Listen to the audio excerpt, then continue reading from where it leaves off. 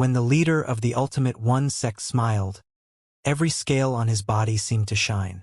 The new force inside his body made his voice no longer as mild as water but as irresistible as the thunders in the sky. Don't you see, Yenji? Everything has been within the Ultimate One sect's plan. For the last 100 years, we have been pulling your nose. Everything you did was merely to clear all the obstacles for the Ultimate One sect. What? Ba Yenji's face paled. Every wound on his body was opening like the lips of a baby. But there was no more blood that could flow out right now. He bellowed, "It's impossible. It's simply impossible." The leader of the Ultimate One sect explained, 100 years ago, the Ultimate One sect was the first to produce the Ultimate One demon soldiers with the divine water of Kunlun. We planned to unite the 3,000 sectors with the demon soldiers and wreathe all the stars in the universe in the radiance of the righteous Ultimate One sect. However, other sects soon copied the formulas of the divine water of Kunlun through the captives or the bodies of the Ultimate One demon soldiers, and they created various kinds of demon soldiers of their own. Our great plans suffered a minor setback. More importantly, as more and more demon soldiers were created in the cultivation sects, the problem that they could not be controlled gradually surfaced. Mutinies were happening all the time. The Ultimate One sect was also a victim of such uprisings. We experienced dozens of insurrections ourselves. How were we going to control the 3,000 sectors if it went on like that? Hehe. Right at that time, you rose up and declared war on the world of cultivators. The Ultimate One sector gathered all the cultivators above the nascent soul stage and discovered, after thorough deduction and calculation, that the fire of insurgency could not be extinguished. Even Ba Yenji failed and died. A third Ba Yenji would stand up. It was better to go with the trend than to blindly resist it. If we could not unite the universe as cultivators, what's wrong with achieving our purpose as demons? For 100 years, your army led the charge in the front line, helping us annihilate countless hostile sects and cultivators whom we have wanted to kill for a long time. The core members of the Ultimate One sect, on the other hand, lurked in the darkness after we pretended to be destroyed by you and continued our experiment and refinement. We gathered the divine water of Kunlun, of different formulas from countless sects, and tested them on mortals. After decades of experiments, we have finally created the most perfect, divine water of chaos. Look at our new bodies. How impeccable, how splendid, and how magnificent. This should be the real appearance of demons. In the meantime, the members of the Ultimate One sect gradually leaked into your army, too. The universe is too large a place, and you've been dedicated to the war on the front line all this time. How would you know what was happening in a certain sector among the sea of stars? Hehe. It doesn't matter if I tell you the truth now. While you were fighting bloody battles in the front line, the Ultimate One sect took control of more than 300 sectors. The bumpkins have just left their farmland and washed their feet clean. Do they know anything about the management of a city or a province? They will still have to count on us in the end. Even your army of billions of soldiers has been seriously infiltrated by us from your logistics to your combat units. Oh right, it is not appropriate to call us the Ultimate One sect anymore. Right now, we are the Ultimate One demons. We are the supreme dominators of the demon race. Dozens of crystal bombs seemed to be exploding inside Ba Yenji's throat at the same time. He could not utter a word. Yenji, I have always thought highly of you, the leader of the Ultimate One sect praised. You accomplished every task assigned to you satisfactorily without any complaint. Even such an arduous mission as to clear our enemies for us has been completed by you. Right now, the Empyrean Terminus sect, the greatest force of the cultivators, as well as most of the remnants of the cultivators, have been annihilated by you. The demon soldiers that are loyal to you suffered heavy casualties, too. This is the perfect occasion for the rise of the Ultimate One demons. We are finally realizing our dream of uniting the universe. You should be greatly credited. Ha ha. Ha ha ha ha. Ba Yenji's face turned from pale into purple. He vomited a mouthful of blood. You have even given up the heritage of the Ultimate One sect. As the leader of the Ultimate One sect, you are willing to turn from a cultivator into a demon. Don't you understand? Cultivators have no future now. The leader of the Ultimate One sect sneered. For thousands of years, the 3,000 sectors have been attacking each other, and all the spiritual energy and crystals are now running dry. Cultivation is based on the inhalation and exhalation of spiritual energy. What's there to cultivate if you don't have spiritual energy? It is the reason the cultivator's training has been becoming more and more difficult, and there have been fewer and fewer mortals whose spiritual root was awakened in the past 1,000 years. I remember that, 400 years ago, when I first joined the Ultimate One sect, even my least talented fellow disciples would be given 5 crystals monthly for their training. Also, because of the dense spiritual energy in the headquarters of the Ultimate One sect, the speed of training was very fast. It was not unusual for one to advance into the next level after only a couple of years. However, by the time I became the leader of the Ultimate One sect, the few mother lodes in our territory had all been emptied. Even the most talented disciples were offered only 2 crystals every month. As for the common disciple without impressive aptitude, they were given a scattered crystal the size of a peanut every 3 months. The density of the spiritual energy in our headquarters had become much thinner, too. Under such circumstances, even those who advanced into the next level every 10 years were prodigies. That was the legendary era of doom. The era of doom is the end for the cultivators. However talented and determined you are, without spiritual energy and crystals, your endeavor will only be in vain. You must adapt yourself in difficult times. In the era of doom, cultivation is a dead end. We must find a new training system in order to survive. Whichever of the thousands of sects in the 3,000 sectors understood the logic would be able to move faster than others, and they would be the dominators of the universe. Hehe. As it turns out, it was us who understood the logic first. Drink the divine water of Kunlun and turn into demons. The focus of the training of demons is the minor universe inside their bodies so that they can trigger the force deep within. Their demand for natural spiritual energy is much smaller than cultivators. Besides, the 3,000 sectors have been wrecked by the cultivators. In the harsh, blighted new worlds, demons have more advantages to survive. Therefore, in the era of doom that can potentially last tens of thousands of years, demons will certainly be the dominators of the 3,000 sectors. Maybe, after a long period of rest, the spiritual energy in the universe will become dense again, and crystals will be generated one more time. The era of doom will come to an end.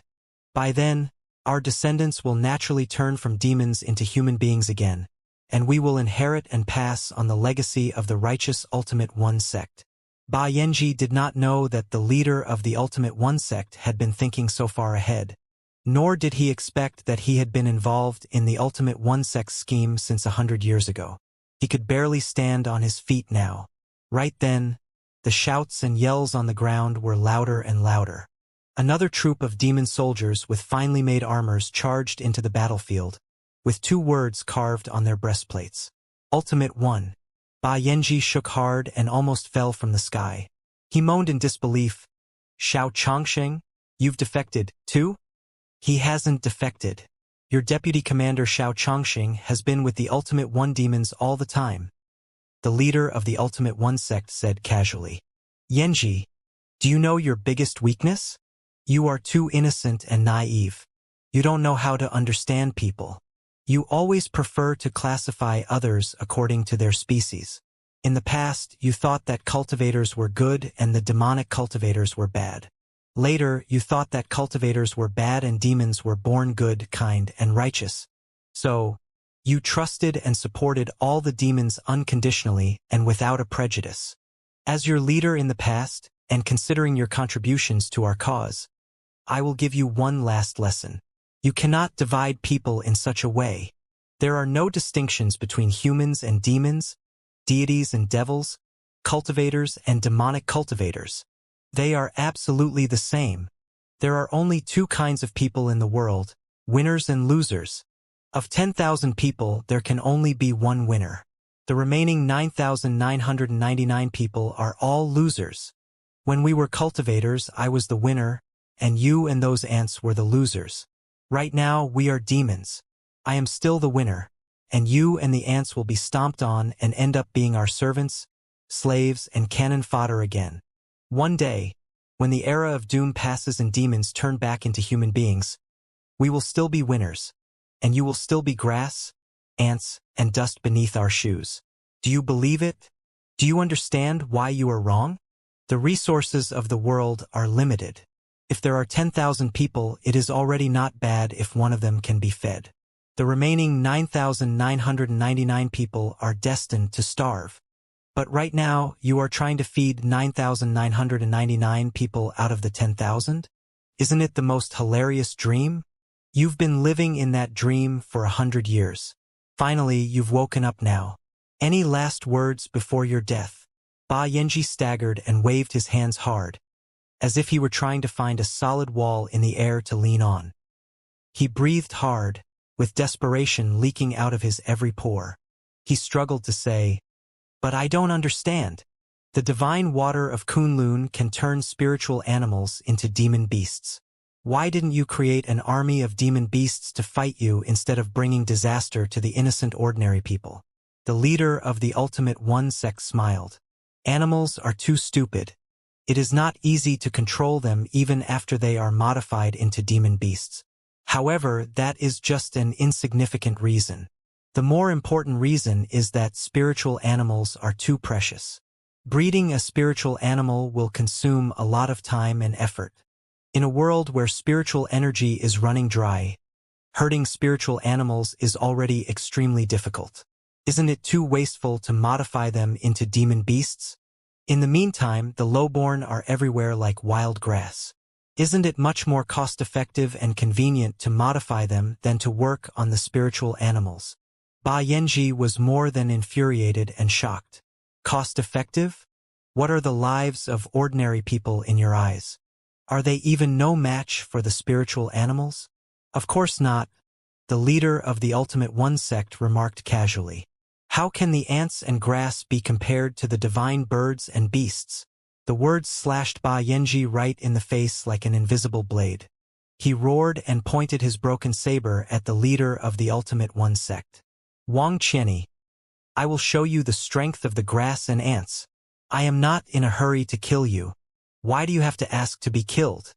The leader of the Ultimate One sect considered him as nothing more than a fish swimming in a cooker, not bothered by his fury at all.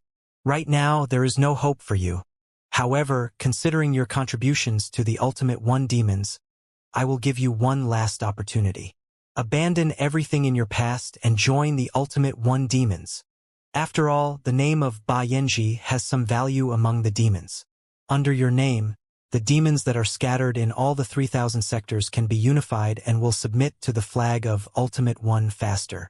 Do not turn down the offer hastily. Look down.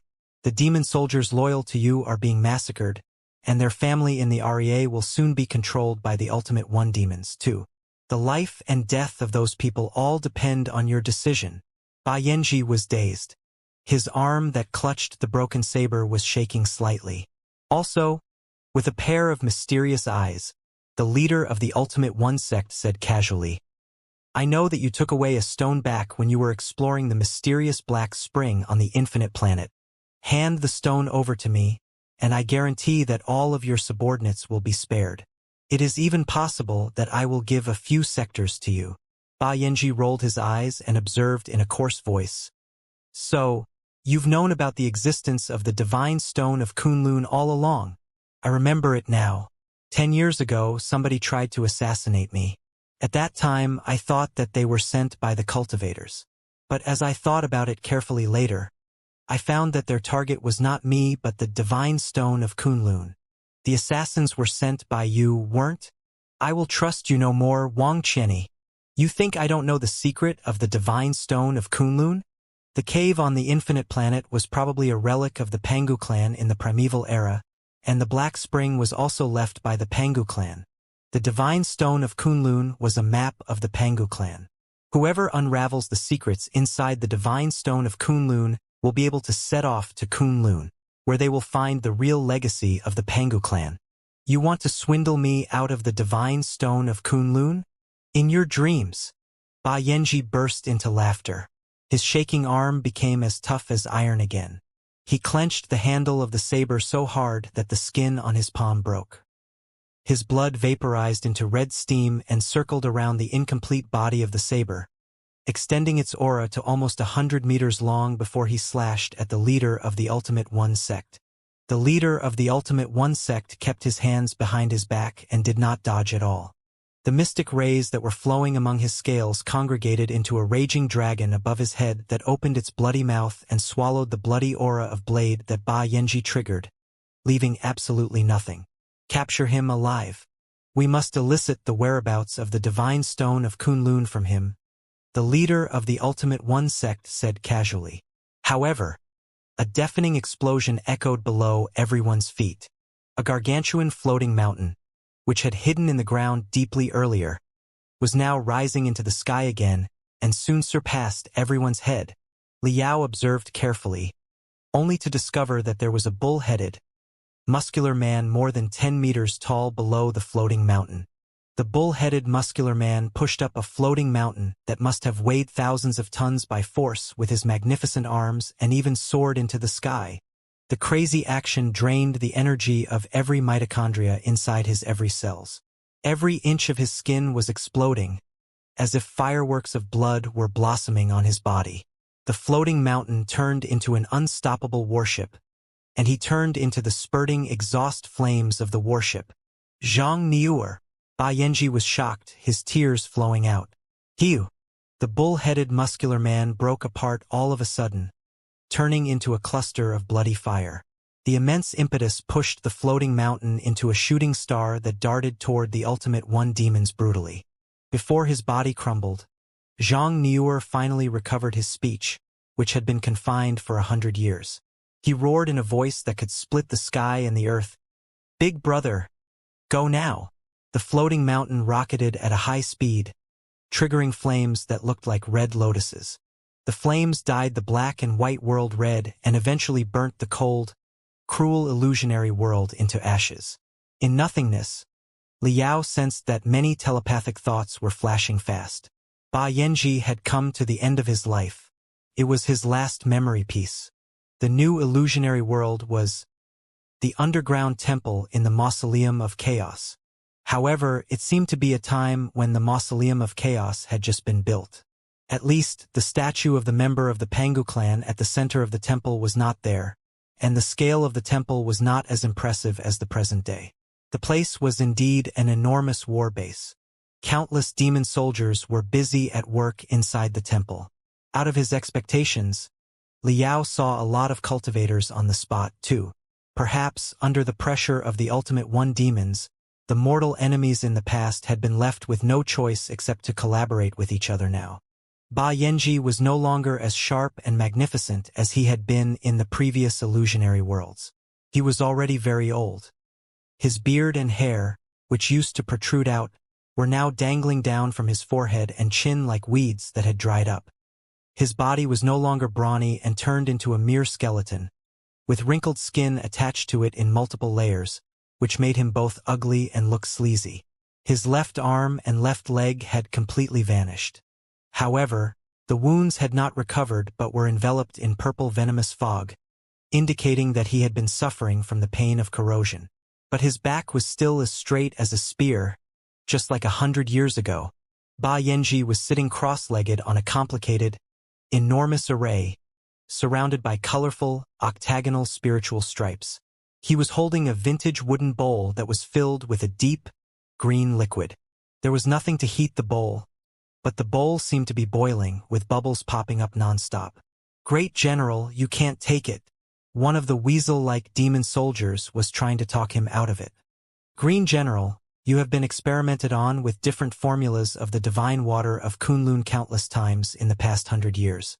Your body is deformed and in an utter mess. We cannot determine how many impurities are inside your blood even when all of us analyze it together. The latest divine water of Kunlun was produced by mixing the raw divine water of Kunlun with almost 100 types of poison. It is a byproduct in a perilous accident. We have experimented on the thunder mammoths that weighed dozens of tons with the liquid, with more failures than successes. Some of the thunder mammoths were indeed modified into more terrifying beasts, but the majority of them were killed on the spot. Great General, you cannot take such a ferocious medicine randomly. Should there be anything wrong, your body will be destroyed, and your cause will be no more. Great General, please think about it carefully. I've made up my mind, Ba Yanji replied calmly and resolutely. We've finally got rid of the pursuit of the ultimate one demons after so much trouble and fled to this place. We are so close to the real Kunlun. I cannot allow our endeavor to be sabotaged because of my insufficient strength. Strength. I need more strength. Only after we find Kunlun can we expect to compete with the ultimate one demons, to avenge our families, and to take back the entire universe. Ba Yanji raised his head and drank all the simmering green liquid. The spiritual stripes that were dancing around him suddenly accelerated. The runes all shone and shot into his body rapidly. After each rune that entered his body, Ba Yanji's eyes would become slightly larger. His dried body was being filled up again. His bones were expanding inch by inch, tearing apart his skin, healing it, tearing it apart again, and healing it again. Who? Inhuman roars echoed from Ba Yanji's expanding chest. The entire process of evolution that took billions of years seemed to be played backwards on his body fast. At first, his canine teeth protruded out, and golden hair grew all over his body. He turned into an enormous ape more than 10 meters tall. His body continued expanding, with dense bone spurs extending out of his skull and his spine, shining coldly like the sharpest sabers. Then, his hair disappeared. His skin was replaced by thick hide. His hands turned into spiky claws. His head was twisted, and his bloody mouth was enlarged with dense tusks protruding. Eventually, 2 huge bones pierced out of his shoulder blades and continuously grew. 2 layers of bright green membranes grew out of the bones, turning them into 2 massive wings. Feathers, wings, claws, tails, antlers. After displaying the features of almost 100 different ferocious beasts, he was even showing the fins and the characteristics of certain shellfish. Liao clearly sensed that Ba Yanji was going further and further down the path of atavism. Maybe at the beginning, he had still been able to tame his genes and only reveal the features of apes, smilodons, or tyrannosaurs. But very soon, the force went out of his control as he assumed the appearance of the Sarcosuchus, iron turtles, and nautilus. Ba Yanji was returning to the beginning point of evolution and the original form of all life. In the end, he turned into a cluster of a thick, translucent liquid that looked like glue, with materials shining in the middle like stars. Maybe this was the real appearance of chaos in the legends. For some reason, Liao recalled the chaotic blood demon on the skeleton island whose genes completely collapsed because of the strengthening drugs overdose. Perhaps he was not killed, either. He was simply back to the original point of evolution. The demons and cultivators nearby were all greatly shocked, but there was nothing they could do about the translucent fluid. A moment later, the cluster of fluid wriggled slowly and condensed into the shape of a human being one more time. Arms, feet, and facial organs gradually appeared, too. Ba Yanji resumed his appearance from his peak years. He was even more perfect than that time, with the dominating aura resembling that of the ultimate one demons flowing around him before. Great General, you've made it. All the demons were overjoyed. Yes, I've made it. Ba Yanji's eyelids suddenly twitched, and he seemed to be collapsing into fluid again. However, he stopped the trend hard with his unbelievable tenacity. He observed his hands that were full of strength carefully, and he grinned. Let's go and find Kunlun. The scene was slowly frozen in the echo of Kunlun. Then it was the last illusionary world. Liao's soul appeared in the secret chamber more than 20,000 meters below the ground that could block radiation and spiritual waves, and he was staring at the thick fluid inside the crystal pool in midair. The fluid seemed to be a quiet ocean that boasted its own self-awareness. Now and then, a tiny spindrift would be raised, and thousands of telepathic thoughts would spurt out. The telepathic thoughts formed bright gold, dotted lines in midair. When the lines connected, brilliant stars were formed. The number of stars grew larger and larger, expanding into one galaxy after another. It was a star map, one that was meant to guide the latecomers to find Kunlun. Boom! As billions of stars flooded into Liao's brain as if a dam had collapsed, the explosive force immediately blew him out of the memory pieces of Ba Yanji and pushed him back to the depths of the white-silver death desert. He was illuminated by various colors, as if he were crouching inside an enormous egg made of glass. While Liao was in the deep meditative state, intense streams of heat were emitted from his body without him knowing. The high temperature melted the sand and generated such a weird eggshell. Ugh! Cold sweat was popping up of his forehead non-stop, and he was shaking. The gory scenes of war were still flashing in front of his eyes, with the echoes of shouts and yells. He did not calm down again until he breathed steadily for a whole minute. He had never had such experience after he forming the ultimate core. Clutching the hidden star box that looked like a crystal brain, Liao felt stunned. Although he had guessed that demons and human beings might have shared the same origin, he had never thought that the truth would be so cruel and unpredictable. There are no distinctions between humans and demons, deities and devils. There are only winners and losers. The hideous laughter of the leader of the Ultimate One sect was still echoing right beside his ears. He could not help but bite his lips hard until his hot blood was flowing out. So this is the truth. Liao rubbed his face hard and quickly sorted through everything that happened 40,000 years ago. First of all, Ba Yanji was indeed chaos and the creator of the demon race, but his creation was quite coincidental. Ba Yanji used to be merely the manager of the Infinite Planet for the Ultimate One sect. The Infinite Planet was just a remote, barren, and underdeveloped planet in the territory of the Ultimate One sect. Judging from Ba Yanji's demeanor, he could not have been very popular in the Ultimate One sect. Apparently nobody liked him, and it was sort of a banishment to assign him to the Infinite Planet. However, as it turned out, Ba Yanji discovered a relic of the Pangu clan on the Infinite Planet, where there was a black spring and a mysterious stone that were left by the Pangu clan. Liao did not know what was on Ba Yanji's mind at that time. Whatever his purpose was in the beginning, he had kept the stone to himself. Later, it was the time of war. The water of the black spring boasted the marvelous effect of curing the incurable, despite the side effect of growing horns, tails, and dense hair. Left with no other choice, Ba Yanji was forced to promote it on the Infinite Planet and created the first batch of demons. Liao did not know how he should comment on Ba Yanji's action, but he put himself in Ba Yanji's shoes. If one of his family members was heavily wounded, and it was the only way to treat them, he was afraid that he would have resorted to the medication, too. Human beings. What are human beings? If a thing has the soul of a human being but a completely different shell, are they human beings, too? The question had once raised heated debates in the history of the Star Glory Federation, when the rights of the spectral cultivators were being acknowledged. The spectral cultivators were a whole new life form that was the combination of the soul of human beings and artificial bodies. The artificial body was not necessarily the shape of a human being. Back when Liao was in the Star Glory Federation, he had a good friend named Wei Qingqing. After she turned into a spectral cultivator, she had always been fond of flying everywhere in the appearance of a green bird.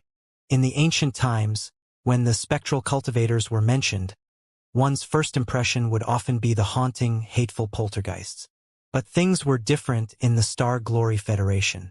During the unceasing war against the demon race, many soldiers of the Federal Army had been killed on the battlefield. As the drugs and magical equipment such as soul-manifesting powder and soul concentration gear were applied, more and more soldiers were saved in the form of their souls.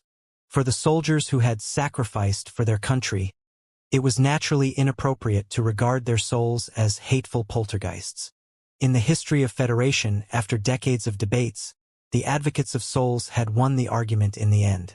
From then on, the law dictated that all objects with the soul of a human being, regardless of what they looked like, would be considered human beings. Legally speaking, they would all be treated as natural people equally. After 100 years of development, citizens of the Federation had become very used to the spectral cultivators. Prejudice or distress could be rarely seen. Ding Yin, Wei Qingqing, Professor Mo Xian, and many other cultivators who had turned into spectral cultivators after they died were able to contribute to the civilization of mankind in their new bodies.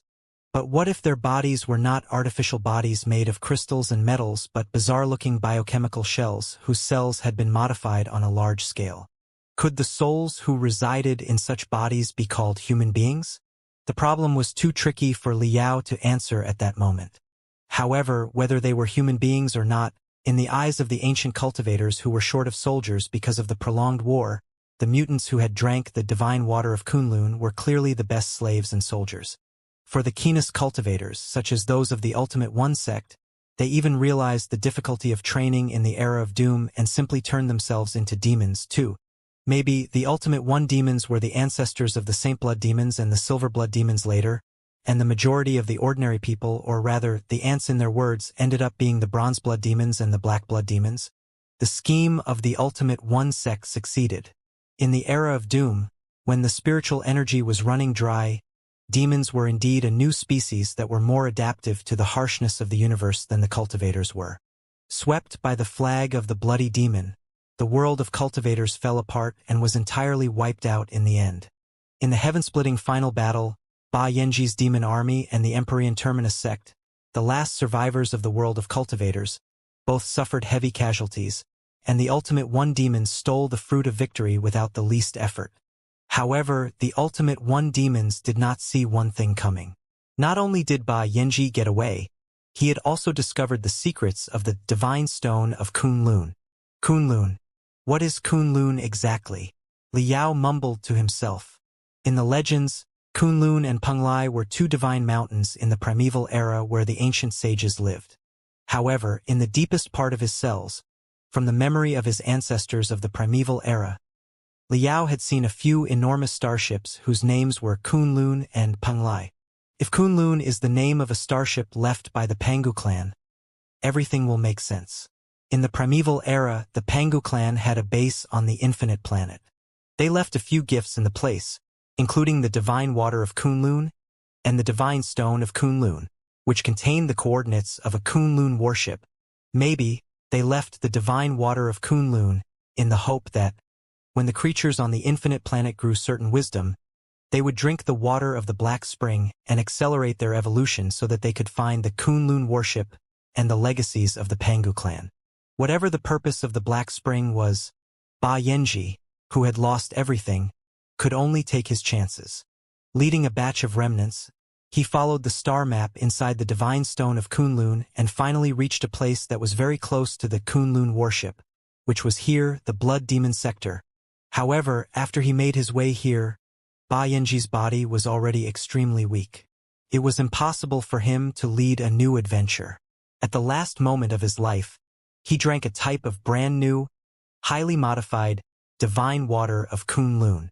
More primeval cells inside his body were triggered, allowing him to advance into the highest level. But problems had been left, too. Later, his exploration must have succeeded, at least during the first time. He really found Kunlun and managed to excavate the remains of the enormous body of the Pangu clan from Kunlun. It is not hard to imagine that he also retrieved a lot of legacies of the Pangu clan from Kunlun together with the remains. Later, he studied the legacies at the center of the white-silver death desert below the star-swallowing sea, hoping to find a way to defeat the Ultimate One demons. He also created countless dangerous biochemical weapons. Liao suddenly realized why Ba Yanji had chosen to establish his base in such a desolate, unpopulated place. It was because Ba Yanji had been studying the most contagious, lethal stuff. Only the depths of the star-swallowing sea surrounded by the white-silver death deserver, where no creatures could survive, was secure enough. In such a place, even if there was an accident, the venomous gas and poison would not affect the outside world. As it turned out, accidents did take place later. At first, it was not the leakage of venomous fog or poison, but that Ba Yanji's body could not hold it together any longer. He had triggered too many primeval cells. The genetic locks that controlled his body had all been shattered, forcing him to return to the original point of life and turn into a pool of thick fluid. Maybe that was why he was addressed as chaos. No nose, no mouth, no hands, no feet, and not a hole on his body. Were they the descriptions for chaos in the ancient legends? However, Ba Yanji, who was in the form of chaos, had not died yet. His unbelievable resolution supported the fire of his life to continue burning. He went on carrying out his research, and he saved his life story, the truth of the birth of the demon race, and the primeval star map that marked the location of Kunlun inside the hidden star box. Perhaps his research could have succeeded, and Ba Yanji's subordinates, who had received a lot of legacies of the Pangu clan, had their chances to defeat the Ultimate One demons. But an unexpected accident suddenly destroyed the entire base. A certain weird virus spread out in the enclosed base unstoppably, triggering even crazier mutations inside the bodies of the cultivators and the demons, who killed each other until none were left. At last, the branch of demons under Ba Yanji's command was buried deep inside the great desert of a remote world, along with all their secrets. As for Ba Yanji himself, he was addressed by the rulers of the following era, the winners, as chaos and vilified as a dreadful destroyer. Liao could not even begin to imagine how sorrowful, painful, and desperate Ba Yanji must have been when his cells crumbled, turning him into a pool of dirty jean soup, and was forced to hide 20,000 meters below ground without access to sunlight for the rest of his life. Just the thought of such a miserable future was enough to drive someone crazy. Even so, Ba Yanji did not give up resistance. He carved the feelings when he drank the divine water of Kunlun, of different formulas on the wall of the secret chamber, hoping to give some enlightenment to the latecomers. When the Netherworld Watch was scanning the tiny letters, Liao had taken the opportunity to study all the content and commit it to memory. Ba Yanji's writing style had the distinctive feature of the ancient cultivators. Modern demons and cultivators might not have understood what he was talking about, but Liao could see through it after a quick glance. Also, right now, he had received the legacy of Ba Yanji's memory pieces and perceived a lot of new things from Ba Yanji's lifelong story. It is a pity that Senior Ba Yanji failed to witness the success of his cause. Liao had mixed feelings. His thoughts flew back to somewhere far, far away. After Ba Yanji turned into chaos, he had clearly continued his rebellion and caused a lot of trouble for the Ultimate One demons. According to the history books of the Star Glory Federation, 40,000 years ago, after the world of cultivators collapsed, to fight for the control over the 3,000 sectors, the demons had a civil war that lasted hundreds of years. The ancient ferocious demon skeleton dragon that Liao met on Boneyard was one of the competitors at the time. Now that he thought of it, the so-called civil war could have been the competition between the Chaos demons and the Ultimate One demons. Judging from the appearance of Skeleton Dragon, it was most likely a general of the Chaos demons or the Ultimate One demons, or even an extremely powerful experimental weapon that had gone out of control and grown independent self-awareness for some reason, say, the destruction of the Chaos demons. After Ba Yanji perished, the Ultimate One demons secured the final victory of the Civil War. They established an enormous demon-beast empire and ruled over the Sea of Stars for 30,000 years in the Era of Doom when the spiritual energy was low. During the long time, the Ultimate One demons gradually evolved into the Saint Blood demons and the Silver Blood demons, who continued living their extravagant, aristocratic lives. The mortals in the past, on the other hand, were modified into Bronze Blood demons and Black Blood demons, and they asked to mine, farm, and fight. When the system developed to the highest point, the pantheon of demons and the four-pillar system were founded. It was claimed that the social class of every demon was destined and unchangeable. The Saint Blood demons would always be Saint Blood demons, and it was their natural privilege to enjoy their life. The Black Blood demons would always be Black Blood demons, and being enslaved was their eternal fate that nobody could defy. However, a lie was always a lie. No matter how different they appeared to be, they were human beings to their bones. They were human beings who were showing different features of the cell because of genetic modification. Therefore, the demons of different social classes could mate and give birth to offspring. Due to the different genetic features inside the body of the offspring, it was possible that the original appearance of the cells was restored. It was even possible that higher strength that did not belong to them was activated, thereby exposing the lies of the Saint Blood demons and threatening their reign. It was why the hybrids were called chaotic blood demons and were despised as the filthiest low-born, the untouchable. Such a reign is really dreadful. Too dreadful. Li Yao's chest was heaving. The history of the past 40,000 years condensed into a sharp long sword and cut apart the bafflements inside his brain. But a new question occurred to him. Are the Saint Blood demons really extinct? The history books of both the Star Glory Federation and the Flying Star Sector stated that, after the Star Ocean Imperium was established, the Supreme Emperor led an enormous army and marched through the universe, executing all the Saint Blood demons in the worlds that he passed and eventually wiping out all the Saint Blood demons. But right now, Li Yao had new doubts. As the saying goes, even a rotten boat will have several useful nails. The Saint Blood demons ruled over the Sea of Stars for 30,000 years and collected the wealth of all the 3,000 sectors. There was bound to be a huge amount of resources. Despite the change of dynasties, the astronomical wealth and heavenly materials and earthly treasures were unlikely to vanish into thin air. With such enormous resources in their possession, there were certain unlimited experts among the Saint Blood demons. How come the Saint Blood demons failed to resist at all when the Star Ocean Imperium rose and suffered such crushing defeats when the Supreme Emperor united the universe in only several hundred years? Is it possible? Li Yao thought of a terrifying possibility and was immediately frightened.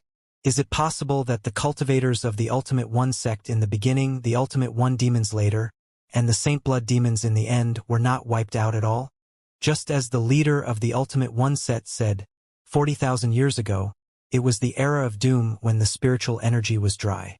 The old methods of training and the outdated life form were no longer fit for the environment. Only by evolving into a brand new form and adopting a new training system could they expect to survive in a harsh world where there was little spiritual energy and resources.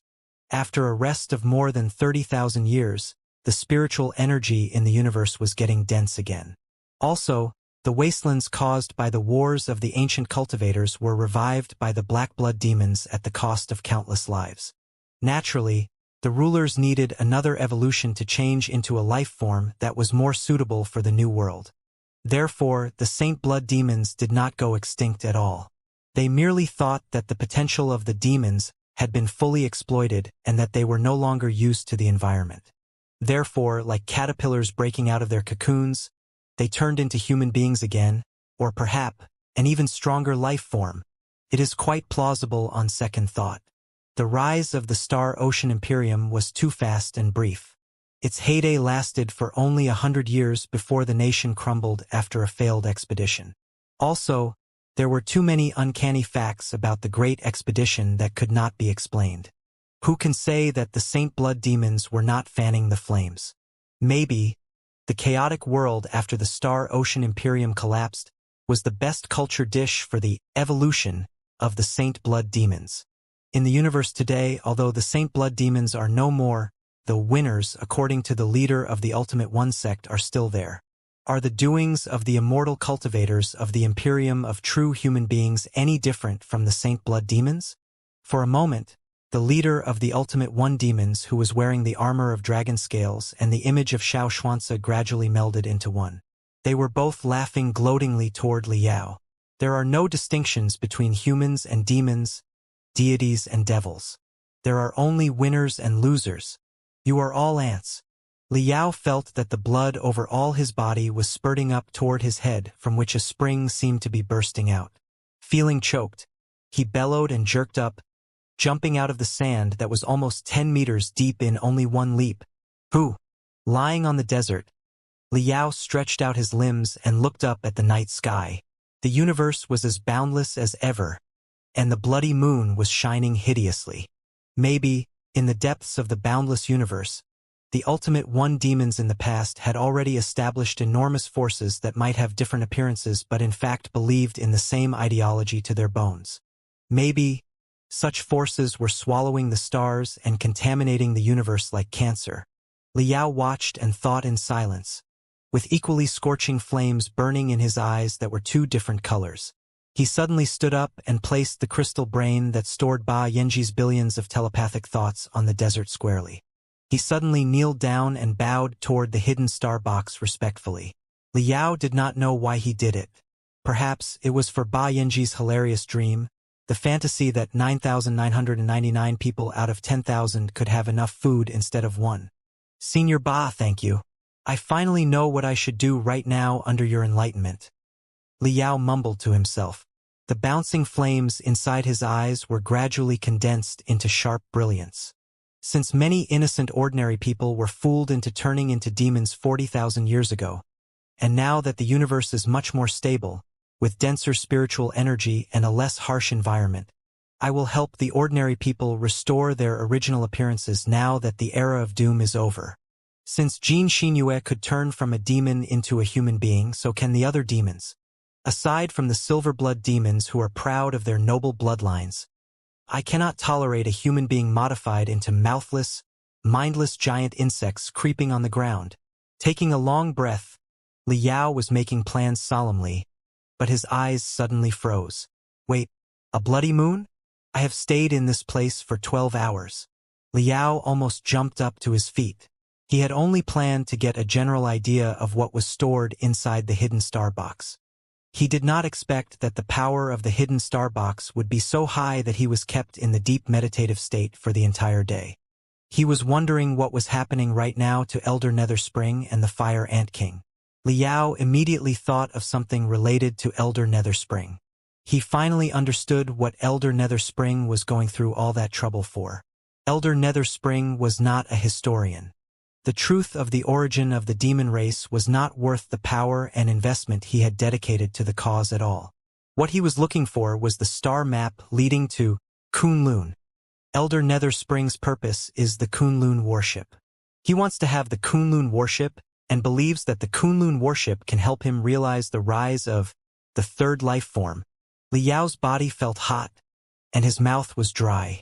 According to the memory pieces of Ba Yanji, the Kunlun warship was exactly buried or collapsed somewhere in the Blood Demon sector. Even if it was not on the planet below his feet, it had to be somewhere in the planets, satellites, or world fragments that were close to the Blood Demon planet. Judging from the research projects inside the Mausoleum of Chaos, there were indeed a lot of mysteries hidden in the Kunlun warship, many of which were far more advanced than the technology of the Heaven's Origin sector, the Blood Demon sector, and the Flying Star sector. Before, I only wanted to end the war between the Heaven's Origin sector and the Blood Demon sector as quickly as possible and focus our strength on the vanguard of the Imperium of true human beings. However, considering the formidability of the Star Child, even the Heaven's Origin sector, the Blood Demon sector, and the Flying Star sector combined might not be a match for the vanguard of the Imperium of true human beings. Even if we defeat the vanguard miraculously, we will still be dead for sure when the expedition fleet of the Imperium of true human beings comes in 100 years. Kunlun. Kunlun is our only hope. I must find Kunlun. However, as Liao reflected on the star map that was etched into the deepest part of his brain, he realized that it was complicated and barely understandable, like a ball of thread that had been burnt. Everybody had their specialties. Liao was not good at analyzing star maps, and he could not infer the specific coordinates of the so-called Kunlun or find the method to reach the place. It seems that I'll have to hand over the star map to the Occult Orbs Fellowship or Professor Emotian when I'm back in the Heaven's Origin sector and ask them to analyze it with the central crystal processors, Liao thought to himself. Since Elder Nether Spring knew about such a mysterious item as the star map of Kunlun, he certainly knew a lot of other secrets. Maybe Elder Nether Spring was related to the Ultimate One demons. At the very least, he must have received some of the legacies of the Ultimate One demons.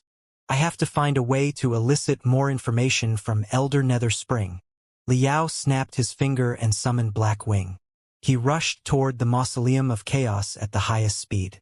In case the enemy detected him, when he was still hundreds of kilometers away from the Mausoleum of Chaos, Liao hid Black Wing and took out an optical camouflage cape that could completely conceal one's scent.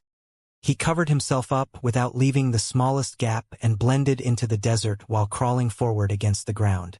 It took him 3 hours to slowly move to the side of the star-swallowing sea, but the view in the lake gave him quite a surprise. In the vast star-swallowing sea, dozens of enormous floating islands supported by airbags were connected to each other by iron chains, constituting what seemed to be a castle on the water. Countless relics and treasures gradually surfaced inside much smaller airbags. They were fished up by the chains and piled up in the floating island, following which they were delivered to the devilish warship in midair. Countless soldiers of the Netherworld Watch were busy going about their work in order, like ants who were moving their home. Elder Nether Spring is going to run away? Liao pondered. On a gray devilish warship that had no marks of any emblems, Elder Nether Spring observed the scene of the delivery through the biochemical eyes that were embedded on the warship, his hands behind his back. His face was as cold as ice. Despot and Swirl stood behind him respectfully, not even daring to breath too loudly. Swirl had just finished her treatment in a biochemical slot. Her shattered wings had not entirely recovered yet, and they were cramping now and then beyond her control.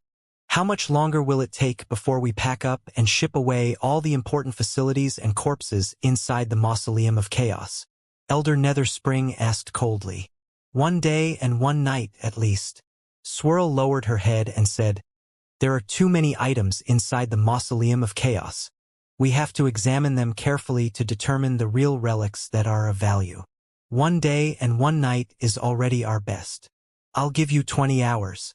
We will take off in 20 hours. Elder Nether Spring made the call. If there's no time for examination, don't examine it. Speed is what matters most right now. After we take off, blow up the dome of the Mausoleum of Chaos and let the star-swallowing sea drown it. Elder, Swirl hesitated. Elder Nether Spring glanced at her. There's no need to persuade me. We have been discovered. Although we do not know the stance of the mysterious expert under Xianxia's command, we cannot establish research centers inside the Mausoleum of Chaos and continue our studies as we planned before. Our enemy will gladly take our trophies if we do. We must prepare for the worst. Let's simply consider that we have been completely exposed at this second. There's no need for useless talk now. As of now, activate Plan B and accelerate our operation. Let's do it as soon as all the valuable treasures and the captives are sent back to the Netherworld. Despot and Swirl looked at each other in bewilderment. Swirl faltered for a moment but still struggled to suggest, we are activating our plan so quickly? But our secret weapon is still imperfect right now. We'll pay a high price if we rush into it. Indeed, Elder, Despot said with a deep voice. The more days we have, the more flawless our secret weapon will be, and the more strength it will be able to trigger. Our plan's odds of success will be much higher. Give up your impractical illusions already. Gloomy flames were burning deep inside Elder Nether Spring's eyes. He declared resolutely, don't be too greedy. There is no such thing as a perfect plan in the world. If we postpone, it is true that our weapon will be sharper, but the risk that we are exposed will be higher, too. The key to our victory is speed. We must activate the plan before anybody realizes what is going on. I have made up my mind to initiate the plan right now. The day when the millions of demon soldiers march into the Heaven's Origin sector will be the day of our rise. There will be absolutely nobody that can stop me. Elder Nether Spring is running away. But where to? In the desert almost 100 kilometers away, Liao lurked inside the sand like a rattlesnake. He boosted his optical cells to the maximum while he observed the black spots inside the star-swallowing sea.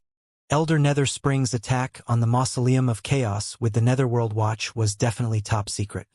He planned to establish research centers in the desolate place, but now that he knows he has been discovered by me, it is not strange that he has decided to leave off with all the trophies to avoid risks.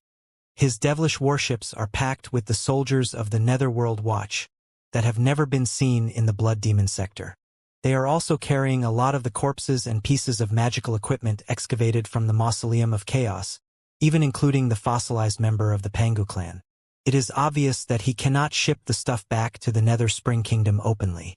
After all, he kept everything a secret from the Silver Blood nobles of the Nether Spring Kingdom.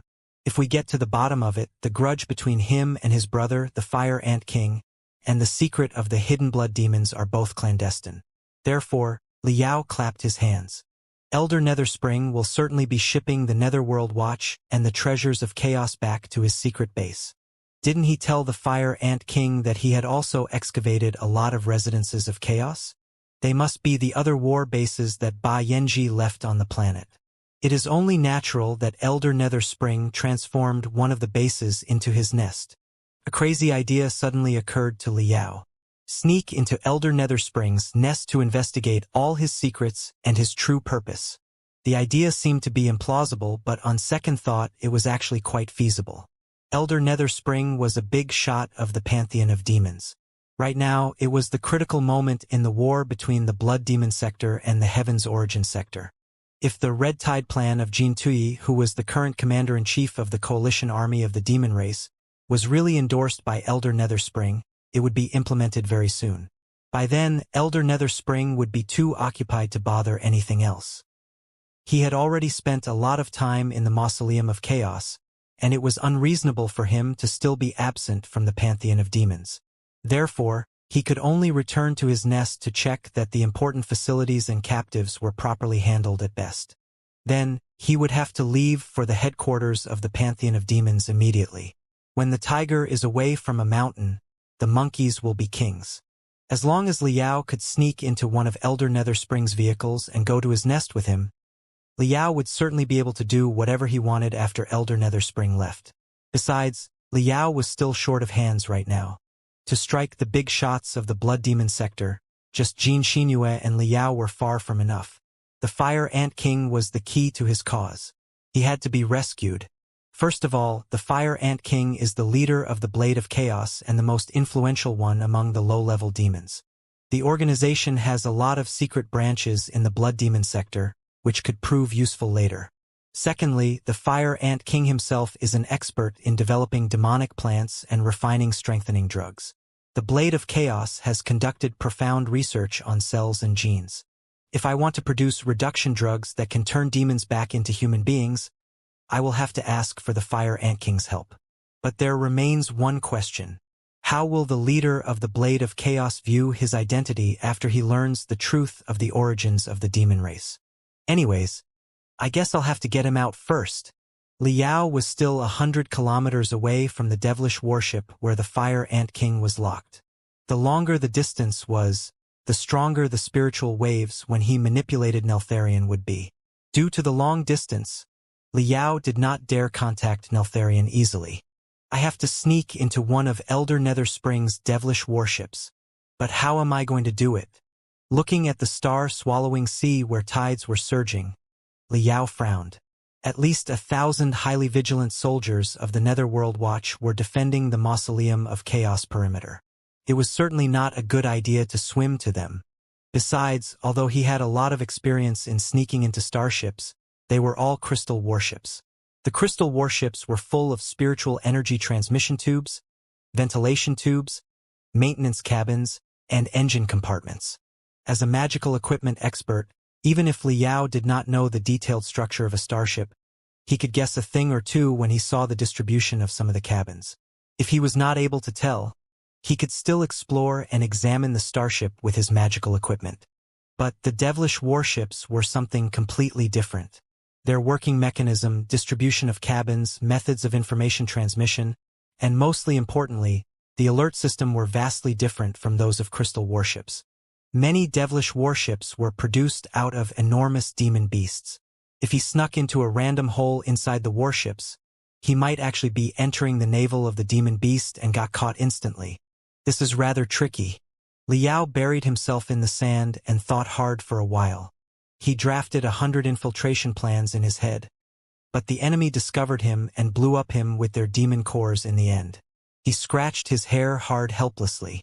When he raised his head again, he suddenly noticed a small black spot on the southeast coast of the star-swallowing sea. What is that? Liao took out a telescope from his cosmos ring and observed, only to discover that a small devilish warship was docked at the edge of the star-swallowing sea, with cargo the size of a hill next to it. Almost 100 soldiers were busy repairing and modifying the vehicle. A moment later, Liao realized what it was.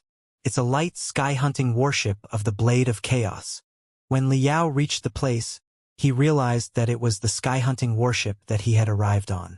The Netherworld Watch had clearly damaged the warship that was docked above the star-swallowing sea when it assaulted the Mausoleum of Chaos.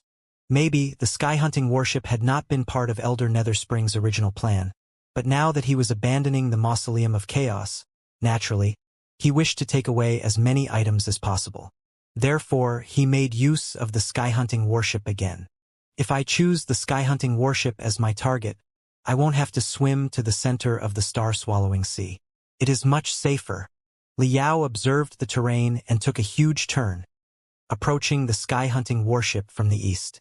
When he was 50 kilometers away from the sky-hunting warship, he completely sank into the sand and snuck forward like a sandworm. In case there were any anomalies on the surface of the desert, he was moving at an extremely low speed. It took him 5 hours before he finally came within 3 kilometers of the sky-hunting warship. Pooh! On the desert, a long, narrow crystal tube pierced out like a bean sprout. At the end of the tube was a small crystal camera. Liao lurked deep inside the desert. He closed his right eye and observed the surroundings by sticking his left eye to the other end of the crystal tube as if it were a periscope. The main force of the Netherworld Watch had been concentrated at the center of the star-swallowing sea. There were not many soldiers around the sky-hunting warship. Judging from the number and volume of the demon cores embedded in their bodies, their level was much lower than the elites who hunted the Fire Ant King. The majority of the soldiers there were busy moving the goods that looked like a hill compared to the sky-hunting warship. Less than 20 of them were patrolling on alert. Liao calculated quickly and concluded that, with his speed and stealth ability, there was a 99.7% likelihood that he could avoid the attention of the Netherworld Watch and sneak into the sky-hunting warship. However, the same old question was back again. Where could he hide himself after he snuck into the sky-hunting warship? Liao was not familiar with the structure of the sky-hunting warship at all. He had no idea where he could hide inside the sky-hunting warship or what kind of defense system it boasted. Chances were that Elder Netherspring had even installed a new alert system in the warship. Sneaking in recklessly was like feeding himself to the enemy. Liao would rather not wager on the possibility that Elder Netherspring was careless a second time. How should I sneak into it? The crystal tube that protruded out of the ground suddenly stopped. Liao gazed at the silver biochemical slots among the massive goods that were carved with patterns of skulls on their surface. As he recalled, the biochemical slots were containers for biochemical beasts. The strong biochemical beasts were sometimes even more valuable than many top-tier crystal suits. Now that they had become Elder Netherspring's trophies, he was certainly not giving them away easily. Liao's heart was pounding faster and faster. A new plan soon ignited most of his brain cells like a bouncing spark. The fire condensed into ever-changing pictures as he simulated the plan deep inside his brain hundreds of times. The odds of success were quite high. It's decided then. I'm going to do it.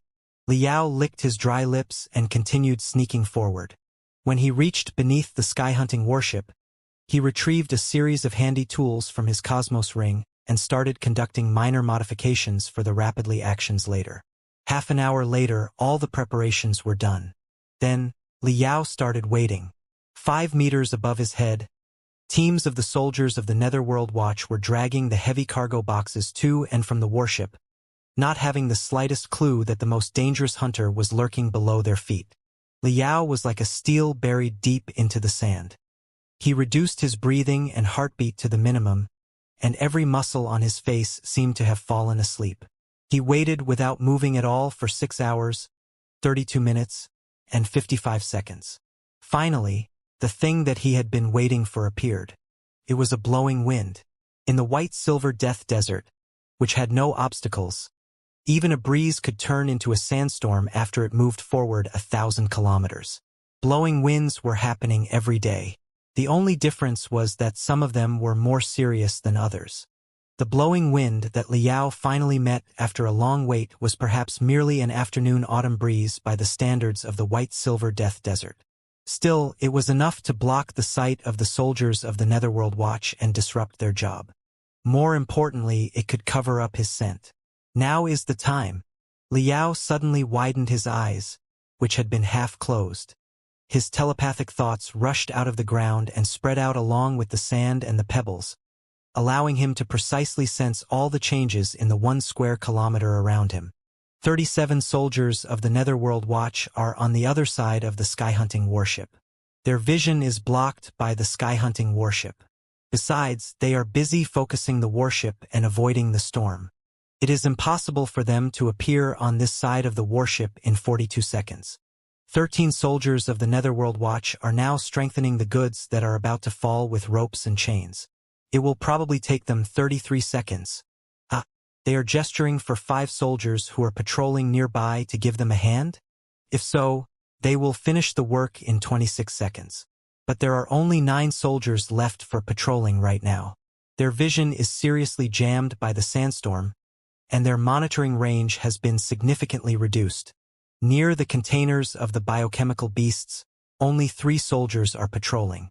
Judging from their route and angle, there will be a blind angle in 3.3 seconds. Liao took a deep breath and wriggled upwards silently while holding the tools that were as thin as hair among his fingers.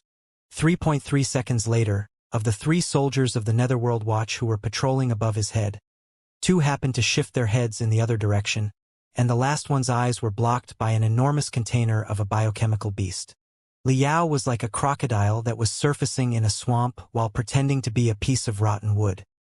He waved his left arm, blowing out a strong wind with his spiritual energy toward the cargo boxes that were about to fall. The cargo boxes that had been piled up were packed with the corpses and pieces of magical equipment that were retrieved from the Mausoleum of Chaos. They had not been steady in the first place and were about to collapse under the savaging wind, only to be pulled hard by the Netherworld Watch with chains and ropes. But the strong wind that Liao blew out was aimed at the unsteadiest part of the cargo boxes. In the outburst, a robe cracked, and a huge cargo box smashed to the ground. Not good. A cargo box has been blown off. The soldiers of the Netherworld Watch were all attracted by the exclamation. 3 of the patrolling soldiers were summoned to help heave the box back. The alert range of the Netherworld Watch further shrank, and the routes of their patrolling became much sparser, like a broken web. Liao took the opportunity to jump up and crawl onto the biggest container of the biochemical beasts like a pool of mercury that was flowing backwards. I have 3 seconds before the enemy patrols a location where they can see me. On the top of the biochemical slot, almost 10 covers were densely distributed. Some of the covers were used to toss drugs, and some others were for the replacement of nutrition liquids. All the covers had been locked up.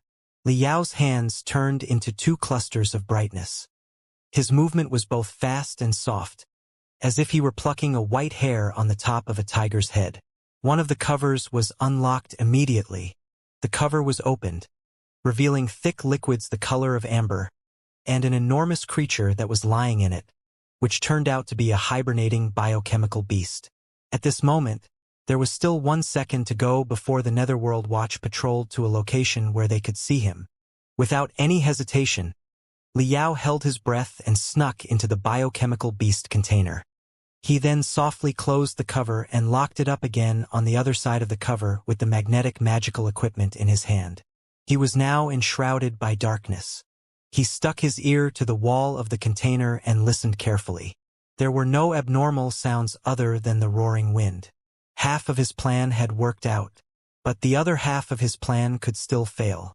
Liao groped carefully in the darkness. It was a dragon-like biochemical beast around him. Judging from the shape of the skull of the biochemical beast, it was the lightning boa that Electric Boa, one of his tutors on the Skeleton Island, used to ride. Liao remembered that the lightning boa had been wounded by several soldiers of the Netherworld Watch in the Battle of the Underground Temple. It must have been captured after the battle. The lightning boa was indeed one of the best biochemical beasts in the world. It had perhaps been specially refined by the Fire Ant King, too. Therefore, the secret arts and modification methods of the Blade of Chaos could be inferred from it. No wonder Elder Netherspring was unwilling to abandon it and was going through so much trouble to move it back to his nest. Then the most critical step came.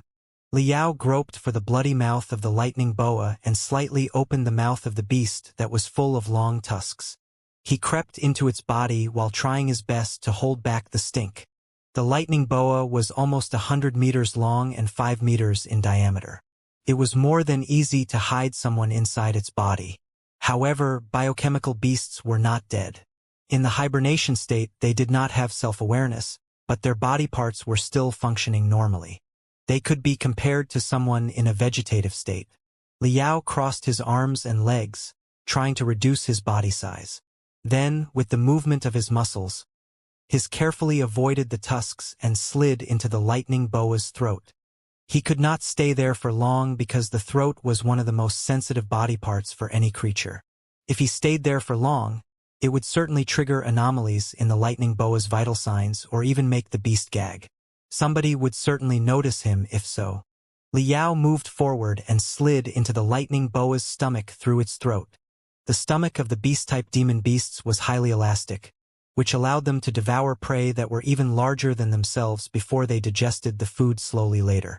Therefore, a tiny prey like Liao would not trigger overreactions when he fell into the lightning boa's stomach. However, now that he was in the lightning boat's stomach, he would have to suffer the erosion of supercorrosive gastric acid. At first, he felt itching, as if 100 feathers were brushing his skin unhurriedly. But very soon, the feathers turned into thorny needles that were digging into his skin, his flesh, and even his bones, absorbing his marrow. Liao held back the agony in silence while he summoned his spiritual energy to repair his body slowly. He waited patiently in the stomach of the lightning boa. At the center of the star-swallowing sea, on the gray devilish warship, Elder Netherspring furrowed his brows so hard that 3 flying swords seemed to have stabbed his forehead. Thousands of stars were condensed on his retina, and countless streams of information were grouped, processed, and distributed. Suddenly, the flying swords on Elder Netherspring's forehead shook violently. "The 6th Squad has reported an anomaly?" Swirl stepped forward and replied, "An expected wind blew the cargo boxes off, but they have been fixed again now. The goods inside the boxes were not damaged. The squad will try their best to make up for the delay." "An expected wind blew the cargo boxes off?" Elder Netherspring chewed on the 2 words, "unexpected wind," and suddenly glared. He said coldly, "Swirl, you go in person with the 3rd Squad and conduct the most thorough search on the sky-hunting warship of the Blade of Chaos and all the cargo boxes and the biochemical slots that are piled on it. Remember, X-ray them one by one. Report to me immediately if you find anything wrong." Swirl was dazed for a moment, but she closed her legs and bowed toward Elder Netherspring before leaving in a hurry. A moment later, dozens of flashing lines spurted out of the devilish warship, which rushed in the sky of the star-swallowing sea toward the place where the sky-hunting warship was docked. "By the order of Elder Netherspring, the sky-hunting warship is to be thoroughly searched," Swirl declared with a cold face. A lot of black beetles surrounded the sky-hunting warship and crawled in through the weird gaps on it. Another few well-trained elites of the Netherworld Watch gathered the soldiers who were stationed around the ship and asked them to replay the entire process of the incident. As for Swirl herself, she carried a few X-ray scanners together with her trusted subordinates and examined the cargo boxes and the biochemical slots that were as huge as a mountain. Invisible mystic rays passed through the boxes one after another. With the special glasses that they wore, they were able to clearly see everything inside the boxes when the mystic rays pierced through the walls. 3 to 4 of her subordinates were scanning one box from different angles. Even a bug would have had nowhere to hide. All the cargo boxes were done scanning with no anomalies detected. Next were the containers of the biochemical beasts. Shwa! Shwa! Beams of mystic rays brushed the containers time and time again. What was displayed on the glasses was nothing but demon beasts in hibernation. Every demon beast was observed for at least 1 minute. Still, there was nothing wrong. Nothing unusual has been found on the sky-hunting warship.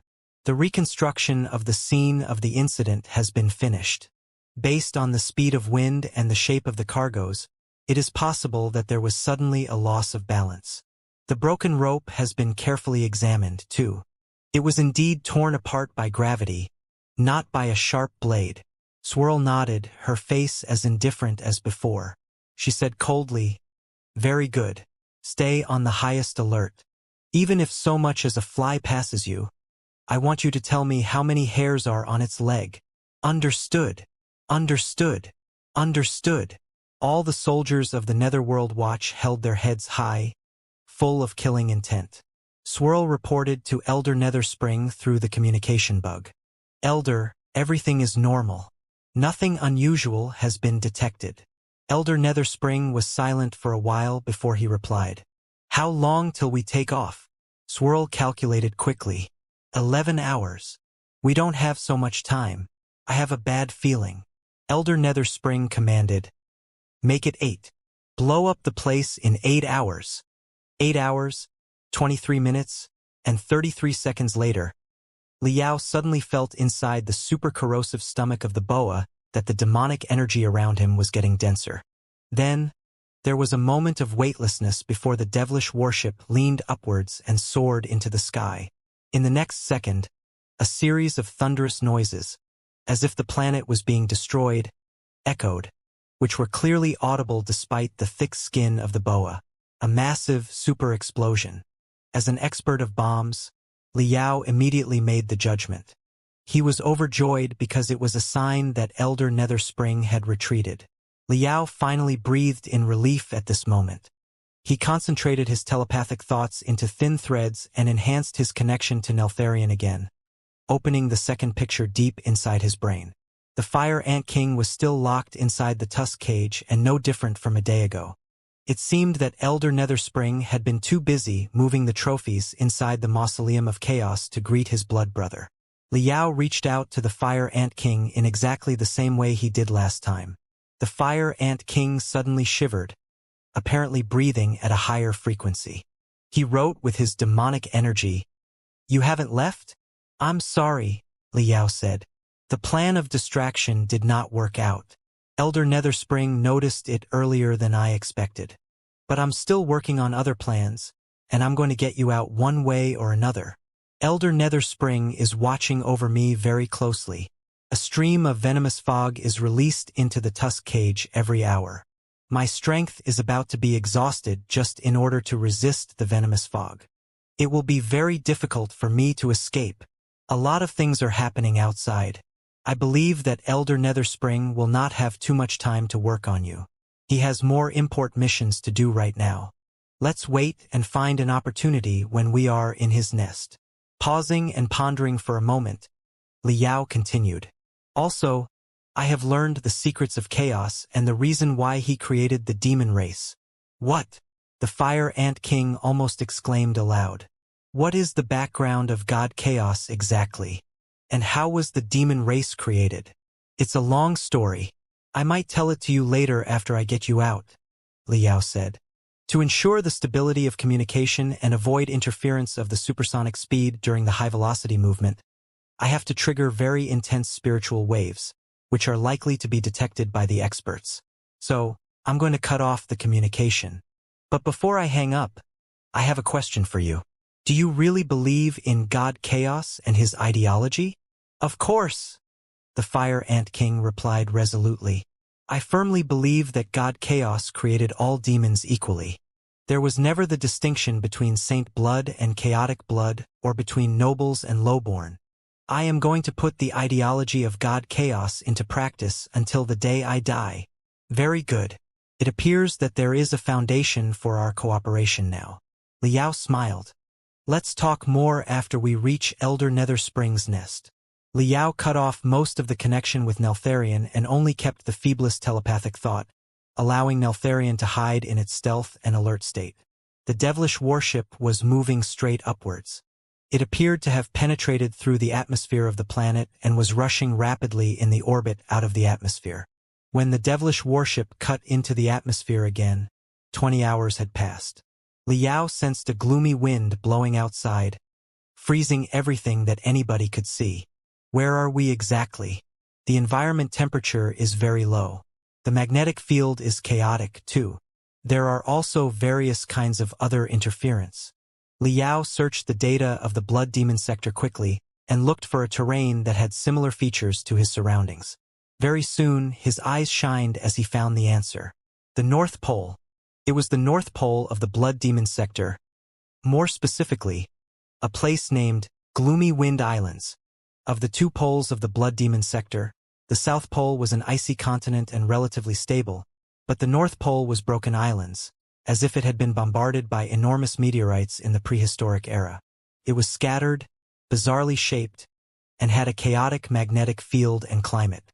The place was enshrouded by the furious, freezing wind all year round and surrounded by a roaring ocean. Just like the white-silver death desert, it was an unpopulated, horrendous place that even demon beasts would rather not set foot in. No. The gloomy wind islands of the North Pole were even more scary than the white-silver death desert. The white-silver death desert was lifeless, but its magnetic field was relatively stable, which allowed the warships to fly freely without losing the direction. The ocean of the North Pole, on the other hand, was teeming with a lot of huge vortexes. The magnetic field was a mess, and the water was freezingly cold. Countless beasts and experts had lost their way and perished in the place over the past 1,000 years. There was no telling how many bones had piled up in the depths of the bottomless ocean. It's rather shocking that Elder Netherspring has set up his secret nest in the gloomy wind islands in the North Pole. No wonder he refined the Netherworld watch blatantly with no worries that the pantheon of demons might discover it. Right, this place is likely another warbase left by Ba Yanji because it has exactly the same characteristics as the star-swallowing sea in the white-silver death desert. The greatest similarities of the gloomy wind islands in the North Pole and the star-swallowing sea in the white-silver death desert were that they were equally unfrequented by living creatures and that they boasted a harsh natural environment.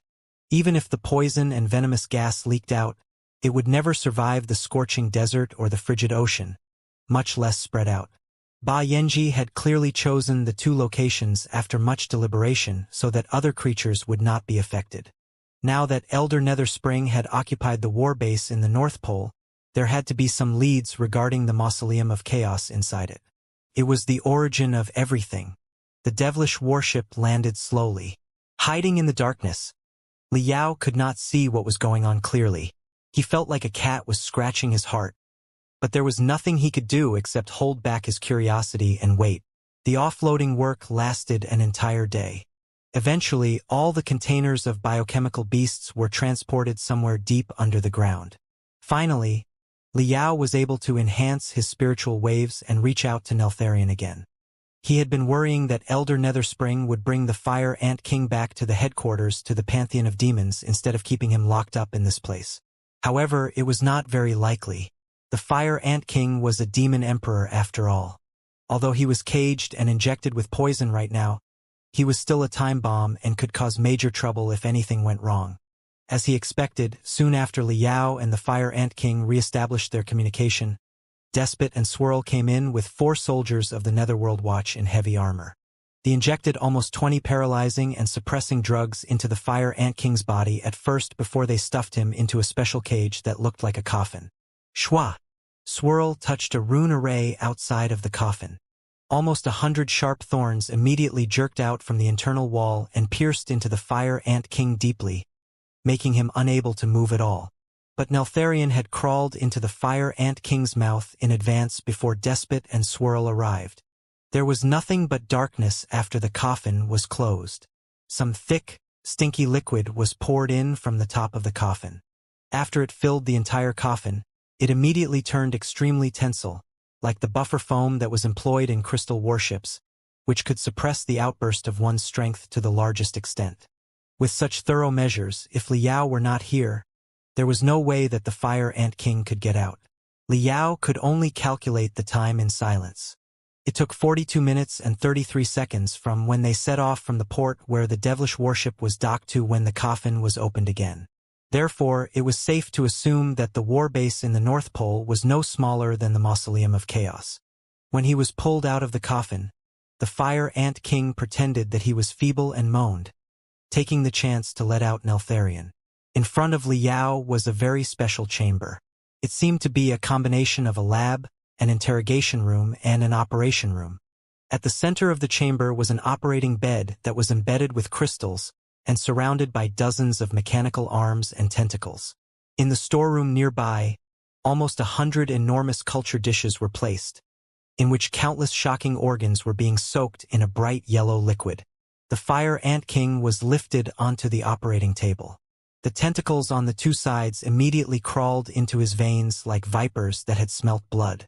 The mechanical arms also stabbed needles deep into his acupuncture points. The needles seemed to carry electricity, too, making him unable to move at all. With his hands in his back, Elder Netherspring watched peacefully while his brother was riddled with holes. I've given you 5 days. Have you decided whether or not to cooperate with me? Tell me the locations of the Blade of Chaos hideouts and the formulas of the strengthening drugs in your possession, and the two of us will rise in the time of riot together. The Fire Ant King grinned. Brother, just do it. You really think I'm a 3-year-old? Elder Netherspring stared at him in silence for a long time before he shook his head pitifully, as if he was surprised that his brother chose a more painful way to die. In the end, he nodded helplessly. All right, I don't have spare time to waste on you. Therefore, I'm going to introduce an old friend to you. I believe that you will tell him everything you know after you bond for a while. Do. Somebody knocked on the door very politely. However, the guy who walked into the chamber in delight did not seem polite at all. Liao did not even know how he should describe the guy. He was like an abnormal child who had endured excessive radiation of spiritual energy. His head was bumpy like a potato, and he had green, weed-like hair. His left eye was smaller than a quail egg, and his right eye was even larger than the egg of a goose. Furthermore, there were more than 10 pupils growing inside his eyeball, densely distributed and similar to the eyes of a bug. His right arm was like the sharp claw of a dragon, which was almost 1 meter in diameter and covered in solid, green scales. But his left arm was an amalgamation of almost 20 tentacles of an octopus from which bright purple liquids were flowing out. Moreover, 2 artificial arms protruded out of his chest, the front ends of which were embedded with almost 100 gears for operations like a multipurpose military knife. Liao's eyes were keen enough for him to realize that they were the artificial arms utilized in the automatic operation cabins in the military of the Star Glory Federation. For some reason, the guy had transplanted 2 of them on his own body. Hundreds of scars were packed on his gray body. There were also dozens of translucent tubes that directly connected his organs like external veins and nerves, with suspicious liquids flooding inside nonstop. The guy was wearing a white robe with a blood-red skull painted on it. The crossed bones appeared to be 2 lancets. A name suddenly jumped into Liao's head. It was one of the most horrid individuals whom no one should mess with in the blood demon sector according to Xianxia. Lu Wuxin, the mad medic. The last individuals that anybody would mess with were not necessarily the strongest ones.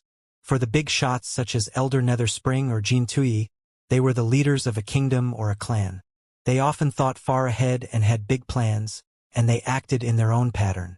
It was not easy to mess with them even if one wanted to. However, there were some terrifying experts who lived alone. What they did today would depend entirely on their mood. Sometimes, even they did not know what they were thinking exactly. If anybody ran into such an expert, they had to pray to the heavens for luck, and if luck was not on their side, their life might be more miserable than death. Mad Medic Lu Wuxin was the best example of such experts.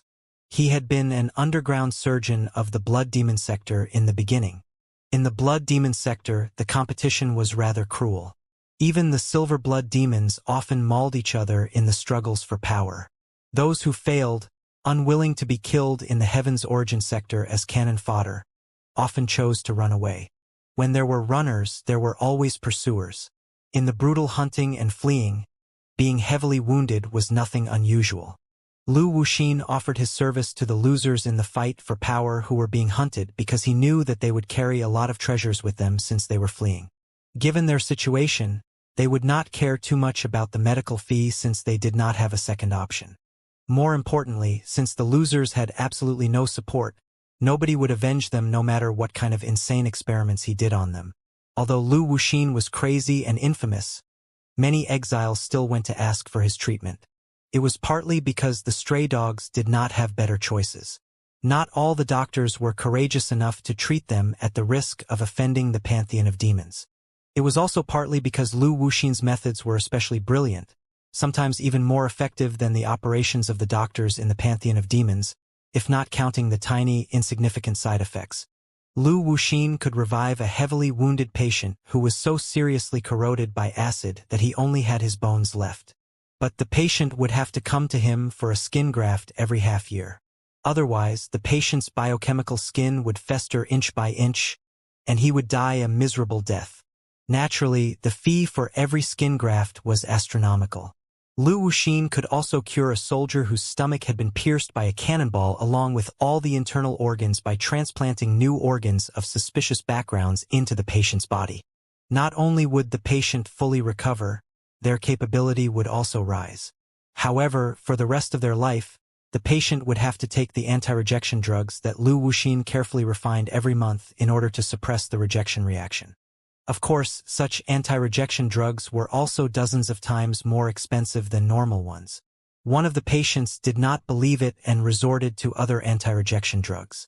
Later, the patient died from the explosion of his stomach. To quote the eyewitnesses, he seemed to have been eaten up by his internal organs. This was Lu Wuxin's style. As long as the fee was paid in full, it was guaranteed that the disease would be cured, but whether or not there would be any sequela depended on his mood. If that was everything about him, with his marvelous medical skills, Lu Wuxin might still have been embraced by the dark world of the blood demon sector, however discontent the patients were. After all, an excellent doctor was 100 times more difficult to find than an excellent warrior was. However, his two quirks were discovered later. Firstly, if he ran into a lone, desperate patient who happened to boast a beautiful, incredible organ occasionally, when the patient under Lu Wuxin would dissect the patient for his collection and then use the limbs and internal organs of the patient for his next procedure. Secondly, Lu Wuxin would leave a souvenir in the body of almost every patient during the operation. He would either plant a very sensitive crystal bomb inside their head, bury extremely dangerous venom vesicles near their heart, or seal a drop of high-density acid right next to their central nerves. Finally, after more than 10 patients died abruptly after refusing Lu Wuxin's future service, his malfeasance was finally exposed. It was told that he died quite a miserable death. His bones were ground into dust before he was tossed into the throng of almost 100 ghost-teeth alligators and ripped into shreds. The one who led the hunt and trial of Lu Wuxin was exactly the Fire Ant King. Most of Lu Wuxin's patients were the targets that Void Turmoil City would like to recruit. Lu Wuxin's insane actions were certainly not in the Fire Ant King's interest. According to Xianxia, Lu Wuxin should have been killed by the Fire Ant King 8 years ago. But he was obviously still alive today, although he was as good-looking as a zombie. Fire Ant King, we've met again. Lu Wuxin bowed. All the scars on his face were wriggling at the same time, as he grinned. 8 years ago, you tossed me into the devilish alligator abyss. The thrill was so unparalleled that I still dream about it every night. It is too exhilarating and fascinating. Rest assured, I will treat you exactly how you treated me years ago. We have plenty of time to talk about our friendship. With the hideous laughter, Lu Wuxin's claw and tentacles twitched at the same time. The Fire Ant King grunted but gave no reply. Master Lu, Elder Netherspring said, I have to return to the headquarters of the Pantheon of Demons to supervise the situation now. I'll leave everything in the Netherworld to you. We must speed up the refinement of the Demon God 7 virus. It will be best if we can finish the experiments before the activation of our plan. But if we can't, we will have to resort to Demon God 6. Lu Wuxin stuck out his wet tongue and licked his swollen lips before he chuckled. Not a problem at all. Elder, you were so generous as to offer me so many research files and experiment subjects, one of which is even in the state of Demon Emperor. I have a feeling that the few obstacles that have trapped us for a long time will be broken through very soon. Elder Netherspring nodded and smiled. I believe in your expertise, Master Lu. I'll give you 3 days to exploit all the information inside my brother's brain, particularly the locations of the secret hideouts of the Blade of Chaos and the formulas of all the strengthening drugs in his possession. Of course. Lu Wuxin rubbed his hands in eagerness and eyed the Fire Ant King as if he were a beauty whose clothes had been torn off. He was entirely hooked by his new toy. I have admired the Fire Ant King's strengthening drugs for a long time too. I dreamed of dissecting his brain into slices and exploring the mysteries in it a long time ago. Now I finally have the chance. Elder Netherspring smiled in satisfaction and walked outside. However, when he reached the gate of the chamber, something seemed to occur to him suddenly. He turned around and eyed the Fire Ant King, deep in thought. I almost forgot. Brother, for an expert who is adept at making strengthening drugs, perhaps you have hidden some sort of strengthening drugs that can be triggered with a special password? For example, when part of the muscles on your body twitch in a certain pattern, the antidote serum and the high nutrition drugs inside the body will be activated and help you resist the poison and the narcotic drugs so that you can regain part of your strength and run away, right?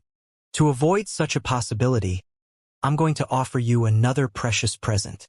Elder Nether Spring snapped his finger and retrieved a piece of brand new, coldly shining magical equipment from the Cosmos ring on his little finger. The magical equipment was more than 1 meter long and appeared to be a beast puppet in the shape of a scorpion at first glance. As if it were made up of more than 10 kinds of different metals, it emitted glamorous colors under the shadowless lamp. Dense spiritual stripes had been carved on the back and leg of the scorpion. The spiritual stripes overlapped and interweaved with each other, like thousands of swirls that were melting together. However, the stripes that made the swirls were different from each other. The stripes were painted on a plane, yet they boasted a certain three-dimensional effect. Just one look at it was enough to make one's head dizzy and their soul seriously muddled. 9 marrow crystals had been embedded in the tail of the scorpion, which was more than 1 meter long.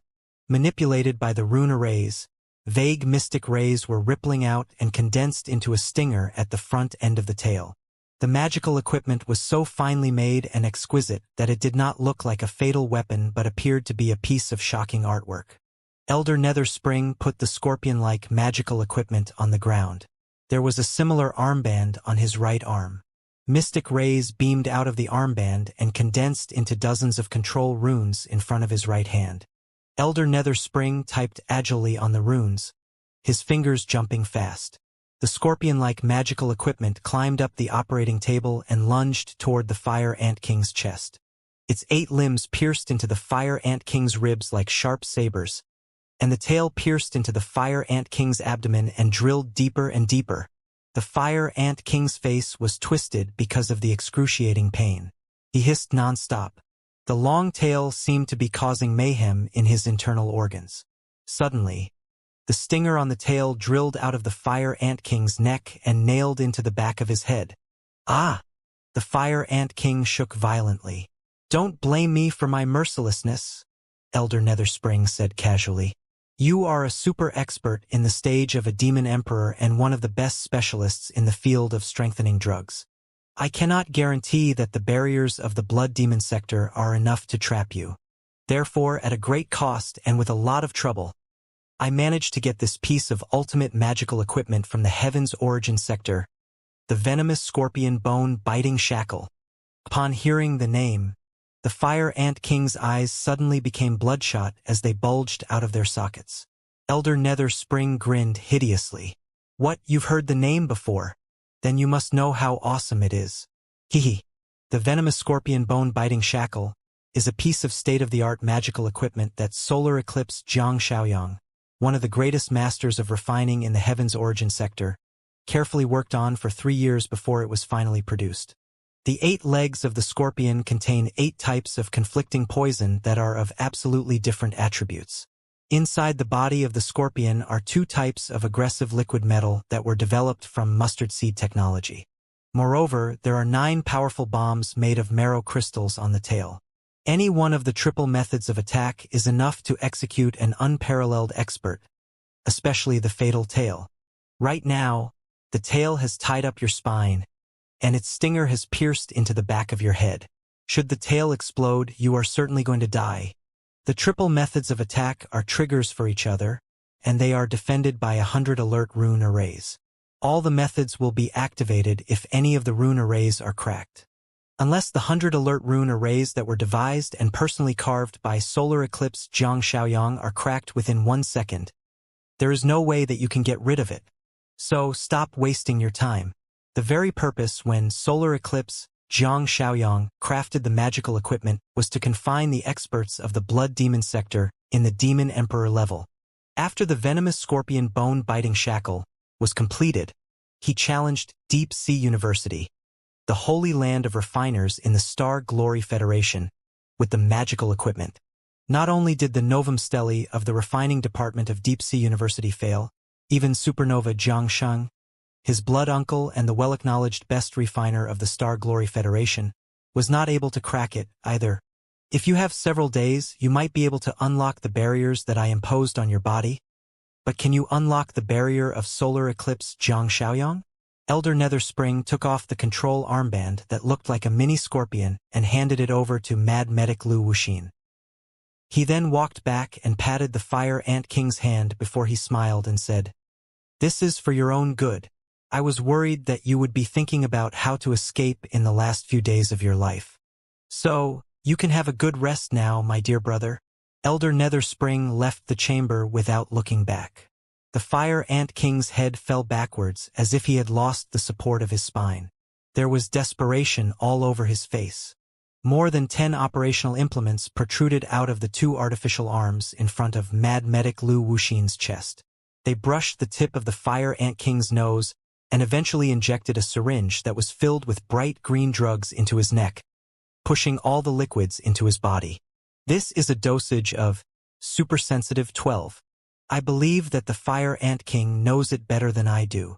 Still smiling, Mad Medic Lu Wuxin rubbed his hands and said, "After my modification, supersensitive 12 can increase a demon's sense of pain by 10 times. You will feel the agony of 10,000 ants biting your heart even if I do nothing but blow at your face softly. However, it will take an hour before the drug takes effect. So, excuse me for a moment. I am going to select the most suitable toys for you, Fire Ant King. See you soon." Mad Medic Lu Wuxin blew at the Fire Ant King's face softly and left the chamber amid hideous laughter. The Fire Ant King and Neltharion were left alone in the interrogation chamber. The Fire Ant King finally could not help it any longer. He bellowed with depression all over his face, and he collapsed like a balloon that had been blown up. "I'm screwed," the Fire Ant King wrote with his demonic energy languidly. "What's wrong?" Liao was baffled. "Elder Netherspring is about to leave the place. It's going to be a great opportunity for us. Did you not hear what Elder Netherspring said just now?" The Fire Ant King said gloomily. "This is the venomous scorpion bone-biting shackle, a work of solar eclipse Xianxia that is designed to lock demon emperors. Elder Netherspring has indeed seen through me. It is true that I have hidden quite a few kinds of antidote drugs and high nutrition drugs inside my body. They are kept in special biochemical capsules and controlled by the movement of my internal organs. One of the antidote drugs even does not require any control. As long as I do not make a certain movement, it will be automatically triggered. The drug can resolve more than 99% of the venom and the suppression drugs of the blood demon sector. It was meant to be my final trump card in this battle with Elder Netherspring. But right now, even if I can unlock all of Elder Netherspring's barriers, there is no way that I can unlock the venomous scorpion bone-biting shackle." Liao blinked. "There is not." "Of course not," the Fire Ant King said in agitation. "Did you not hear Elder Netherspring's words? It is made by Zhang Xiaoyang. Solar eclipse Zhang Xiaoyang. Well, is Zhang Xiaoyang a famous guy?" The Fire Ant King was truly dumbfounded. He was lost for words for a long time before he wrote awry with his demonic energy. "Are you not an expert in the nascent soul stage from the Star Glory Federation? How could you have never heard the name of Zhang Xiaoyang before?" "Well, it is a twisted and complicated story. Why don't you tell me first? What about solar eclipse Zhang Xiaoyang? Is the venomous scorpion bone-biting shackle he built very awesome?" "He is more than awesome, he is terrifying. Solar eclipse Zhang Xiaoyang is a super genius who rose to fame like a volcanic eruption in the past 10 years in the circle of refiners of the Star Glory Federation. He studied hard for several years in the refining department of Deep Sea University and the refining department of the Grand Desolate War Institution, 2 of the best academic establishments of refining in the Star Glory Federation, where he grasped the essence of the methodologies of the grassroots and the elites. Then, he trained himself through life and death with the army on the Grand Desolate Plateau for many years, thereby gaining a first-hand, profound understanding about the physical structure of the demons and our combat methods. Later, he invented almost 100 kinds of magical equipment, including portable anti-shell landmines, heat-sensitive demon-catching webs, and super high-frequency pesticide generator. They are all the bane of demons' beasts and demon soldiers. Very practical on the battlefield. As for the venomous scorpion bone-biting shackle, it is a piece of powerful magical equipment that he crafted after secluding himself for an entire year. The tool has been praised by many professional journals of the Star Glory Federation as the best confining magical equipment in the past 100 years. The young man also successfully broke out of the middle level of the core formation stage through the production of the magical equipment and became the youngest refiner at the peak of the core formation stage in the history of the Star Glory Federation. All the refiners of the Star Glory Federation agree unanimously that the venomous scorpion bone-biting shackle is definitely enough to lock up any demon emperor. Nobody in the Heaven's Origin sector or the Blood Demon sector can crack it by brute force. The experts of the Blood Demon sector have all heard a thing or two about it, too, but after studying its general structure, we have to admit that it is indeed extremely tricky to deal with. I didn't know that Elder Netherspring had so many connections that he could even get a real venomous scorpion bone-biting shackle to use on me. No wonder he was confident enough to leave me here alone. All in all, I'm done, and so is our plan. There is no way that I can get away from Solar Eclipse, Xianxia's venomous scorpion bone-biting shackle. Not necessarily. Liao steered Neltharion to circle around the Fire Ant King 3 times, observing the structure of the venomous scorpion bone-biting shackle on the surface in detail. His eyes were beaming with delight. In the past 10 years, while I was working hard, other people have been training crazily, too. This is not a piece of magical equipment. This is a conundrum that he has posed for other refiners. At first glance, it is just a piece of plain, confining magical equipment. The spiritual stripes and rune arrays on it have all been used for hundreds of years. The only distinctive part might be that they are more precise than usual. However, Xianxia has conducted the tiniest modifications with the thinnest strokes on 39 rune arrays. On 9 of the rune arrays, he even entirely changed the flow of the circuits of spiritual energy by short-circuiting and reconnecting, which are adjustments in the micrometer level. Take this 9 gloomy bone-biting array, for example. According to the general design, its spiritual energy should be running clockwise. If anybody wants to crack it, they should do it reversely, anti-clockwise. However, with the help of only 3 crystal wires that are only visible under a microscope, Zhang Xiaoyang has changed the flow of spiritual energy from clockwise to anti-clockwise. As a result, if the cracker inputs the spiritual energy anti-clockwise, not only would they fail to crack the rune array, they would also be accelerating the activation of it. This is sordid. Too sordid. I didn't know that the big, bald Zhang Xiaoyang had come a refiner of the same type as me 10 years later. This 9 gloomy bone-biting array, on the other hand, is simply the crudest and most straightforward one of all his traps. Not right. It is not as simple as that. Not only has he changed the flow of spiritual energy from clockwise to anti-clockwise, he has also changed the overall structure from the shape of a swastika to a hexagon. The swastikas on the surface are just disguises. Liao was so stunned that he was sweating hard. Are you kidding me? This is rather impressive. What did Jin Xingyue go through exactly in the past 10 years? No wonder his venomous scorpion bone-biting shackle goes undefeated in the entire Federation, and even his uncle Supernova Jiang Sheng, as well as the entire refining department of Deep Sea University failed to crack it. While Liao was amazed, the Fire Ant King sent another message over. Why are you not talking? Excuse me. I'm hooked. Let me study it for another 3 minutes. Liao activated a mystic ray from Neltharion and scanned the venomous scorpion bone-biting shackle in the Fire Ant King's body. He saw that the legs of the scorpion were deeply embedded into the Fire Ant King's body, only 0.1 millimeters away from the few main organs. The dangerous tail even circled around the Fire Ant King's spine before it eventually pierced through the cervical vertebra, only to nail into the back of his head. It would have been quite a headache whether a demon emperor or a nascent soul stage cultivator was confined by such a piece of magical equipment. Also, there was no telling what kind of materials the magical equipment was built with, but when Liao increased the level of the mystic ray, trying to pry into the internal structure of the venomous scorpion bone-biting shackle, some of the critical parts were blocked. This is getting trickier now. Even if I can open the shell of the venomous scorpion bone-biting shackle, Xianxia has certainly deployed even more sordid and dangerous traps inside. Damn. Elder Nether Spring was oversimplifying the job. It requires much more work to crack the magical equipment than unlocking 100 rune arrays in 1 second. Unlocking 100 rune arrays in a second would be a piece of cake for an expert of refining such as Supernova Zhangshang. But it is just an appetizer before the main dish. Jiang Xiaoyang, very impressive. The magical equipment you've made deserves to be called a national treasure of the Star Glory Federation. The Fire Ant King sent yet another message anxiously. What are you doing? I am studying the venomous scorpion bone-biting shackle wholeheartedly, and I am thinking of a brand new plan, Liao said solemnly. Fire Ant King, the venomous scorpion bone-biting shackle has disrupted our operation. So, I have drafted a new plan for you. Elder Nether Spring is still hoping to exploit the information in your head right now. Therefore, Mad Medic Lu Wuxin will not slay you today.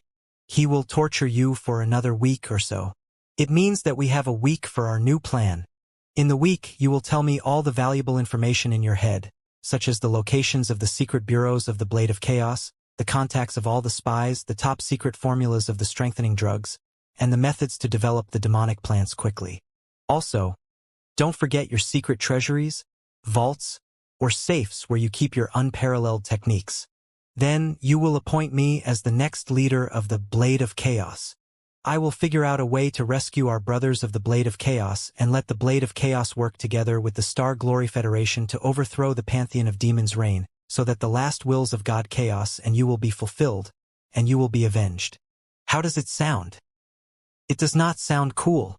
All right, then I guess we will have to stick to our original plan. The Fire Ant King was dazed. The original plan? The original plan is that I will investigate the environment nearby with Neltharion and try to locate the captives. Right? Since this is the base of the Netherworld Watch and Elder Nether Spring's secret nest and a lot of terrible experiments are being conducted in this place, the biochemical brains and crystal processors of high computational ability are mandatory. A lot of Elder Nether Spring's secrets must be stored in the devices. After I get you out, the two of us will go on a rampage and turn the place upside down. Then we will rescue the captives, steal the biochemical brains or crystal processors, and eventually flee through one of Elder Nether Spring's devilish warships. The area around the North Pole is frequented by billowing wind all year long. The magnetic field here is in disorder, too. It is very inconvenient to communicate with the outside world. I believe that this is one of the reasons Elder Nether Spring established his nest in this place. However, as a result, no matter how much trouble we make in this place, Elder Nether Spring is not likely to detect it soon.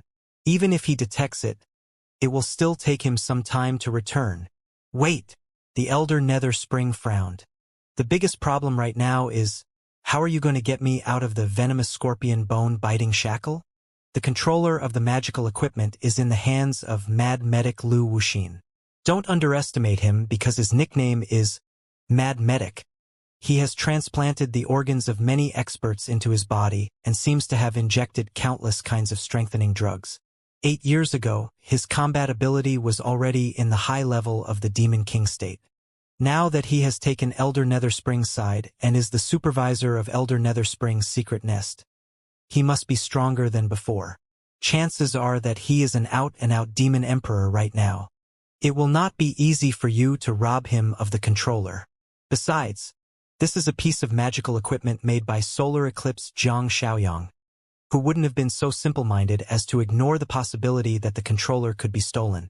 I estimate that there are some verification rune arrays on the controller, and there is nothing you will be able to do even if you have it.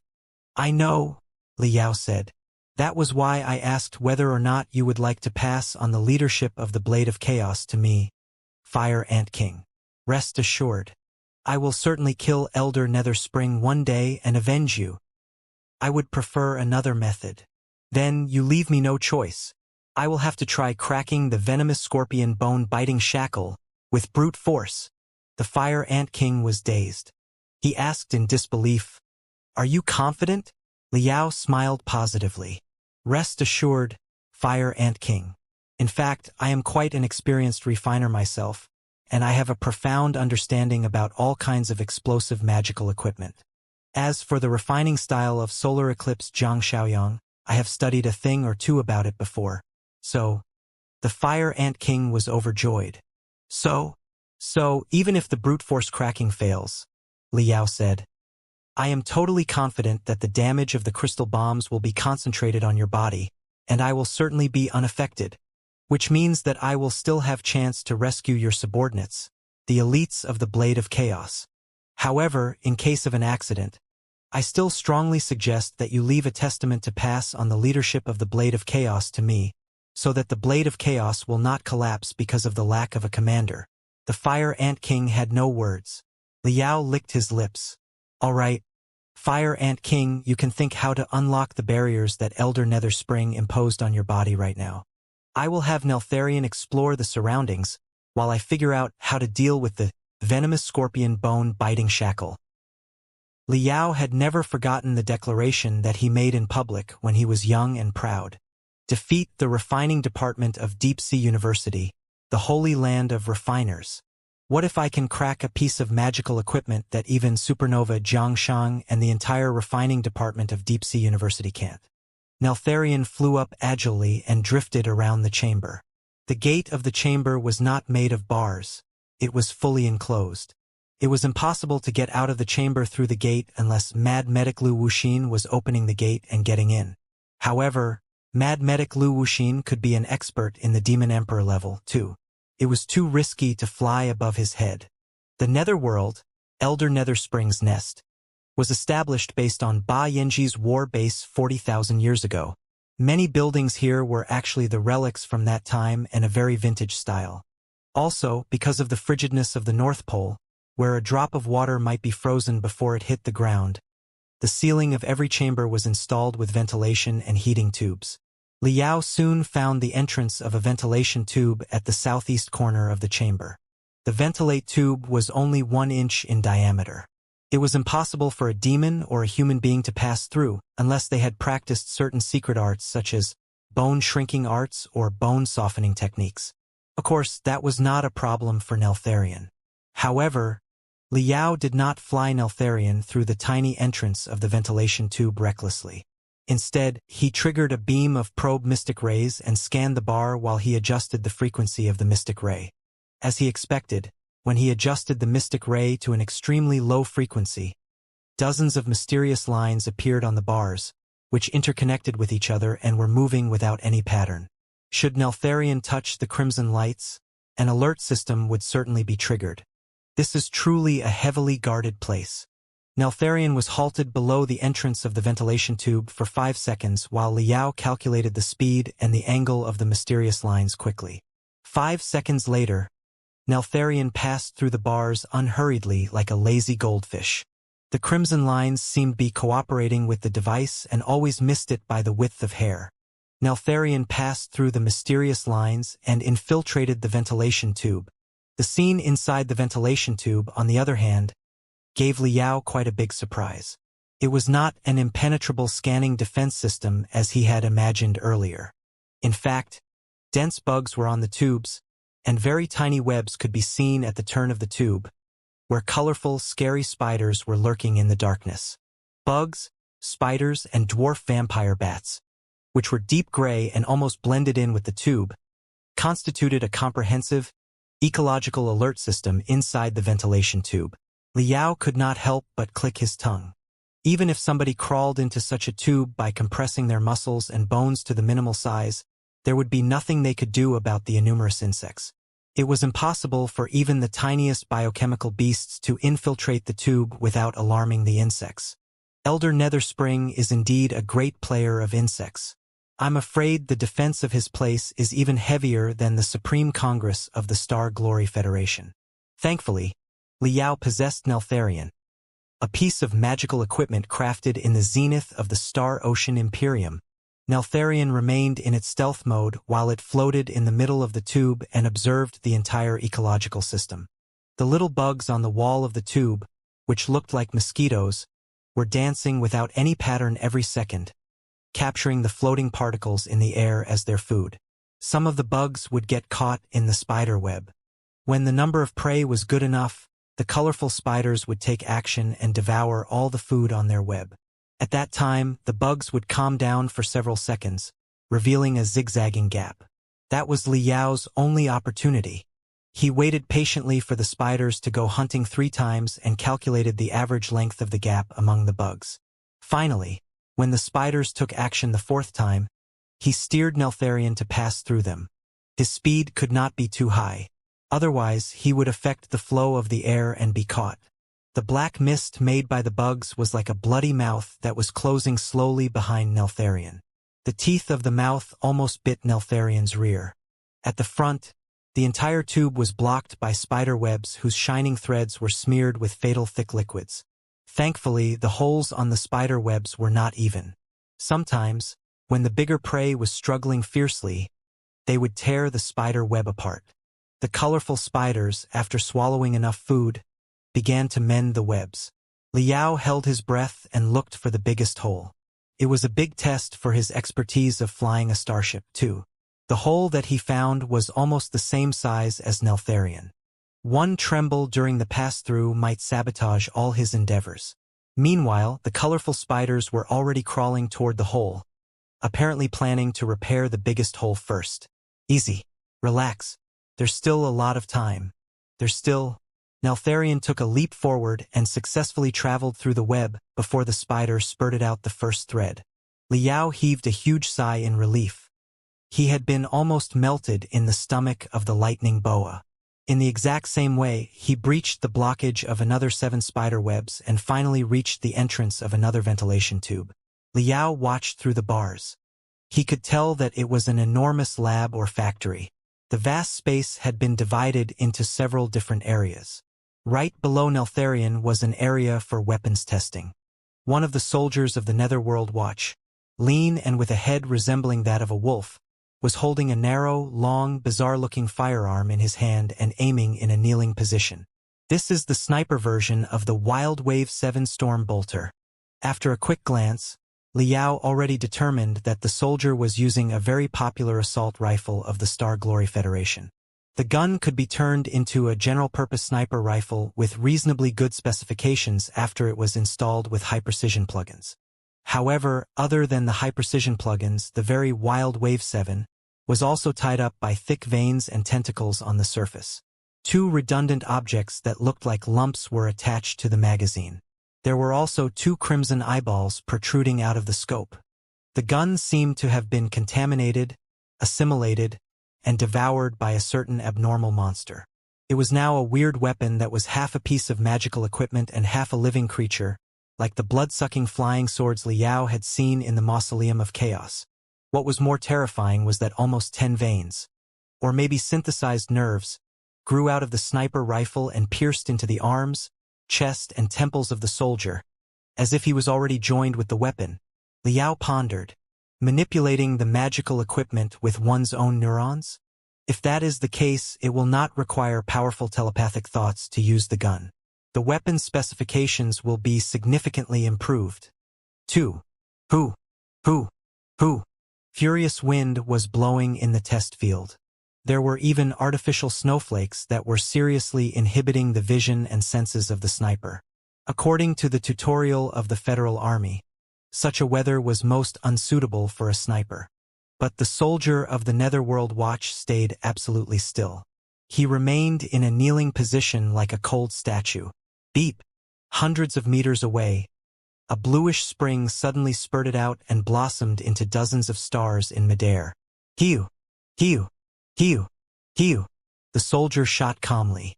He even shifted a position every time he had pulled the trigger.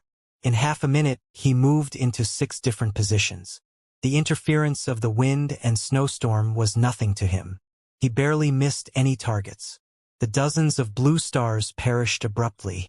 Li Yao was secretly alarmed.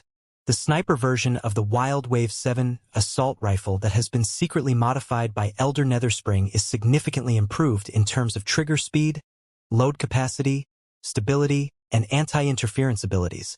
The comprehensive specifications must have been increased by at least 35%. The most dreadful part is that the weapon is shooting out not just bullets but also lethal poison. I'm afraid that the redundant objects that look like lumps next to the magazine are designed for exactly such a purpose. They are vesicles of poison. It was not hard for Liao to imagine the usage of such a design.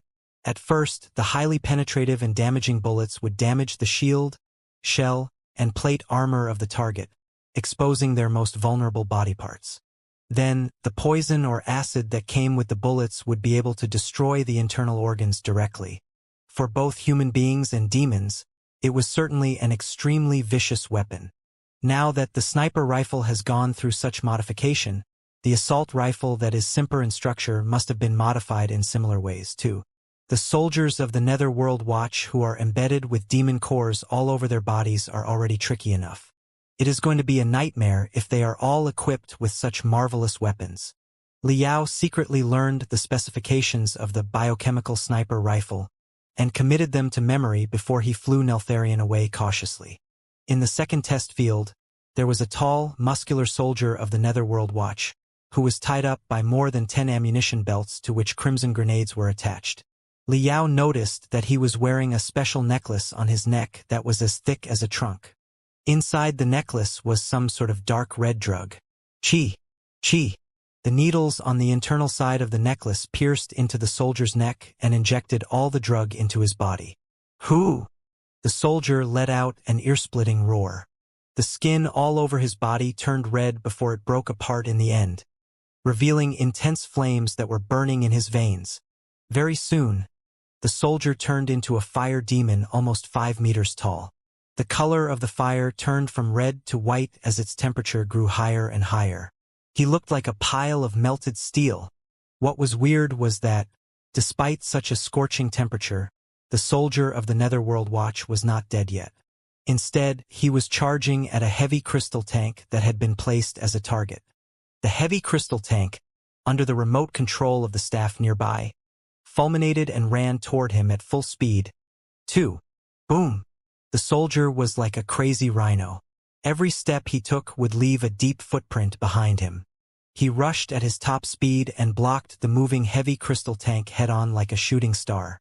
After an impasse of 3 seconds, smoke began popping up from the bottom of the heavy crystal tank before it was slowly pushed back by the soldier. Qi! The soldier leapt onto the vehicle. His 2 hands seemed to have turned into 2 fiery sabers as he stabbed into the plate armor of the crystal tank. Against the burning flames, the plate armor was pierced through and ripped apart by him easily, as if it were nothing but a piece of paper. A hole the size of a basin was revealed. The soldier took off almost 10 grenades from the ammunition belt on his body and tossed all of them into the crystal tank before he blocked the hole with his own chest. Boom! Boom, boom, boom, boom. The crystal tank jerked up as if it had been installed with a spring. The entire turret flew up to the sky. The soldier of the Netherworld Watch was also blown almost 100 meters back by the immense blast. However, he simply stood up quickly and wiped off the smoke on his chest amid deep, scary laughter. One such monster is enough to cause a lot of trouble for a tank legion of the Federal Army. It will be very difficult for the tank legion to deal with the monster even if the legion has its own cultivators. If such monsters are used to attack the fixed firing points or to storm a city, they will be even more invincible. It is unlikely that a cultivator will be defending every firing point. What bothered Liao most was not just the formidability of the soldier of the Netherworld Watch but also the strengthening necklace he wore. Liao could see that, in the research room that was 1 glass wall away from the test field, there were dozens of necklaces of the same model on the table, with almost 100 different colored strengthening drugs next to them. The strengthening drugs and the necklaces could be paired freely. Other than the crimson drugs, there were also light gray, violet, and azure ones, each of which was emitting mysterious brilliance and dense spiritual energy. It meant that such strengthening necklaces could very likely trigger frost, poison, corrosion, and a lot of other effects besides the incendiary effect. If all the soldiers of the Netherworld Watch are wearing strengthening necklaces, with the biochemical firearms, they will definitely be strong enough to crush any main force legion of the Federal Army. After observing dozens of research rooms and weapon test fields from the above, Liao was more and more shocked. Elder Netherspring was much more stronger than he had expected. His declaration of the rise of the third life form was most certainly not a fantasy but a frightful future that was very likely to come true someday. In the pathway before Neltharion, several exhausted soldiers of the Netherworld Watch, who had just finished their testing, were walking to the lift at the end of the pathway. Liao thought of something and tailed the soldiers into the lift. 2. On the control panel of the lift was a verification rune array. One of the soldiers stuck his right hand to the verification rune array. It was not until a scarlet mystic ray scanned his hand and then turned green that the lift was activated slowly. Judging from the flashing crystals embedded in the lift, the Netherworld was extremely large in scale. The building they were in right now had more than 50 floors. Just now, they were in the -3rd floor. At this moment, they reached the -12th floor. The -12th floor was a vast training camp where hundreds of soldiers of the Netherworld Watch were doing high-intensity training. Even the most common soldiers who were only embedded with 3 to 5 cores were most carrying hundreds of kilograms on their wrists and ankles while they trained themselves under 3 to 5 times the standard gravity. Despite the burdens, the force of their punch was almost always profound. Sometimes, when intense brilliance burst out of their demon cores, they were even punching at a supersonic speed and exerting a force of more than 10,000 kilograms. Even an iron plate as thick as a palm might be broken through easily. Liao secretly clicked his tongue after witnessing such strength. Maybe the newly established crystal legions of the Star Glory Federation were enough to compete with them. But by the same logic, the soldiers of the Netherworld Watch would certainly be equipped with biochemical beasts too. The soldiers whom Liao had followed entered a dark chamber next to the training camp.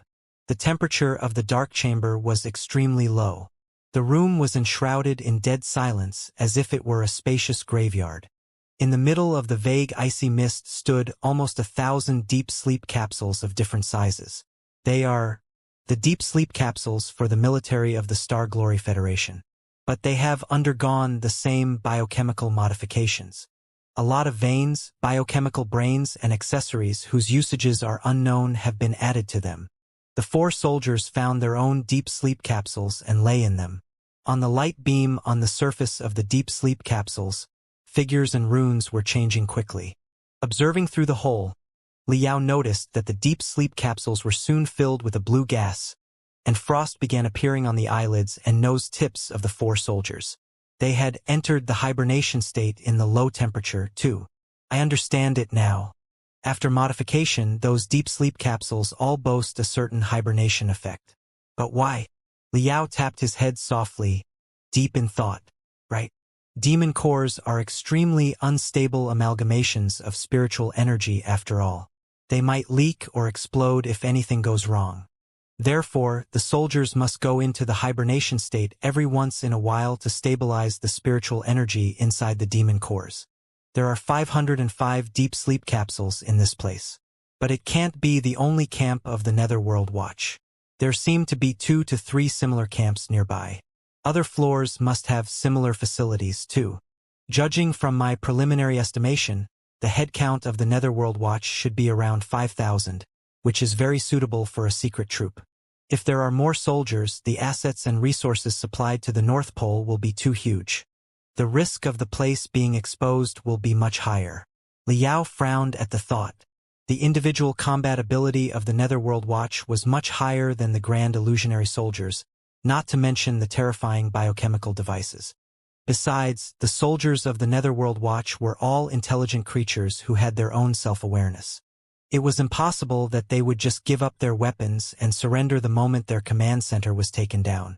Although Liao was quite confident about his combat ability, the best he could do was fight 100 or so soldiers of the Netherworld Watch. It was impossible that he could defeat all 5,000 of them. Besides, there was still Mad Mediclu Wuxin, an expert in the Demon Emperor stage, and Despot and Swirl, 2 captains who were very close to Demon Emperors. Moreover, chances were that Elder Netherspring had left some secret weapons in the place too. This battle is going to be more complicated than the one against Xianxia. However, Liao moved his eyes and flew Neltharion around the top of the rest area of the Netherworld Watch. He traced the wires behind the deep sleep capsules and eventually located the destination of all the wires. Dozens of wires for different purposes were connected every deep sleep capsule. Some of them were responsible for the input of spiritual energy, and others were in charge of injecting high nutrition materials into the users of the deep sleep capsules so that their body would recover during their sleep. More importantly, one of the wires connected the deep sleep capsules to the mainframe crystal processor. As he expected, the wires coming out of every deep sleep capsule joined together before they led deeper underground. Elder Nether Spring has utilized a lot of magical equipment from the Star Glory Federation in this secret base. Therefore, other than the biochemical brains, he must have a mainframe crystal processor that is of a high level and boasts immense computational ability. The deep sleep capsules should be controlled by the mainframe crystal processor. Assuming that the base is run by a central biochemical brain and crystal processor at the same time, they cannot be very far away from each other. Or rather, they are probably installed in the same place. As long as I find the two brains, I will be able to gain control over the entire netherworld and dig out all the secrets of Elder Nether Spring. It was a pity that the wires and their tubes were flawless. The tiny gap, if there were any, was entirely blocked by the synthesized nerves. Neltharion could not crawl into the tubes at all. Liao secretly learned the distribution of wires of the sleep area. He then waited outside of the lift patiently and entered the lift when other soldiers of the Netherworld Watch were coming or going. Just like that, Liao wandered through most of the areas of the buildings over the next couple of hours. The building was in the shape of a pyramid. The lower he got, the larger the floor became. The part of the building exposed on the surface of the planet was just the tip of the iceberg. The top floors were the camps of the soldiers. The next few floors were test zones and weapon test areas. The interrogation chamber where the Fire Ant King was locked in was there, too. Then, the lower few floors were still the camps of the Netherworld Watch, followed by the warehouses of the biochemical beasts. The lightning boa where Liao hid himself was stored in this place. Below the warehouse of biochemical beasts was another test area that was extremely large in scale and highly confidential. It was like a prison for the deceased. On the two sides of the cold pathway were independent prison cells that were sealed by the most solid crystals and hardened by crossed rebar. There were also dense rune arrays of the lightning class on the rebar, as if the warden was scared that the prisoners might escape. In the few prison cells that were next to each other, some creatures whose skin was gray, whose eyes were black, and whose pupils seemed to be melting were sitting or lying. Some of them were standard human beings, and others were demons with distinctive creatures. But both the human beings and the demons were weary and did not move for a long time. Even their chests were absolutely still. Liao could not help but wonder whether or not they were already dead. A few demons in white robes were pointing at them and writing something down. Right then, the gate of the life was opened again, and mad medic Lu Wuxin strode out with delight and satisfaction all over his face. Liao was dazed. He checked the time and realized that Lu Wuxin must have finished the first interrogation session with the Fire Ant King. I hope the Fire Ant King's nerves are strong enough for him to pass it. Without any fuss, Lu Wuxin spoke to one of the demons in white robes. Show me the combat status of experiment subject number 66778. Experiment subject number 66778 was a human being with thick eyebrows. Beside his left eye, there was a saber tattoo around his eye. Liao knew that it was a popular tattoo in the army of the Star Glory Federation, indicating that the human being was a saber expert. However, the man's face was gray, with death-like discoloration all over it, and he had not breathed for more than half an hour. More importantly, there was a big hole on the left side of his chest, through which one could see his back. He could not have been deader. Liao clenched his fists harder and harder. Although the man was dead, he did not want a federal soldier to be insulted by the enemy in such a way. A cage slowly dropped down from the ceiling. The barriers around the cage had barely been removed when the iron bars were ripped apart, and a dog-like demon beast with a scorpion tail dashed out. Scorpion Wolf. Liao recognized it at a glance. The Scorpion Wolf was not a high-level demon beast, but it was very fast, and there was lethal poison in its scorpion tail. It was also very vigilant and could be tricky to deal with. The scorpion wolf was a carrion demon beast. Seeing a body in the corner, it beamed with joy and barked before it lunged at the corpse of the federal soldier. However, the moment the scorpion wolf got close, the eyes of the federal soldier, which were pure black, seemed to be injected with crimson liquids, and his body suddenly jerked up in a rigid posture. Hiss! The mouth of the soldier reached his ears, and his jaw dropped to his chest. A cluster of venomous fog spurted out his throat and concentrated into a red pillar that pierced through the scorpion wolf from head to tail. Despite the agility of the scorpion wolf, it could not dodge at all and died miserably on the spot. However, after the attack, the soldier seemed to have used up the strength of his cells. His body withered at a visible speed, and his stomach collapsed like a swirl. He fell to the ground and quickly turned into foam. "Is this all?" Mad Medic Lu Wuxin sounded rather disappointed. "Yes," the white-robed demon replied. "This is the 133rd uncontrollable mutant of the subjects who have contracted Demon God 6. In the extreme state, the cells inside the mutant can live 3 to 5 days. When a target comes close, it will dissolve all the cells of the internal organs and transform them into immense energy, shooting it out in the form of high-pressure blood mist. The mechanism of the attack is similar to the cell obliteration cannon. Even an ordinary person can be granted a one-time combat ability equal to a cultivator. Such mutants are among the more brutal ones. However, the attacks can only be performed once or twice before the cells inside the mutant completely wither. As for the drawbacks, it's just like the other uncontrollable mutants. Their movements are slow if they move at all. The speed of their withering is too fast. Also, they are not contagious enough. More importantly, their brains have been dead for a long time, and they cannot listen to our command. They may cause a temporary riot, but they cannot be utilized as a perfect weapon. Mad Medic Lu Wuxin sniffed and asked, "What about the experiments of Demon God 7? We are now testing Demon God version 6.8.1. The white-robed demon replied.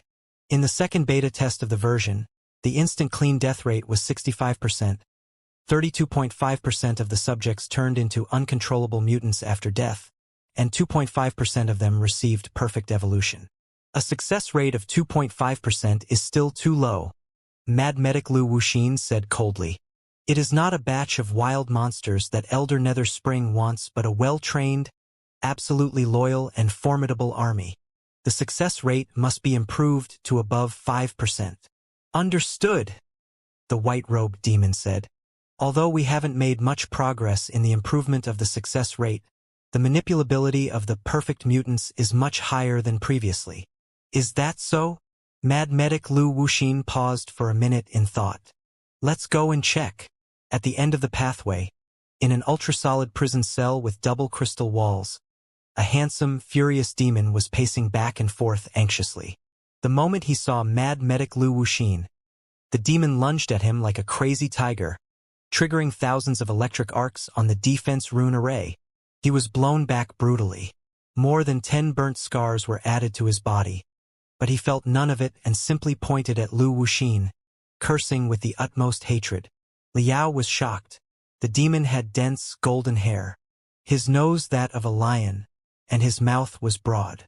There was blue color deep inside his bright golden eyeballs. All the features were the signs of blue-eyed lions, the royal family of the kingdom of lion butchers. Elder Nether Spring was truly crazy enough. He even dared to kidnap a member of the royal family of the kingdom of lion butchers, which was his hardcore ally, and run experiments on him. The blue-eyed lion was more than infuriated. His veins were bulging out and his chest was fluctuating like an air bellow, but he was not killed in the attempt just now. The Mad Medic grinned hideously and narrowed his eyes. He cast his spells while he stared at the captive, deep brilliance beaming out of his eyes. A weird thing happened. The blue-eyed lion was roaring thunderously, but only a moment later, he lowered his arms, and his face turned indifferent, as if he had been hypnotized. He was looking at Lu Wuxin both admiringly and fanatically, like the zealots who were willing to die for their one true god. Then, his blue eyes were corrupted by bloody streaks too. Thick veins protruded out of his body, which doubled in size. Countless bone spurts grew out of his spine, his arms, and his knees, decorating him in an armor that was brimming with needles. Inside the bloody mouth, the two upper canine teeth were almost 3 times their original length. Like the sharpest sabers, they were certainly able to pierce through a crystal suit. Hoochie, hoochie, hoochie. After every breath, streams of dead gray mist would spurt out of his mouth, which surrounded him and did not disperse for a long time. Who? The blue-eyed lion roared crazily and dashed forward, turning into hundreds of blurred shadows that filled the entire prison cell. Dozens of deep claw traces immediately appeared on the wall. Lu Wuxin's lips curled. The blue-eyed lion came to an abrupt halt. Then, he suddenly lowered his arms and bashed the wall hard with his head. Z, Z, Z, Z. Thousands of electric arcs burst out of the defense rune arrays, enlarging his pupils and making his golden hair stand up. But he seemed to have no sense of pain at all. He continued crashing into the wall and did not stop even though he was bleeding hard. Pa! The mad medic snapped his finger. The blue-eyed lion trembled violently as if he was freed from a nightmare. The bone spurs and the bulging veins retreated into his body, and his dirty eyes gradually cleared. His skull had collapsed because of the collisions, and he was writhing on the ground in pain. He did not even have the strength to curse anymore. Desperation filled his blue eyes, where the blood stains lingered. Indeed, not bad. Lu Wuxin nodded in great satisfaction. I did not feel the least resistance when I controlled him. Also, he was much more active than before. When I gave him a simple command, he would search his memory and experience to complete it on his own. Besides, his speed and strength have both been improved by at least 150%. An army made of such soldiers is one that Elder Nether Spring really needs. There's more than that, the white-robed demon declared proudly. The demon god virus of the latest version modifies the respiratory system perfectly. Right now, his saliva, his blood, and the air that he exhales all contain a huge amount of demon god virus. When the enemy is bitten, scratched, or touched his blood, or rather, when they are simply engaged in melee combat with him without protection, they will be infected by the demon god virus and become our weapons.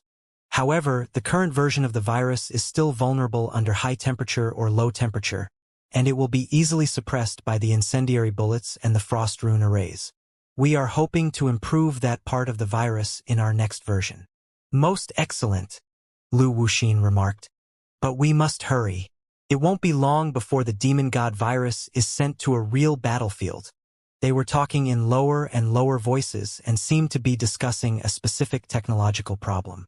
Liao's heart became colder and almost fell apart like a piece of ice. So, that was the truth of the so-called third life form, and the gods that surpass mankind and the demon race. As it turned out, such evolution had a success rate of only 2.5%. The remaining carriers of the virus were either killed instantly or turned into uncontrollable mutants whose brain was dead but whose cells were alive. Even the strengthened, perfect mutants were merely slaves of Elder Nether Spring's forces and would be at their mercy. This is too horrible. The blood, saliva, and breath of the perfect mutants all contain a fatal and highly infectious virus. Should it spread out on a large scale, countless creatures in both the Blood Demon sector and the Heaven's Origin sector will be killed, turned into monsters, or end up being their slaves. Damn. This is an even more dreadful future than the rule of the Imperium of true human beings. While Liao cursed silently, the white-robed demon seemed to have received Lu Wuxin's instructions and left. Liao would rather not keep Neltharion with the mad medic for long. Therefore, he simply followed the demon. As it turned out, the demon took the lift and went upward to the surface. Neltharion and the demon moved out of the building together.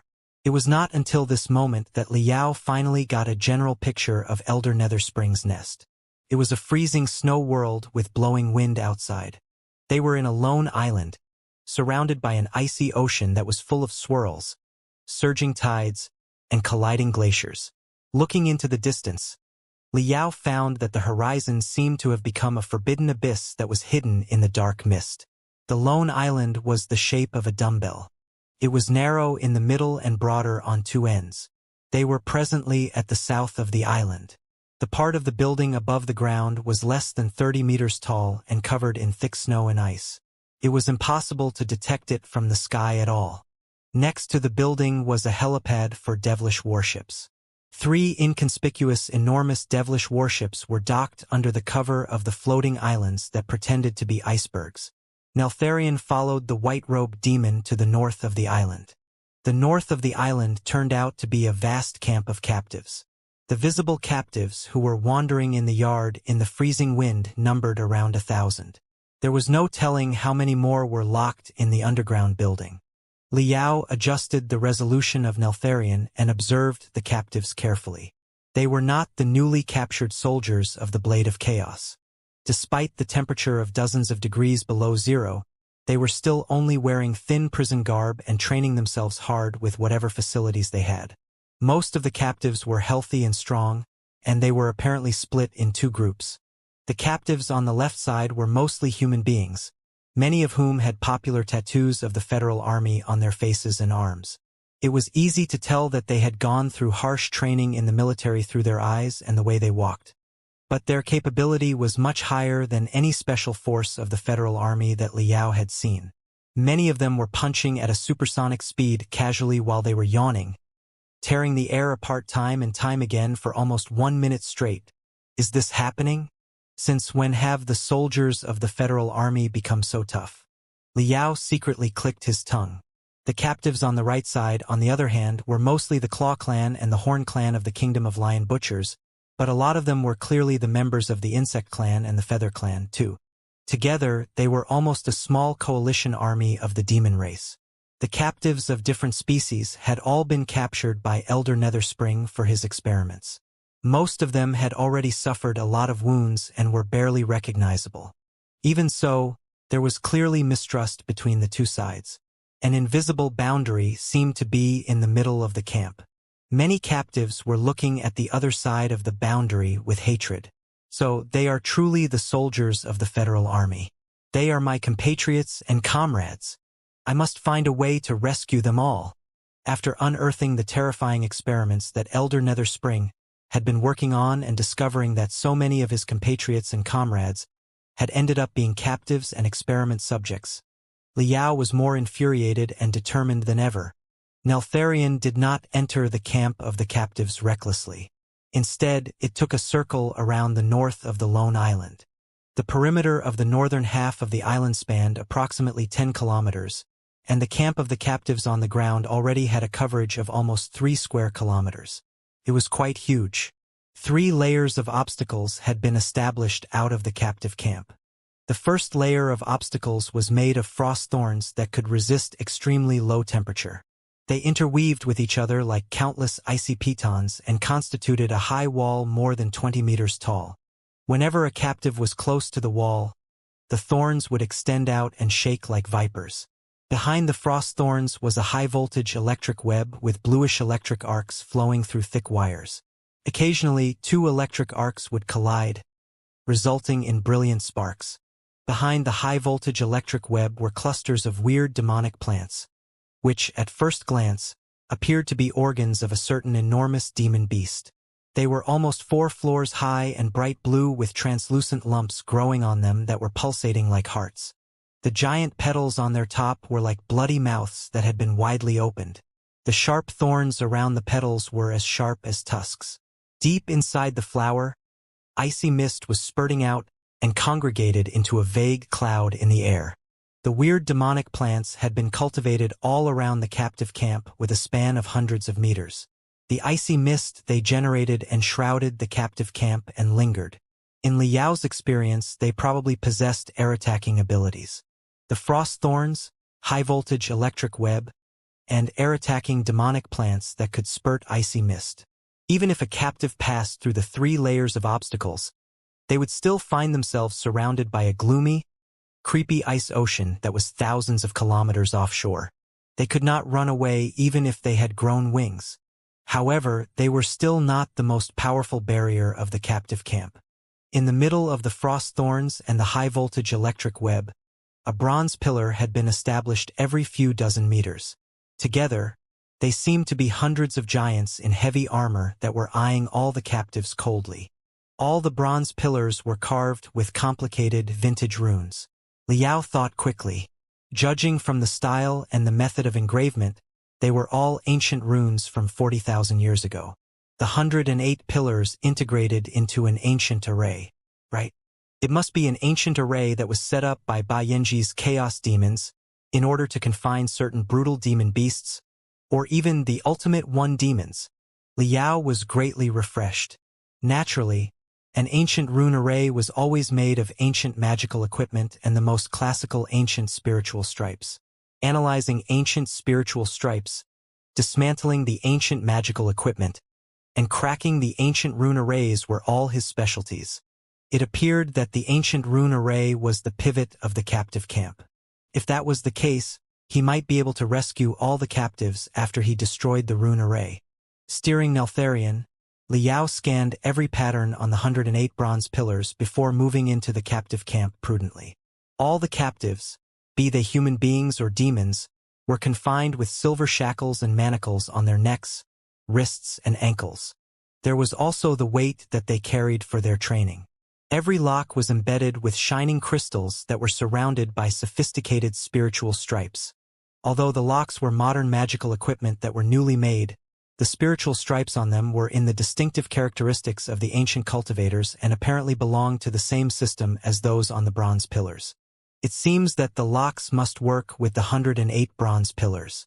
Judging from the pattern of the spiritual stripes, such devices can trigger super powerful electric arcs, but it's hard to say whether or not there are other mysteries to them. Liao was going to observe more carefully when a riot suddenly broke out at the front. As it turned out, some of the captives on the demon side had trained themselves so hard that a few broken pieces of ice had splashed to the human being's side and hit the head of a captive precisely. There was grudge between the two sides of captives in the first place. Now, the tiny fuse immediately triggered an overwhelming fire.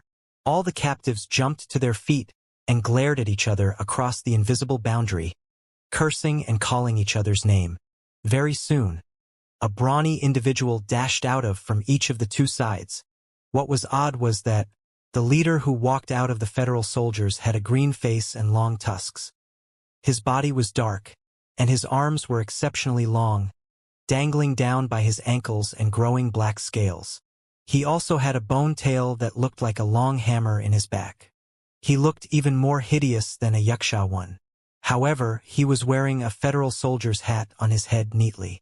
Although the hat had been riddled with holes, he had managed to patch it up and wash it clean. At the center of the hat was a medal of the Federal Army. It was a red star surrounded by two silver dragons.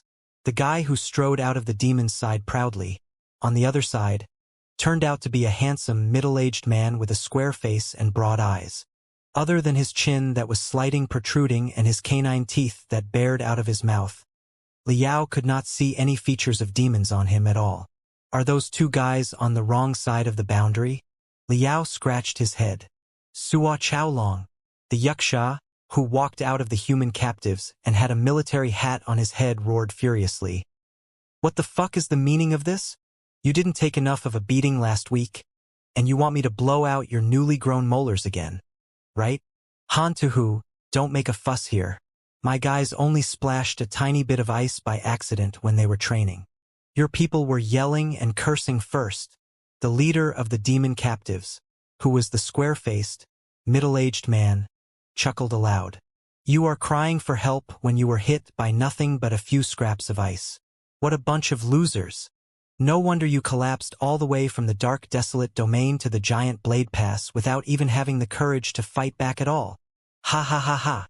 Han Tuhu, who appeared to be a Xianxia, laughed and spat on the ground brutally. His saliva was frozen quickly in the air and crashed into pieces when it hit the ground. Collapsed without having the courage to fight back? Exactly. I wonder, who was it that threw all their belongings and fled all the way north from the giant blade pass back to the dark desolate domain when my Flying Tiger's Legion launched counterattack? Suo Chaolong, the leader of the demon captives, widened his eyes and bellowed. It was the lowly black blood demons and the chaotic blood demons who fled. My blood lion battalion, is exclusively made of the toughest bronze blood soldiers and the noble silver blood demons. We only made a strategical retreat because of the burden of the scumbags. After we reached the dark desolate domain and were no longer burdened by the scumbags, did we not crush your flying cat's legion as easy as pie? Crush. Han Tuhu's eyes, eyebrow, and nose scrunched together because of his fury. You do know the arts of bragging well. You suffered as many losses as I did. In the end, we were fished up indiscriminately and brought to this freezing hell for the horrid experiments. Yesterday alone, yet another 3 of my brothers were killed. 3 best brothers. Hey! Sua Chaolong spat on the ground, equally noisily. It was only because the Flying Cat's Legion was biting us too hard and trying to perish together with us at any moment. That was too fucking stupid. 2 of my subordinates were killed yesterday, too. The day before that, for Han Tuhu sneered. You are merely answering for your own folly. When you invaded the Heaven's Origin sector, a noble silver-blood demon, such as yourself, did not see this coming at all. Did you? Brutality beamed out of Sua Chaolong's eyes. For the last time, it was not an invasion. It was a comeback. Our ancestors lived in the Grand Desolate Plateau 1,000 years ago. We are the rightful owners of the Grand Desolate Plateau. Even to this day, the relics of the demon cities left by our ancestors can still be found on the Grand Desolate Plateau. Do you dare deny it? It was the cunning, sordid, greedy army of the Star Glory Federation that invaded the Grand Desolate Plateau. You destroyed our home and annihilated the vast majority of our ancestors. Only the most fortunate 1% were able to flee to the Blood Demon sector through wormholes. If you are talking about an invasion, the federal citizens such as you are the really invaders. We are merely taking back our ancestral home 1,000 years ago. Your ancestors lived in the Grand Desolate Plateau 1,000 years ago, Han Tulu declared loudly. But the ancestors of human being owned the entire sea of stars 40,000 years ago. The traces of activity of human beings left 40,000 years ago can still be found on the Grand Desolate Plateau. There are countless exhumed relics that can prove that. How are you going to justify yourself? Sua Chaolong laughed coldly. All right, let's leave the history aside. In the past 10 years, the crystal warships of the Star Glory Federation have been getting into the water like dumplings. Your productivity of crystal suits is even higher than a rabbit's fertility. Your military budget has been increased by 30 to 50% every year. Do not even tell me that you are actually peace lovers, merely trying to defend your own home, and you never plan to invade the Blood Demon sector. Sua Chaolong pointed at the medal at the center of Han Tuhu's hat. The one you've got is the Level 2 Red Star Medal of the Federal Army, right? According to the Military Credit Act of the federal government, those who receive a Level 2 Red Star Medal will be given 20 acres of Level 5 land in the Blood Demon sector. Hehe. The Military Credit Act was passed 100 years ago. Right now, it has gone through dozens of amendments. Almost every blade of grass and tree of the Blood Demon sector has been divided. I know for a fact that a lot of cultivation sects of the Star Glory Federation are purchasing the future land on a large scale from the veterans who have enough military credit. There are even land futures and shares that are tradable on the market. If I may ask, how are you going to get your 20 acres of land if you do not invade the Blood Demon sector? If it is nothing but an honor, do those cultivation sects have nothing better to do than purchasing the ungrounded exploitation rights of future land? Therefore, just admit it. You want to swallow us as much as we want to swallow you. It's just that the Blood Demon sector took action first. Survival of the fittest is the law of the universe. Do not think that human beings are more righteous and lenient than demons. Blushing, Han Tuhu gnashed his teeth.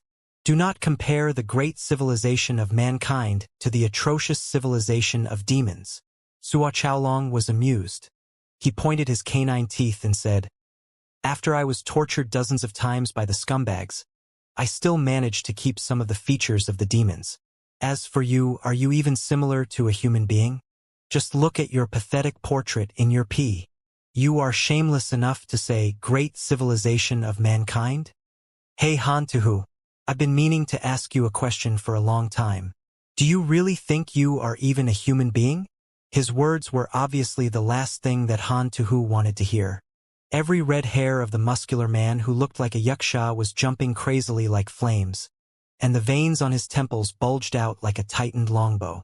He turned into a black hurricane and lunged toward Suochaolong. Boom! The two muscular guys collided brutally like two titans. Although they did not have magical equipment or weapons, their strength was unbelievably high. Every one of their attacks broke the sonic barrier and raised an overwhelming snowstorm. Now that the two leaders were fighting hard, naturally, their subordinates behind them would rather not idle by. They all cracked their knuckles and came at each other. What confused Liao most was that many soldiers of the Federal Arm were showing the distinctive features of demons along with inhuman roars. Meanwhile, many demons were surrounded by vague spiritual energy when their blood was boiling, and their muscles were bulging out. This is rather chaotic. Liao did not even know how he should comment on the battle between the two teams of captives. Those captives were truly strong. Judging in the standard of the cultivators, even the weakest of them were in the high level of the refinement stage, and most of them were in and above the building foundation stage. As for the two leaders, namely Han Tuhu and Suochaolong, they were even in the core formation stage. They're almost another netherworld watch. Liao pondered for a moment and basically sorted through the origins of the captives. The Flying Tigers Legion, commanded by Han Tuhu, and the Blood Lion Battalion, commanded by Suochaolong, were certainly the elite troops of the two parties in the war. At the end of the Battle of Dawn, the coalition army of the demon race that marched into the Heaven's origin sector collapsed. The Blood Lion Battalion was probably in charge of covering the retreat, and the Flying Tigers Legion was leading the charge and attacking them all the time. Both of them suffered heavy casualties in the dark desolate domain. But they did not know that the Battle of Dawn was merely Elder Netherspring's scheme to get more test subjects. The Blood Lion Battalion and the Flying Tigers Legion, both of which heavily wounded, naturally became the best prey and were fished up by Elder Netherspring. Eventually, they were secretly shipped to this place. Here, they had all gone through the harshest of experiments. Most of the soldiers had been killed. The lucky survivors who gritted their teeth through the multiple modifications were certainly the strongest of them. Because of the enhancement of the weird strengthening drugs and techniques, their capability had soared exponentially. That was why such tough captives existed. In the snow world, the captives, despite their lack of weapons, were fighting hard as if they were in crystal suits and biochemical beasts. Liao was shocked and curious. The captives are too strong to be trapped by the triple defenses of the frost thorns, the high-voltage electric web, and the demonic plants. There are bound to be more restraints. Why is the Netherworld Watch not stopping the fight between the captives? There are guards everywhere on the towers around, right? They must be testing the battle data of the captives in a natural environment. The captives belong to two different groups that are at loggerheads. If they are in conflict, preferably with some of them killed, it will be easier for the management of the Netherworld Watch. Classifying the captives into different groups that were hostile to each other and placing them together was an old trick in the prison to balance the prisoners in the internal strife. The pressure on the guards would be significantly reduced. After a 5-minute-long fierce battle, there was blood everywhere on the snowy land. Finally, the guards of the Netherworld Watch in the towers blew their whistles lazily. Circles of electric arcs swirled fast along the spiritual stripes and spiraled from the bottom of the 108 bronze pillars. When they reached the top of the pillars, they spurted out quickly and hit the locks on the necks, wrists, and ankles of the captives precisely. Z, Z, Z, Z. The locks turned out to boast the ability of enhancing the power of the electric arcs. The electric arcs that were shot at them instantly split off into thousands more and covered all the captives like an overwhelming electric web. With the boost of the 108 bronze pillars, the electric arcs were being generated unceasingly at a higher and higher voltage. The uncanny attraction force grabbed all the captives. The captives who were relatively weaker were already foaming because of the electric shot. The leaders of captives that were mauling each other felt goosebumps all over their bodies, too.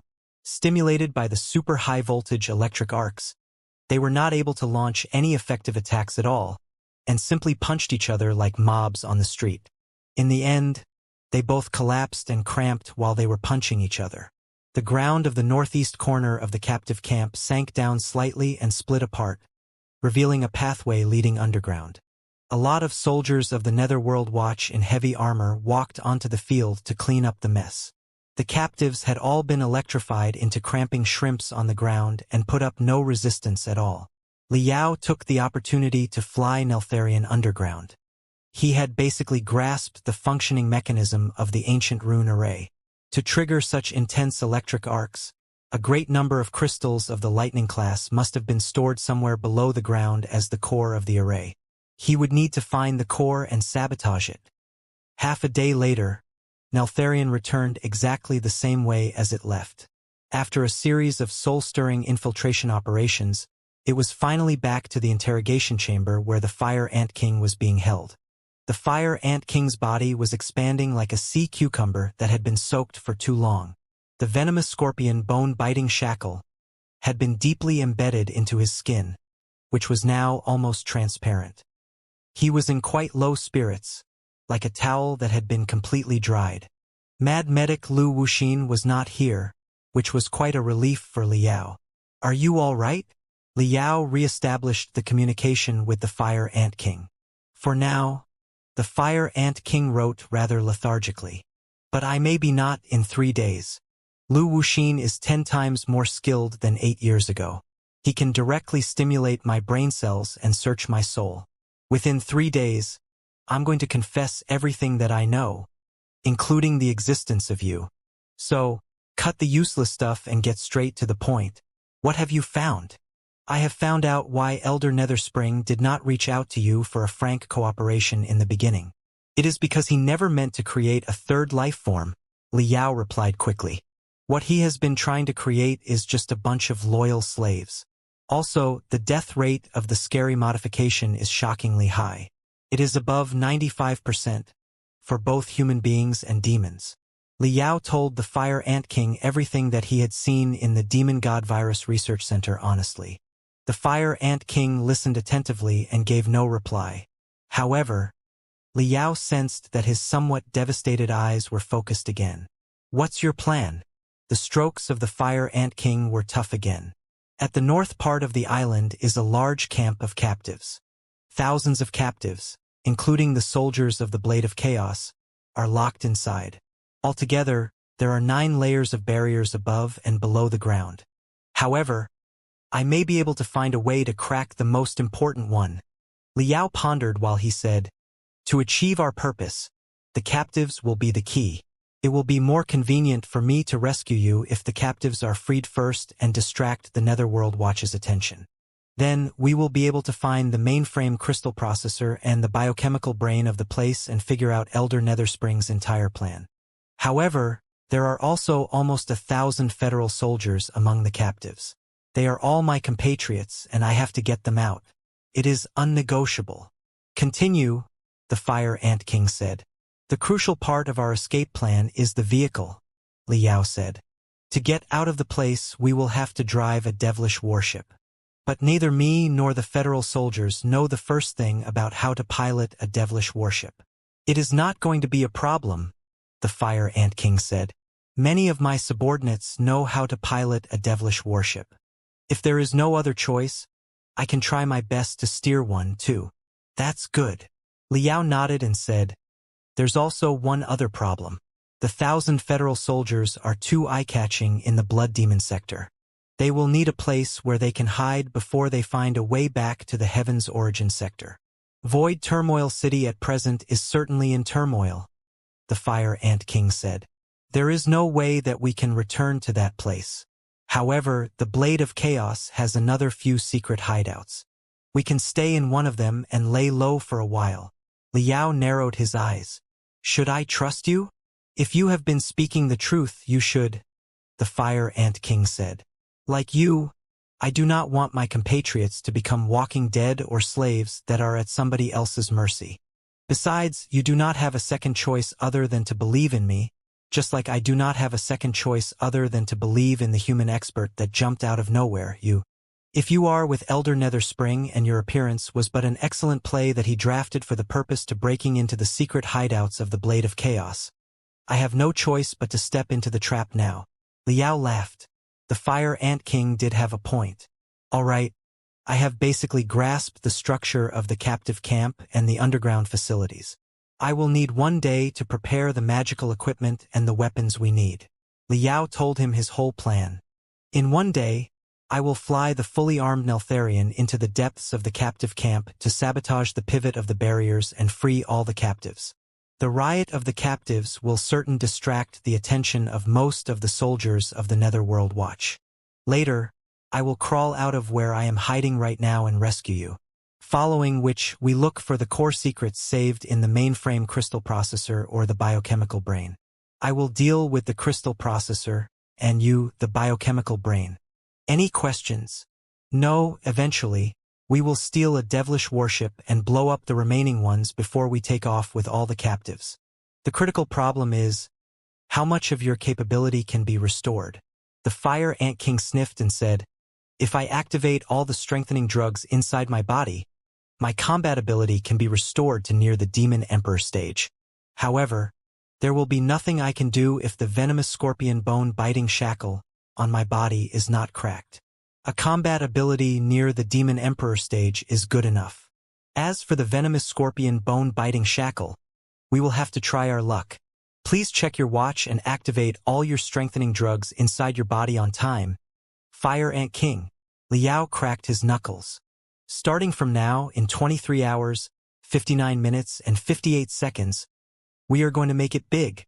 An hour later, Neltharion returned to the warehouse of biochemical beasts, which was on the -26th floor of the Netherworld. At this moment, Liao finally had the chance to crawl out of the super-corrosive stomach of the lightning boa. He did not forget to leave several souvenirs in the throat of the lightning boa. If the lightning boa was used by the Netherworld Watch in a battle in the future, the outcome would certainly be very touching. Neltharion hovered above the warehouse of biochemical beasts and located 9 surveillance biochemical eyes in total. After calculating all their angles, Liao held his breath for half a minute before moving the button on the cover inch by inch with his magnetic magical equipment and Neltharion. Finally, he was out of the beast. Like a ghost, before the biochemical eye turned toward him, he dashed out of the biochemical beast container and hid in the narrow gap between 2 containers, breathing in silence. He had constricted his bones and muscles, making himself no larger than a cat, in order to leave enough space for his arm. His fingers were vibrating at a high frequency of more than 5,000 times per second. Very soon, the scent of something being burnt could vaguely be smelled. It was the scent of his skin being slightly roasted due to the high frequency rubbing against the hair. It was Liao's warm-up. The warm-up is done. Now start the preparations. Liao blinked. Golden colors were flashed quickly in the depths of his eyes. Now that he was in the superlative height of the core formation stage, he could project whatever was his mind to his retinas. He could see hundreds of light beams before him. On the illusionary light beams, the map of the island above and below the ground, the 47 hypothetical structures of the venomous scorpion bone-biting shackle, and the inventory of the 300 items that he was planning to modify and assemble were all displayed clearly and orderly. All the images were jumping and changing quickly on his retinas. Liao divided his computational ability into computation, analysis, and combination simultaneously. 1/3 of his computational ability was integrating the 3D map of the Netherworld and simulating all the scenarios that he could possibly run into in the operation tomorrow by means of wargames. Liao assumed that the standard force of the enemy was 5,000 soldiers of the Netherworld Watch and 3 experts in the Demon Emperor stage, Lu Wuxin, Despot, and Swirl. Then, he improved the difficulty of the game by 30% on such a basis while he calculated his plan and countermeasures under various circumstances. 1/3 of his computational ability was trying to recall the refining style of Solar Eclipse Xianxia and the traditional style of the refining department of Deep Sea University. Although Zhang Xiaoyang had made remarkable progress compared to the past, the habits and techniques that he had developed since childhood were too deeply rooted to be wiped out, even if they could be covered temporarily. Liao was now an expert in the superlative height of the core formation stage and a master of refining. But some of his habits still showed traces of the magical equipment graveyard where he learned the arts of refining in the beginning. What Liao was going to do was look for the familiar style that Jiang Shaoyang covered up before he found a way to counterattack. I have always felt that Jiang Shaoyang's refining style is quite similar to mine. Then, if I was going to craft a piece of magical equipment that was meant to confine the nascent soul stage cultivators and the demon emperors, what would I do? Brand new structural designs were popping up inside Liao's brain. The bright golden lines seemed to be alive and were extending to infinity, cleaving, curling, connecting, and colliding. The last third of his computational ability was dedicated to the micro-adjustments on Neltharion with his hands. Neltharion was a training starship from the era of the Star Ocean Imperium with the purpose of raising captains of a warship. Theoretically speaking, Neltharion could do whatever tactical movements a real multipurpose exploration starship could, even including a barrage of the main guns. However, since Neltharion was too small, the crystals and ammunition that it could carry were quite limited. The main guns of the model did not boast much damage. One barrage was no better than a normal attack of a cultivator in the refinement stage. It was better to significantly enhance the power rune arrays of Neltharion and steer it at high-speed speeds in order to pierce through the enemy like a flying sword. Therefore, back when Liao was still in the Flying Star sector, he had already performed a full modification on Neltharion. Like with Sparkle, the unhelpful main guns of the model were removed, replaced by a tiny drill of mystic rays. The stealth and scouting abilities of Neltharion had been improved, too. Since the drill of mystic rays could dig through the toughest mother loads, it was certainly able to pierce through the head or chest of an enemy. What Liao was trying to do now was modify a secondary cannon below the body of Neltharion into a pen of mystic rays that could continuously shoot mystic rays of a low energy level. By controlling it remotely, Liao would be able to manipulate Neltharion to carve rune arrays from a long distance. Other than that, 10 oriented crystal bombs that were made of marrow crystals were held on the body of Neltharion, which was no larger than a finger. The bombs might not have been powerful enough, but if they were installed at critical locations, they would significantly interfere with the normal functions of a large magical equipment system. Those were all the weapons on Neltharion. Shwa! 11 minutes and 9 seconds later, Liao finished considering. His hands picked up almost 100 components as quick as a storm and started assembling them.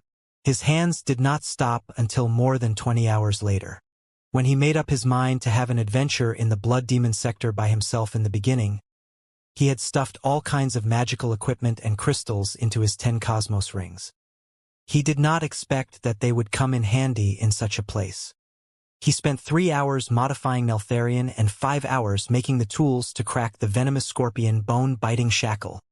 In the remaining time, other than building the necessary ancillary magical equipment, he was fully dedicated to assembling and modifying the crystal bombs and almost used up all of the materials inside his 10 cosmos rings. I really can't wait any longer. After he put the last crystal bomb back into the cosmos ring, Liao finally struggled to stretch out his arms for the first time in the past day and night. He opened a bottle of medication drugs with his teeth, took half the drugs orally, and sprayed half of them onto his hands, which were now bleeding profusely. Burning sounds were echoing non-stop. Sensing the itching as the new flesh grew quickly, Liao felt his heart beating fast. His head seemed to be filled with crystal bombs, which were blowing up one after another. When he thought of the countless soldiers of the Netherworld Watch that were about to be blown into the sky, their internal organs blossoming like fireworks, Liao could not have felt more excited. Liao slightly frowned. His telepathic thoughts entered deep into his brain, and he gazed at the mental devil. "You are trying to influence me without me knowing again, aren't you?" The mental devil blinked innocently. "Should I stop? Forget it." Liao licked his lips and wetted his throat that was about to be burnt with his saliva and blood. He let loose part of the restraints on his soul so that the strength of the mental devil could nurture the crimson left eye incessantly. "Today, you don't need to." 1 hour, 23 minutes, and 57 seconds passed. According to the calendar of the Blood Demon sector, It was 10:32 and 33 seconds a.m., March the 7th. At this moment, Elder Netherspring was exchanging a secret agreement with Jean Tui, the new commander-in-chief of the coalition army of the demon race, in a secret chamber of the headquarters of the Pantheon of Demons. After they exchanged a drop of each other's heart-tip blood and swore a blood oath, they both put on a mysterious, meaningful smile. With the full support of the Netherspring Kingdom and the Kingdom of Lion Butchers, the Red Tide operation has got off to a good start. It won't be long before the Heaven's Origin sector becomes ours. Jean Tui could not have sounded more excited. Yes, the Heaven's Origin sector is destined to be ours. Elder Netherspring's eyes passed Jean Tui's shoulders and pierced through the thick eyes, staring at the future that was not far away. At the same moment, deep inside the icy, stormy ocean 100,000 kilometers to their north, in the middle of the savaging gales and turbulence, from the south of an inconspicuous lone island buried in snow, Neltharion flew out of the underground world quietly again, heading toward the north. The captive camp was exactly the same as the day before. The fierce battle yesterday did not leave many wounds on the muscular, monstrous captives. However, the two groups were even more clearly divided right now. Everybody was tormenting the hardest rocks with all their strength in silence. The air was so intense that it could have frozen at any moment. Liao saw Han Tuhu and Sua Chaolong, the two leaders of the captives. After only a quick look, the two of them were glaring at each other across the boundary, right in the middle like two roosters, and cursing in the most profane language. Even the frigid wind was not enough to shut their mouths. They were also spitting noisily on the ground nonstop. Liao had thought to reach out to Han Tuhu in advance so that he could be prepared, but he eventually dismissed the idea after much deliberation. He did not know Han Tuhu very well. However, judging from his reactions the other day, he was certainly a bit radical and fractious after being modified into such a horrific appearance through the harsh experiments. It would be terrible if he showed any openings when he was not in a good mood. Liao had no doubt that countless pairs of eyes were gazing at the prisoners in places that he could not see. But Sua Chaolong's demon captives are in quite an awkward position for me. If possible, Liao had hoped to bring away part of the demon captives, too. The reason was simple. Since Sua Chaolong was the commander of the Blood Lion Squad, an elite troop of the coalition army of the demon race, he was certainly a noble of the Kingdom of Lion Butchers. He was walking evidence to prove Elder Netherspring's scheme. However, Sua Chaolong was apparently very hostile against human beings. As a silver blood demon, he was not particularly fond of the black blood demons and the chaotic blood demons who also caused the crushing defeat of the Battle of Dawn. He was like an unpredictable time bomb. Liao was not sure what was on his mind at all. I can only play it by ear now. Steering Neltharion, Liao dived into the cold ocean. The previous day, he had examined the internal structure of the captive camp. Since it was large enough for tens of thousands of captives and guards to live in, the ventilation and drainage facilities were necessary for them to survive in the underground environment. Liao tried compromising the ventilation facilities, but the few tubes that he located were all guarded by highly sensitive rune arrays. So he had to make plans with the drainage facilities. The tens of thousands of captives that were locked inside the camp would certainly produce a huge amount of bodily waste on a daily basis, most of which was directly discharged to the icy ocean through a canal below the surface of the ocean. Every drainage canal was more than half a meter in diameter and easy for an adult to crawl in. Therefore, Elder Netherspring had deployed dense crystal wires on the exit of the drainage canals with defense rune arrays that could send powerful electric arcs and freezing coldness over to the web. If Liao damaged the crystal wires, the guards above would certainly sense it. The holes between the crystal wires were too small. Liao was not confident that he could sneak through them in Neltharion without alarming anyone. However, it was not a problem for him. He steered Neltharion deeper into the water, until he was 700 meters below the surface of the ocean. He waited patiently in a trench for a moment and discovered an eel that was more than half a foot long and almost transparent. Such eyeless bright blue demon beasts whose heads and tails were barely distinguishable were known as ghost head ice eels. It was one of the few demon beasts that could live in the icy ocean of the North Pole. Such a frigid place was not actually very suitable for their survival, but Liao estimated that the drainage and garbage that the netherworld discharged had certain nutrition, which attracted the ghost head ice eels to swim here in no fear of the coldness and the turbulence. Generally speaking, the ghost head ice eels like to live between 300 meters below the surface of an ocean and 800 meters, where there was no sunlight. But when they were hungry, they would also risk moving up to 100 meters below the surface of an ocean in search of food. The exits of the drainage canals that contained a lot of garbage were certainly among their favorite places. It was not unusual for the ghost head ice eels to crawl into the exits, only to touch the crystal wires by accident and be executed by the electric arcs and the frost. During his investigation yesterday, Liao had found half a bone of a ghost head ice eel in one of the exits of the drainage canals. He had pondered carefully and finally figured out the reason. Swoosh! When the ghost head ice eel in front of him opened its mouth, devouring the underground sand before it and sucking the nutrition, Neltharion turned into a streak of brightness and stabbed into its mouth. The ghost head ice eel jerked hard, but it had been slain by Neltharion instantly. Neltharion crawled into the mouth of the ghost head ice eel and swam toward one of the drainage canals with the demon beast as the best camouflage. When he drew close to the crystal wires, Liao did not dodge at all. He simply crashed into them as if there was nothing in front of him. Chi! Chi! Chi! Chi! Deep blue electric arcs immediately burst out of the crystal wires, shocking the ghost head ice eel, whose transparent appearance was now dead gray, and turning it rigid. But Neltharion had taken the opportunity to crawl out of the ghost head ice eel's mouth and pass through the crystal wires successfully. According to my analysis, the great array made of 108 bronze pillars should be a variation of devil-taming thunderous array. If that is the case, the circuit of the spiritual energy of the array should be a reversed heptagon. The ancient cultivators 40,000 years ago did not know spiritual stripes as thoroughly as modern people do.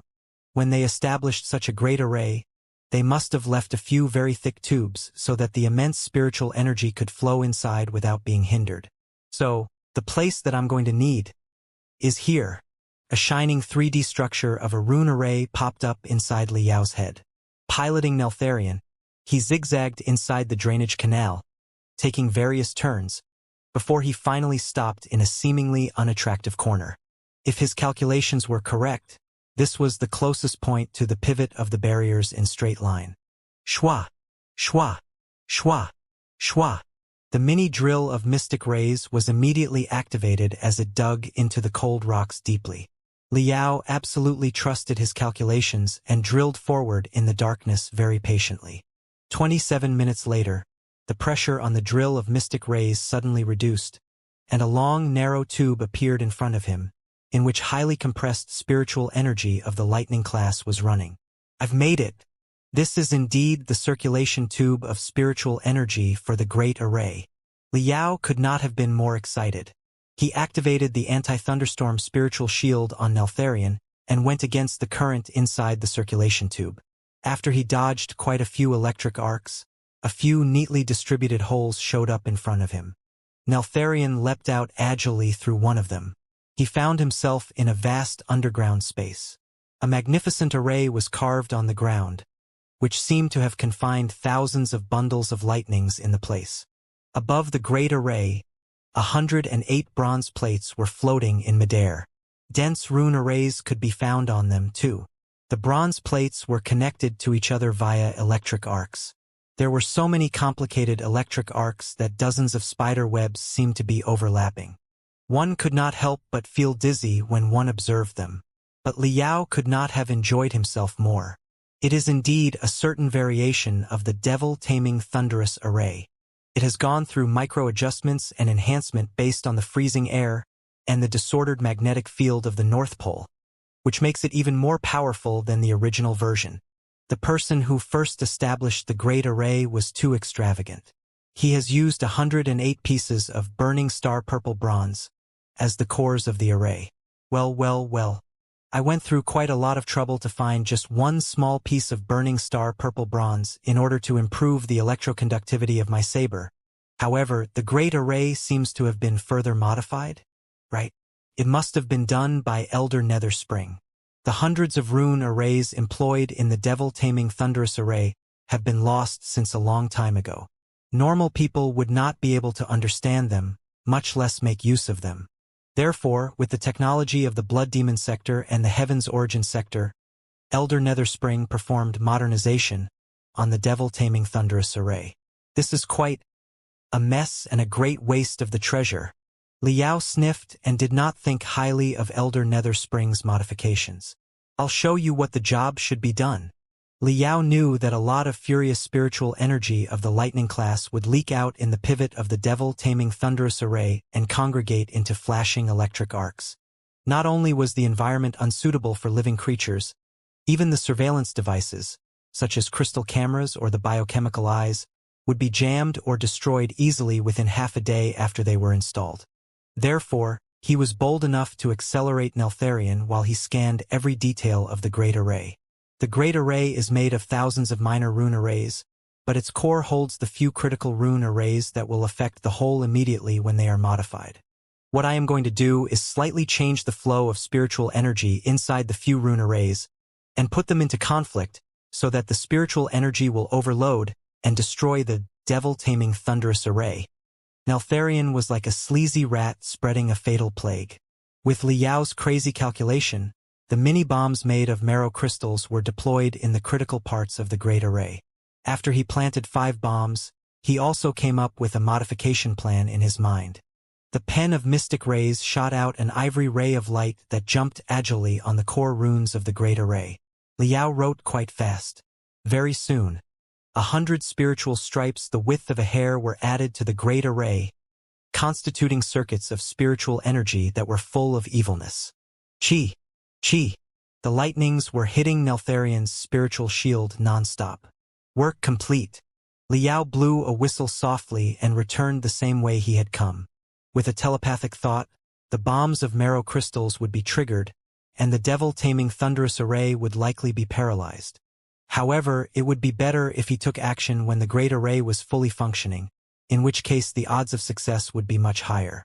Liao figured that it was time for him to greet Han Tuhu now. Beep, beep, beep, beep. When Neltharion returned to the drainage canal, however, Liao heard hasty buzzes deep inside the captive camp. Something serious seemed to be happening. Are you kidding me? After Neltharion crept out of the icy ocean and flew to the sky again, Liao was truly dumbfounded by what he saw. The human and demon captives were fighting again. This time, the battle was even more fierce than yesterday. The two parties were like sworn enemies. They were all mangling each other hard, scratching with their claws and biting with their teeth. Some of them were stabbing their enemy's eyes, while their enemy was kicking their groin. It was hard to tell which of them were humans and which ones were demons. This is not good. Liao was more than anxious. Judging from the fierce battle between the two groups of captives, they would not attack the guards even if he destroyed the devil-taming thunderous array. Han Tuhu and Sua Chaolong, the two leaders, were fighting with all their fury now. Their every attack would cause a minor earthquake inside the captive camp. Footprints that looked like craters covered the ground because of their sprinting. Z, Z, Z, Z. The 108 bronze towers released immense electric arcs one more time. 10 seconds later, all the captives except Han Tuhu and Sua Chaolong were lying on the ground, cramping like shrimps.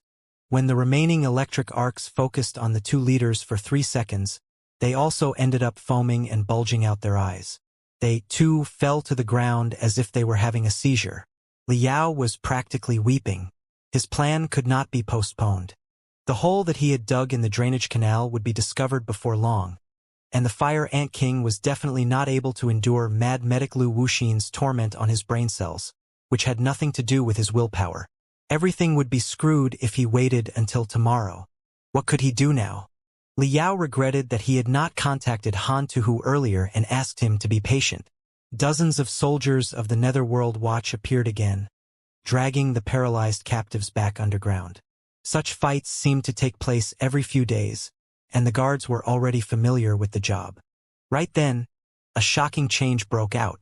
When a few soldiers of the Netherworld Watch walked to Han Tuhu and Sua Chaolong, the two leaders, who should have been concussed because of their previous fight and also suffering from electric shock, jumped to their feet simultaneously. Do it! The two of them bellowed at the same time while they accelerated to their maximum speed, which was 3 times higher than previously. They had been concealing their capability. After multiple rounds of genetic modifications, they had a higher capability than that of the normal soldiers of the Netherworld Watch. The soldiers had also been under the illusion that they were mortal enemies and thought that they were heavily wounded. Caught unprepared, the soldiers were hit precisely. Chi. One of the soldiers of the Netherworld Watch was going to drag Suo Chaolong's legs, only to be strangled when the captive turned around abruptly. The soldier was struggling hard, but Han Tuhu moved behind him quietly and stabbed the sharp claw into the back of his head.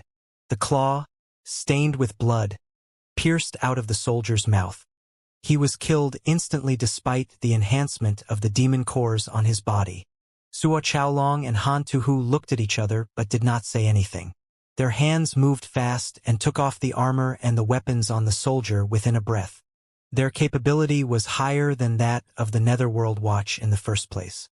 With the help of the weapons, they were even more daunting as they lunged to the flanks with a roar. Control the gate. Do not let the gate be closed.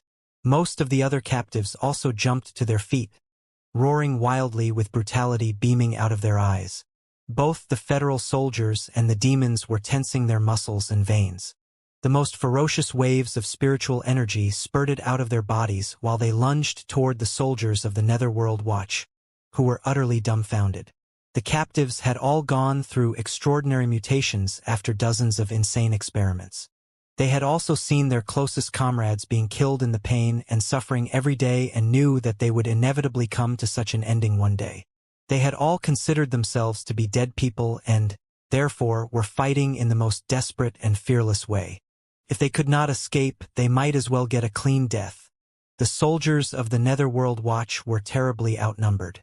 After slaying a few captives, they were soon swallowed and torn apart by the crowd, their weapons stolen.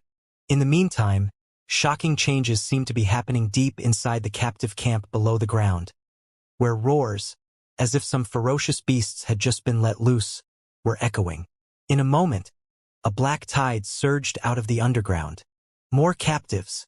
The federal soldiers were mixed with the demon captives.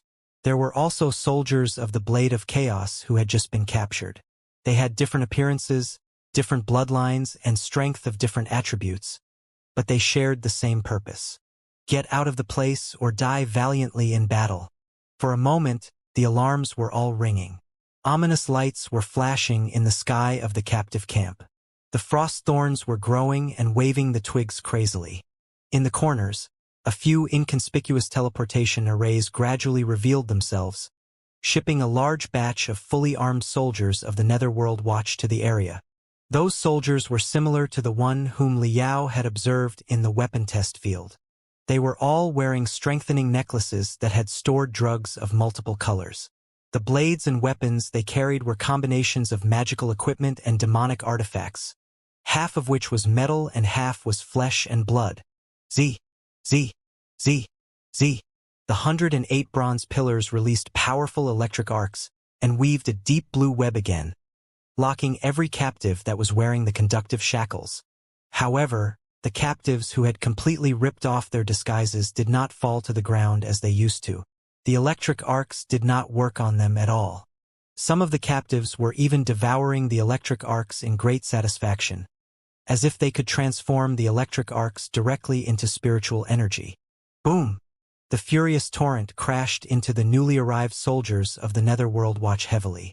Most of the captives were unarmed, but they held the absolute advantage in numbers, with 3 to 4 captives attacking one soldier of the Netherworld Watch. Teeth, claws, tails, horns. The inhuman modifications had endowed them with natural weapons all over their body. Han Tuhu and Suo Chaolong, the two leaders, were cooperating so neatly, one on the left and the other on the right, that they seemed to be comrades who had fought side by side for decades. They made the arrowhead of the torrent. Even the elites of the Netherworld Watch were no match for the captives. Liao felt that his blood was boiling while he watched. There was hope again. He activated the mini-marrow crystal bombs without any hesitation. At the south of the lone island, The control center of the netherworld was displaying the picture of the Great Prison Break precisely from almost 100 different angles, thanks to the most state-of-the-art magical equipment and demonic artifacts of both the Blood Demon sector and the Heaven's Origin sector. Crystal processors were mixed with biochemical brains, and the light beams were working together with the neural electricity imaging system triggered by the biochemical brains. Lu Wuxin, Despot, and Swirl, the three commanders of the Netherworld Watch, were watching the live stream rather casually.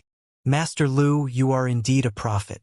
Those guys were truly hiding their strength, Swirl said with a smile. Of course. Lu Wuxin half lay on the seat comfortably, placing his legs on the desk, while he declared gloatingly, I am absolutely confident in my modifications.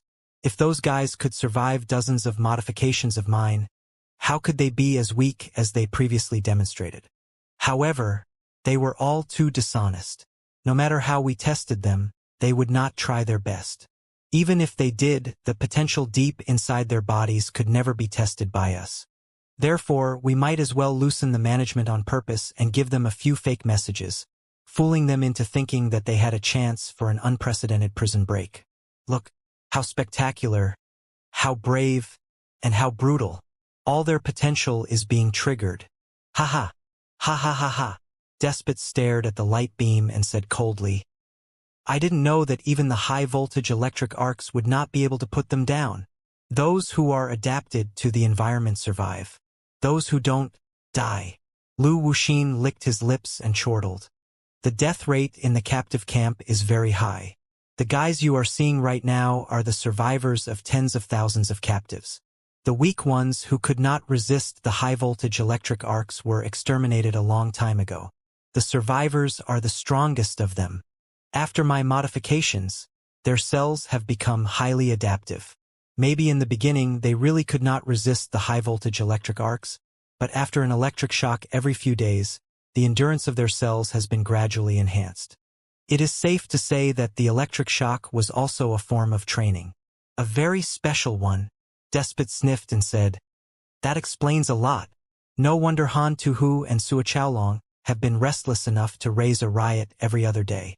Turns out they were training their anti-electricity abilities. There's more than that. I'm afraid that they were also communicating with each other and discussing their prison break while they were fighting. In the meantime, they could also learn each other's combat pattern so that their cooperation would be more flawless in the real operation, Swirl said in a smile. I anticipated that there would be a prison break. I also anticipated that the captives would be fearless of the electric shock. But I did not see it coming at all that Han Tuhu and Sua Chaolong, the two dangerous figures, would let go of their grudge and conspire with each other. With craziness shining inside his eyes, Lu Wuxin mumbled, Han Tuhu and Sua Chaolong are two of my most immaculate masterpieces. Han Tuhu was born in a military family of the Star Glory Federation. His ancestors have been serving the army for 500 years. Finally, when it came to his generation, he was appointed as the commander of Flying Tigers Legion, the best rapid response troop of the Heaven's Origin sector. He was one of the best soldiers of the Star Glory Federation. Sua Chaolong, on the other hand, was a noble of the Kingdom of Lion Butchers. His Blood Lion Battalion gained its fame through mountains of corpses and oceans of blood. They were the representatives of the best warriors of the Blood Demon sector. The two of them are certainly not the muscly, brainless boors.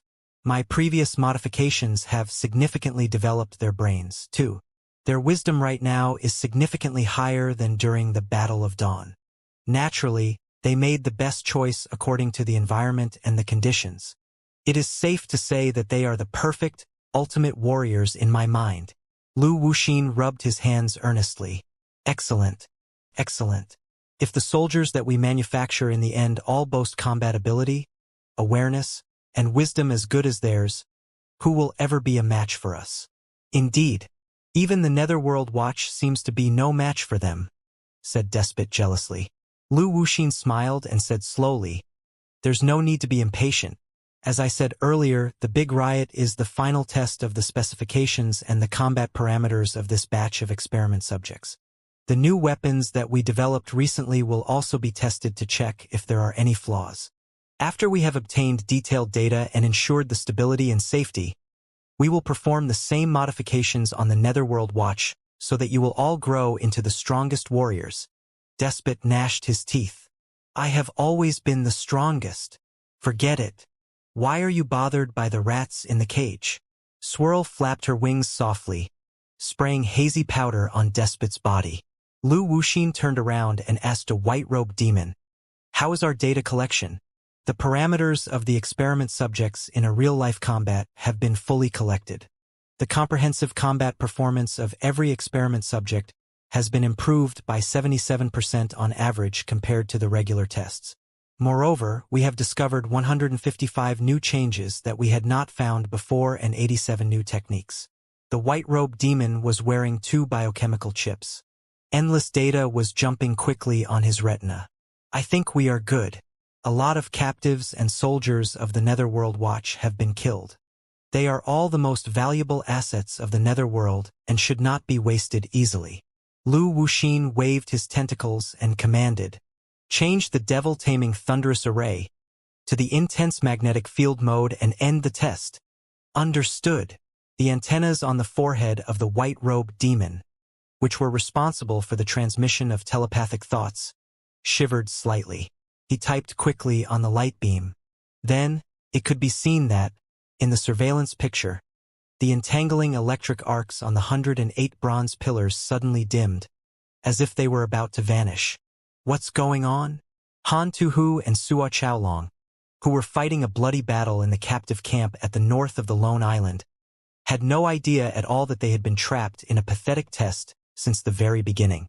They only felt that the electric arcs that were bombarding their bodies had suddenly weakened, which significantly reduced their pressure.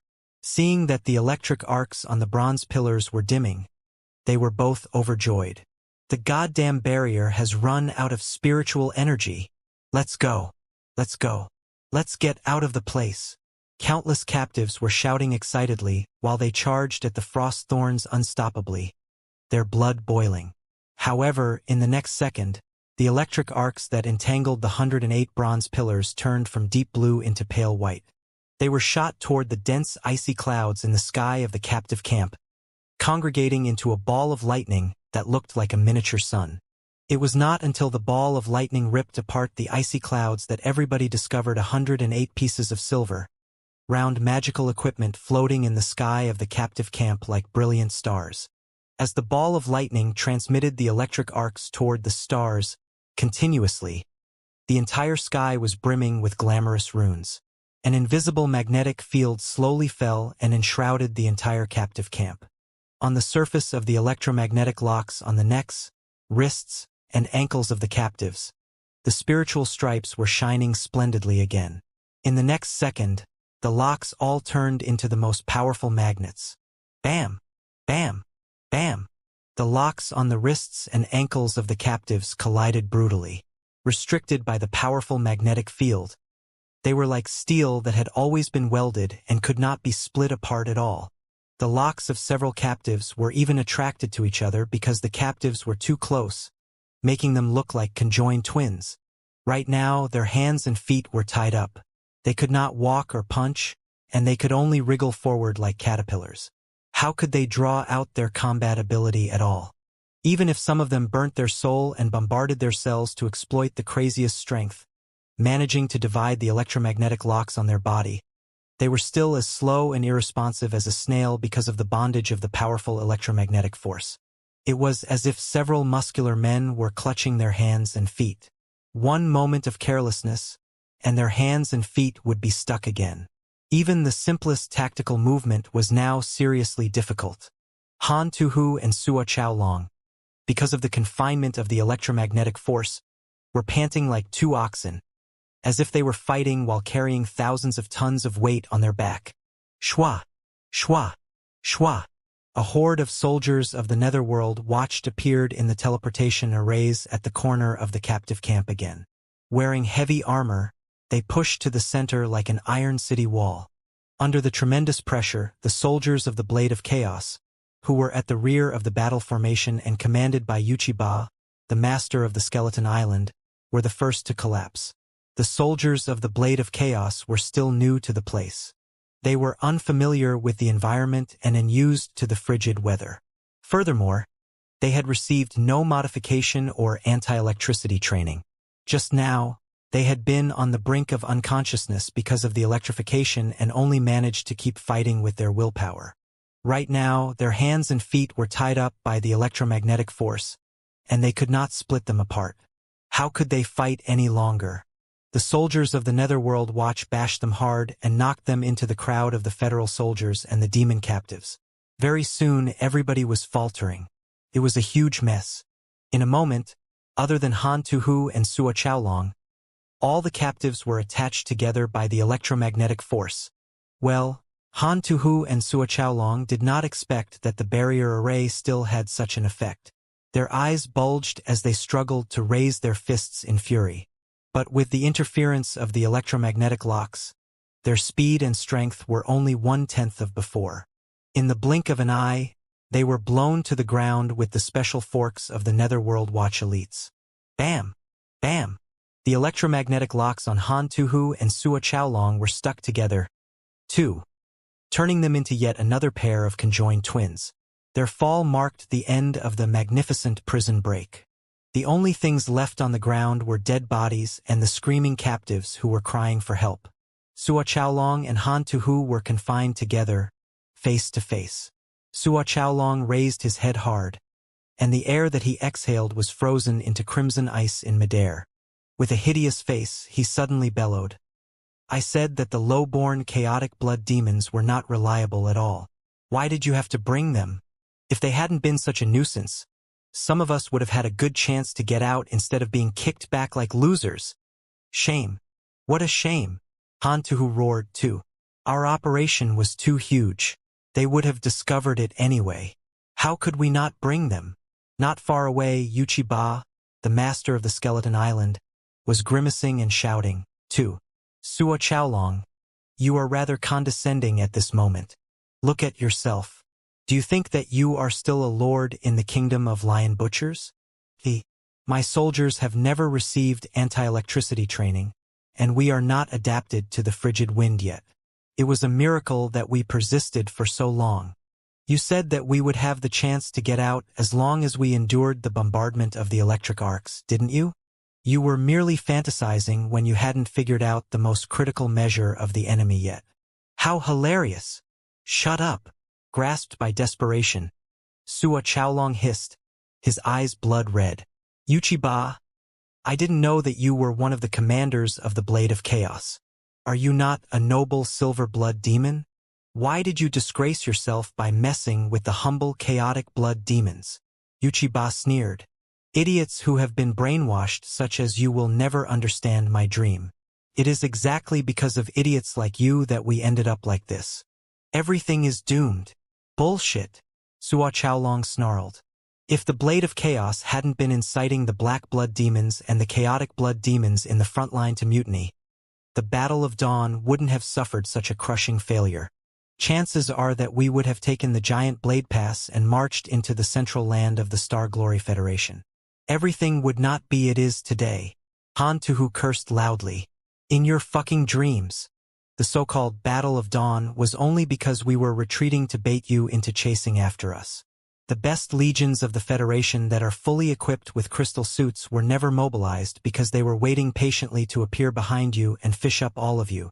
If you hadn't run so fast, we would have devoured every one of you. Taking down the giant Blade Pass? Just wake up already, scumbag. Asshole. Hairless monkey." Now that their hope was gone, the captives in all the three groups were cursing each other aloud, letting out the depression and desperation in their hearts. Inside the control center of the Netherworld, Swirl was blinking her attractive eyes. "They are quarreling again. Is this another act?" "Unlikely." Lu Wuxin extended one of his tentacles into his mouth and chewed it while he smiled. "They are sworn enemies in the first place. Just now, they were merely cooperating with each other while trying their best to hold back their disgust when there was a common purpose.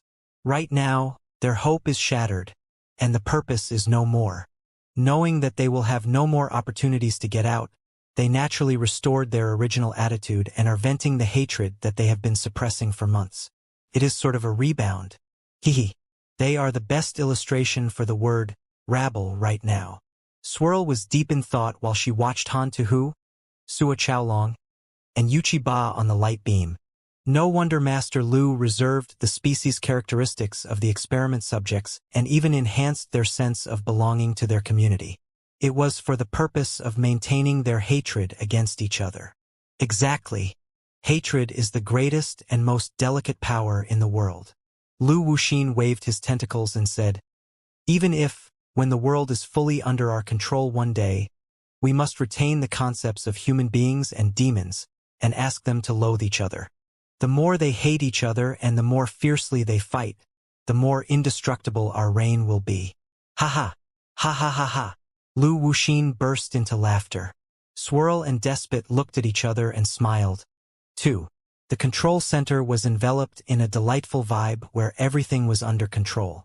Right then, the white-robed demon who was responsible for the devil-taming thunderous array suddenly stopped typing and exclaimed in shock.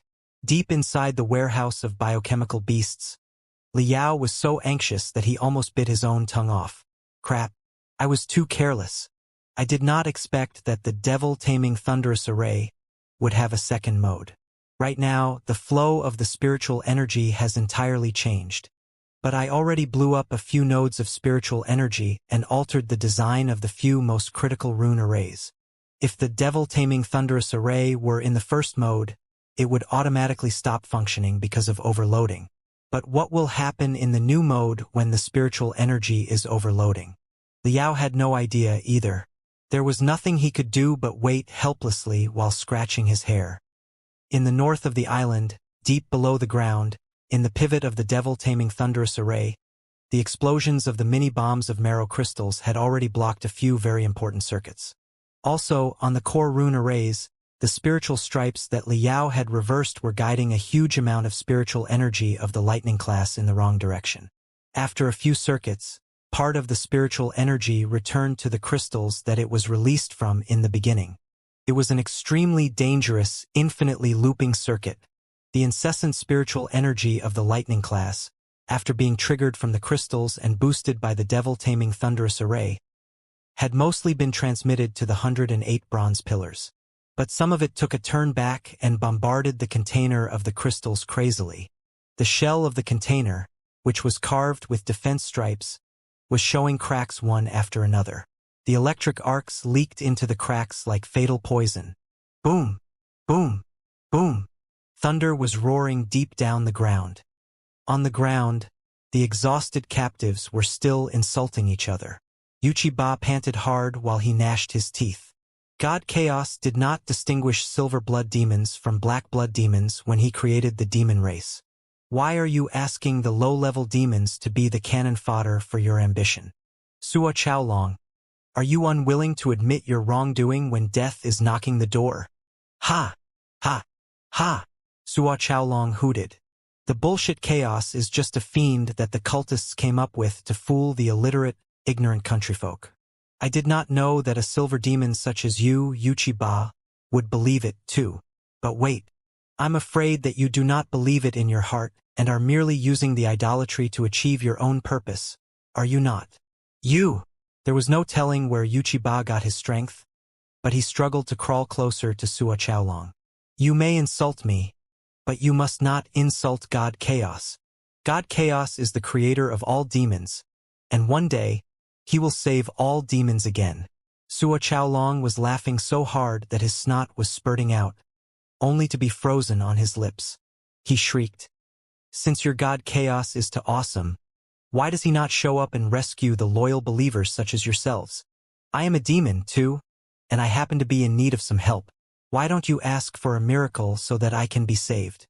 If your useless, imaginary God can give me a sign right now and get my brothers out of this wretched place, not only will I repent, I can even become one of his worship." Before he was able to finish his sentence, Sua Chaolong had already bitten his tongue. The entire earth suddenly shook violently, as if a ferocious beast had hit the island from the bottom of it, forcing the island to jump upward more than 10 meters before it fell down again. In the moment, everybody experienced the loss of gravity. Some of them were even almost 20 centimeters from the ground. Boom! Crack!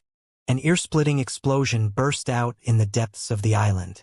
Despite the thick rocks, everybody felt like a crystal bomb had been detonated right beside their ears. Walla! Walla! Walla! Dozens of bronze pillars suddenly fell back into the ground. The soil around them collapsed on a large scale, too. Dazzling lightning flooded out of the burrow like a spring of magma. Very soon, the saplings of lightning grew into magnificent trees. The collapses were expanding continuously. Eventually, dozens of collapses joined together and gave birth to a large hole almost 1,000 meters in diameter. A corner of the camp was seriously damaged. Within the range, all the frost thorns, high-voltage electric webs, bronze pillars, and demonic plants at the periphery vanished into thin air. If one were to look down from one side of the hole, they would see the different floors of the underground captive camp that looked like a honeycomb. A lot of captives had been locked too deep below the ground to escape to the surface through the narrow entrance with their fellows in the beginning. But right now, they were all bathed in the freezing, blowing wind and looking at the gloomy sky, as dumbfounded as rigid penguins. At the bottom of the giant hole, there should have been the pivot of the Great Array, a warehouse of crystals, and an area where a squad of the Netherworld Watch and dozens of biochemical beasts were stationed. But the place had turned into a black hole of death because of the furiously flowing electric arcs. The capacity of a teleportation array was limited. The entire squad of the Netherworld Watch had been gathered, prepared to be teleported to the surface together. But before they had the chance to scream, they had been ripped apart by a dragon made of billions of electric arcs and devoured without leaving a single bone. Suo Chaolong, Han Tuhu, and Yuchiba looked at each other in bewilderment. Their lips trembled for a long time, and their throats seemed to have been stuffed with ice. They failed to come up with anything for a long time. Pa! Pa! Pa!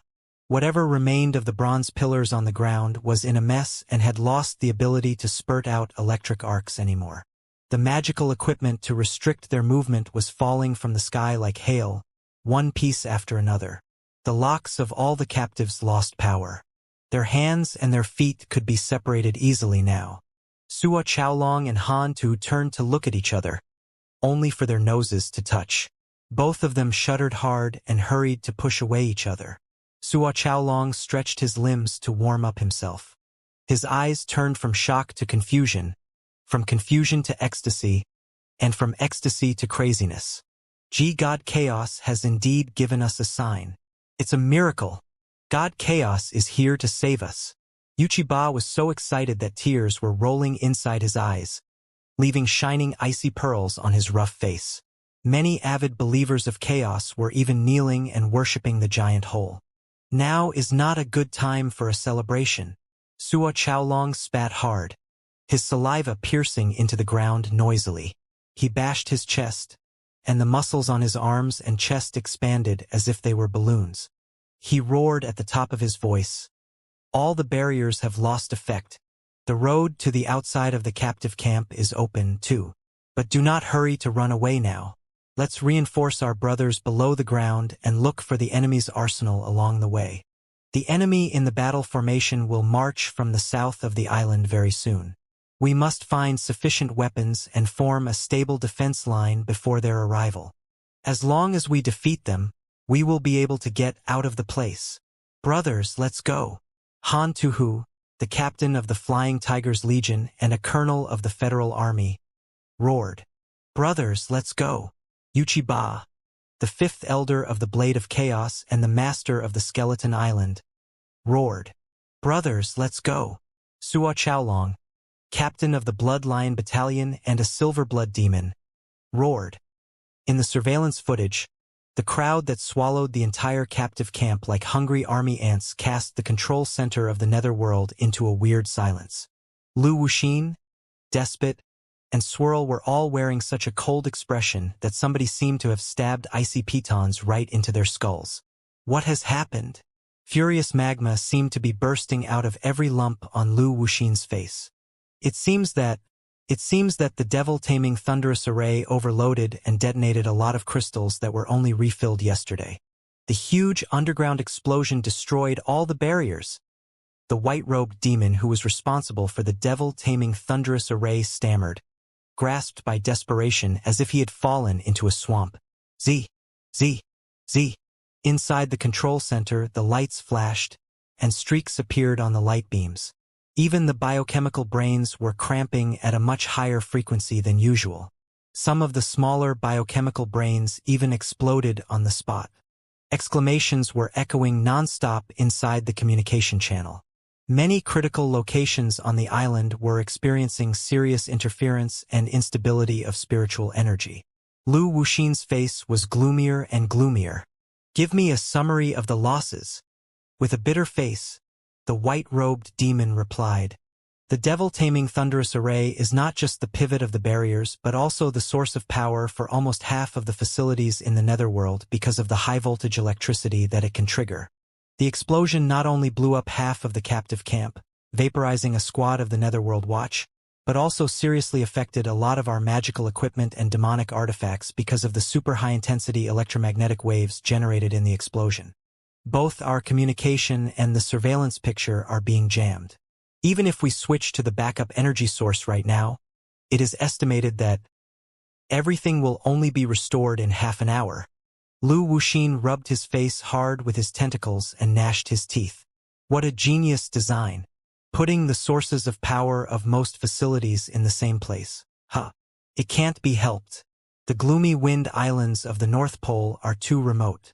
It is very difficult to ship assets to this place. Also, because of the cold weather, every building needs heating, which is a great consumption on crystals, too. The white-robed demon argued, not very confidently. Since the devil-taming thunderous array can generate tremendous electricity incessantly, there was no reason for us to waste such a precious energy source. Lu Wuxin glared at him. The tentacles all over his body were expanding and reddening like infuriated cobras. He seemed to be of a mind to strangle the white-robed demon at any moment. However, he finally calmed himself down after he took a long, deep breath. He waved at Despot and Swirl. "Suppress the riot of the experiment subjects as soon as possible at whatever cost." "Including killing every one of them?" asked Despot. Lu Wuxin hesitated. "Many of them have gone through special modifications and are very important for our research. If possible, please capture them alive." Despot and Swirl exchanged a look. They both knew that such a command would be a terrible restriction for the Netherworld Watch's actions. However, they also knew the importance of the experiment subjects to Elder Netherspring's plan. They both nodded and turned away, leaving. "Wait!" The moment before they left the room, Lu Wuxin suddenly shouted, with hideousness all over his face, "I will bring the things and go with you." In the underground of the Netherworld, inside the warehouse of biochemical beasts, the alerts were ringing more and more loudly. Dozens of soldiers rushed inside and activated the biochemical beasts before they sent the biochemical beasts to the ground via teleportation arrays. Above their heads, a vague streak of redness flashed past them at such a high speed that neither them nor the biochemical eyes that were being jammed detected anything wrong at all. Liao sprinted in a zigzagging path. Every monitoring biochemical I had been discovered by Neltharion in the investigation the day before yesterday. He moved forward, changing his posture all the time as if he were dancing, while he dodged the surveillance devices. Soon, he reached his destination, which was a lounge of the Netherworld Watch. Right now, the lounge was empty, but there were quite a few suits of the Netherworld Watch in the closet. Half a minute later, a soldier of the Netherworld Watch, who was wearing a black, leather cloak and a dark, anti-coldness mask, walked out of the lounge and strode toward the lift with his head held high after a turn. Although it was weird to wear such a huge mask indoors, considering that some of the soldiers were being asked to fight on the ground, the other soldiers might not grow suspicious of him. Beep, beep. The door of the lift was opened, but there were 3 fully armed soldiers of the Netherworld Watch inside. They were whispering to each other and did not pay much attention to Liao. The control system of the lift needed verify the hand of the taker before they were allowed to select a new floor. The 3 soldiers' destination, on the other hand, was the -6th floor. If Liao did not scan his hand, he would have to go to the same floor as them.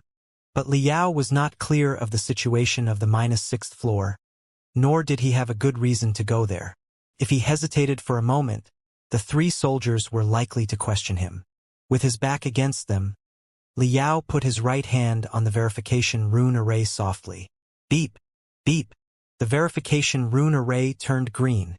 Liao secretly took a breath in relief and selected the floor where the Fire Ant King was locked. The 3 soldiers, after hearing the familiar sound, did not even bother to look at him anymore. When he was at the warehouse of biochemical beasts, Liao had been thinking about how he should go upward. The ventilation tubes were teeming with bugs and spiders, which was clearly not an option. The lift was apparently the most convenient way for him to go up. The real critical problem was that he would need the fingerprint of a soldier of the Netherworld Watch. However, it was not really a problem for him. In The Stormy Sword, the tutorial of burglary composed by Feng Yuzhong, a renowned space pirate in the Blood Demon sector, a lot of methods about how to scan a fingerprint and how to fake one had been recorded. Liao had searched carefully in the warehouse of biochemical beasts. Eventually, he had retrieved a fingerprint that was of similar size to his and relatively intact.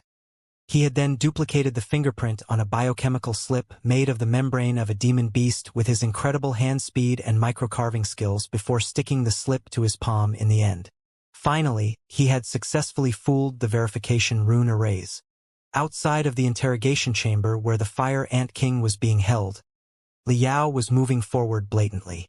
Meanwhile, Neltharion was flying right ahead of him, and whenever soldiers of the Netherworld who seemed vigilant showed up, he would change a route very naturally. Thankfully, the riot of the captives distracted most of the soldiers of the Netherworld Watch as he had expected. The floor that he was on was empty, with barely any guards. The door of the interrogation chamber was locked. Liao's face remained unchanged. He took out a cluster of liquid metal that looked like sticky plasticine and inserted it into the lock. He pressed hard, and the liquid metal immediately melted in and became as tough as iron under the vibration of spiritual energy in different frequency. He turned the metal. After a clicking sound, the door of the interrogation chamber was opened. Liao put the liquid metal away and stuck his left hand to his ear while he nodded and said, Yes, I understand. This place is no longer safe. The asset must be transferred immediately." While talking, he walked into the room. As it turned out, for tall and mighty soldiers of the Netherworld Watch were standing in the corners of the room. Judging from the demon cores embedded in their bodies, they were all experts no weaker than the high-level demon generals. The 4 of them had been asked by Lu Wuxin to watch over the Fire Ant King and immediately reacted when the door was opened. But Liao's words confused them and made them look at each other in astonishment and hesitate for a moment. A moment of hesitation was enough to get them killed. Pooh! Liao shot a streak of blueness out of his mouth, which turned out to be a hollowed metal ball that was spinning rapidly. The blue brightness enshrouded the entire interrogation chamber instantly like water. The moment when the ball shining, Neltharion darted toward the soldier of the Netherworld Watch that was furthest from Liao, triggering the drill of mystic rays to the maximum, and burst out of the back of his head through the center of the eyebrows. Cold brilliance flashed inside Liao's hands and circled around 2 soldiers' necks like 2 invisible feathers. Before they had the time to react, a long red line appeared on their necks, extending and immediately joining its own tail at the back. The 2 of them slowly collapsed against the wall while covering their necks. But not a single drop of blood flowed out before their eyes stopped rolling. The last soldier of the Netherworld Watch managed to unsheath his saber, the only guard able to draw a weapon. It was not until brooks of blood were flowing weirding in front of him that one would notice that his brain, vocal cords, and heart had been sabotaged by dozens of mica threads. Everything was finished within half a second. It was not until this moment that the door behind Liao was closed slowly.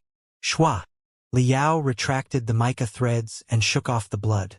The soldier of the Netherworld Watch collapsed to the ground, with dense spots of blood appearing on his face and his body. "It was you." The Fire Ant King, who was still bound to the operation table by the venomous scorpion bone-biting shackle, suddenly constricted his eyes and mumbled, I did not expect that you would be such a young nascent soul stage cultivator. Who are you exactly? I've studied all the experts of the Heaven's Origin sector in the nascent soul stage before, and I don't recall reading your files.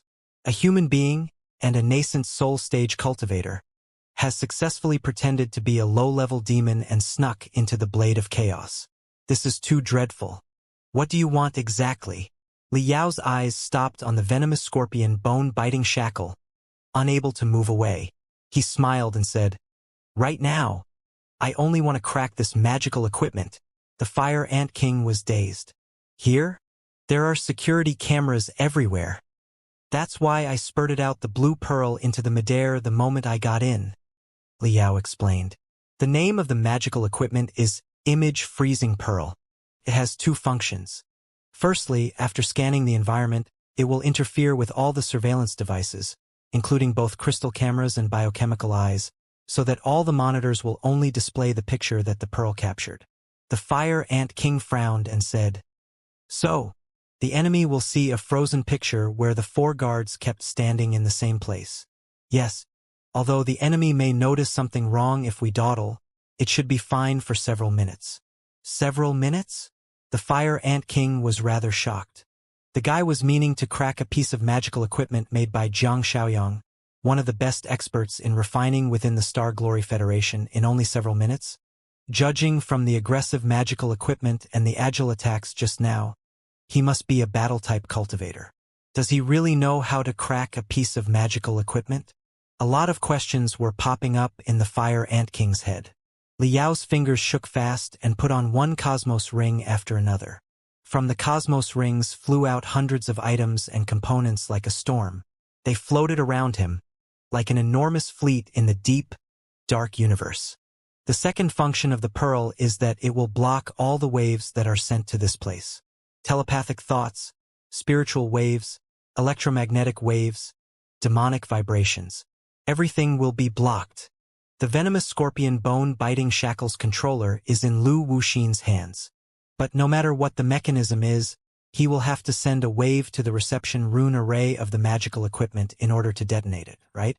It means that, as long as we block all the waves, he will not be able to detonate the venomous scorpion bone-biting shackle directly.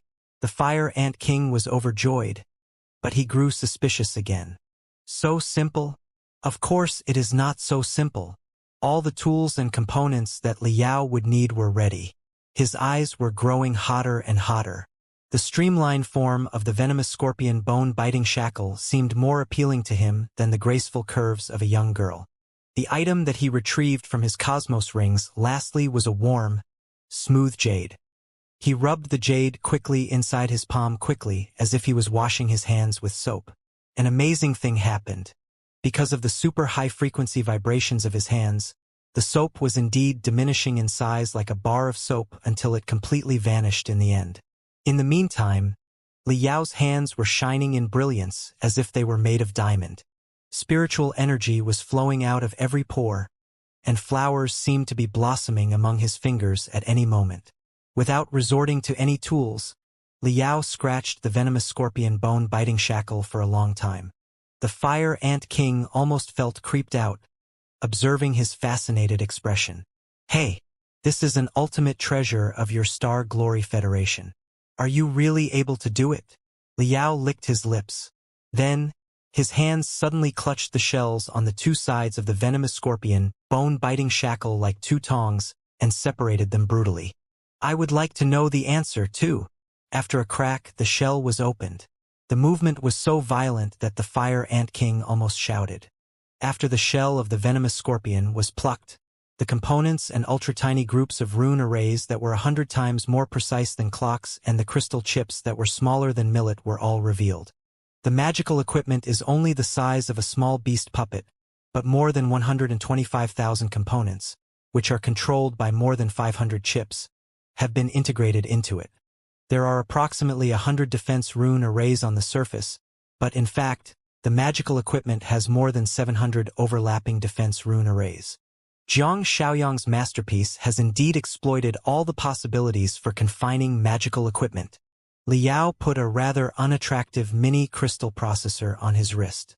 On a slot above the crystal processor was a long, narrow antenna. He aimed the antenna at the core part of the venomous scorpion and scanned cautiously for a moment. Very soon, glittering numbers were jumping out on the light beam of the crystal processor. 4 minutes and 36 seconds. 4 minutes and 35 seconds. 4 minutes and 34 seconds. Liao nodded in approval. There was great satisfaction in his eyes as he said, "As I expected." The Fire Ant King suddenly had an ominous feeling. "What is as you expected?" "The venomous scorpion bone-biting shackle has adopted a dual control system. As I expected," Liao explained. "Under normal circumstances, it will be remotely controlled by the controller.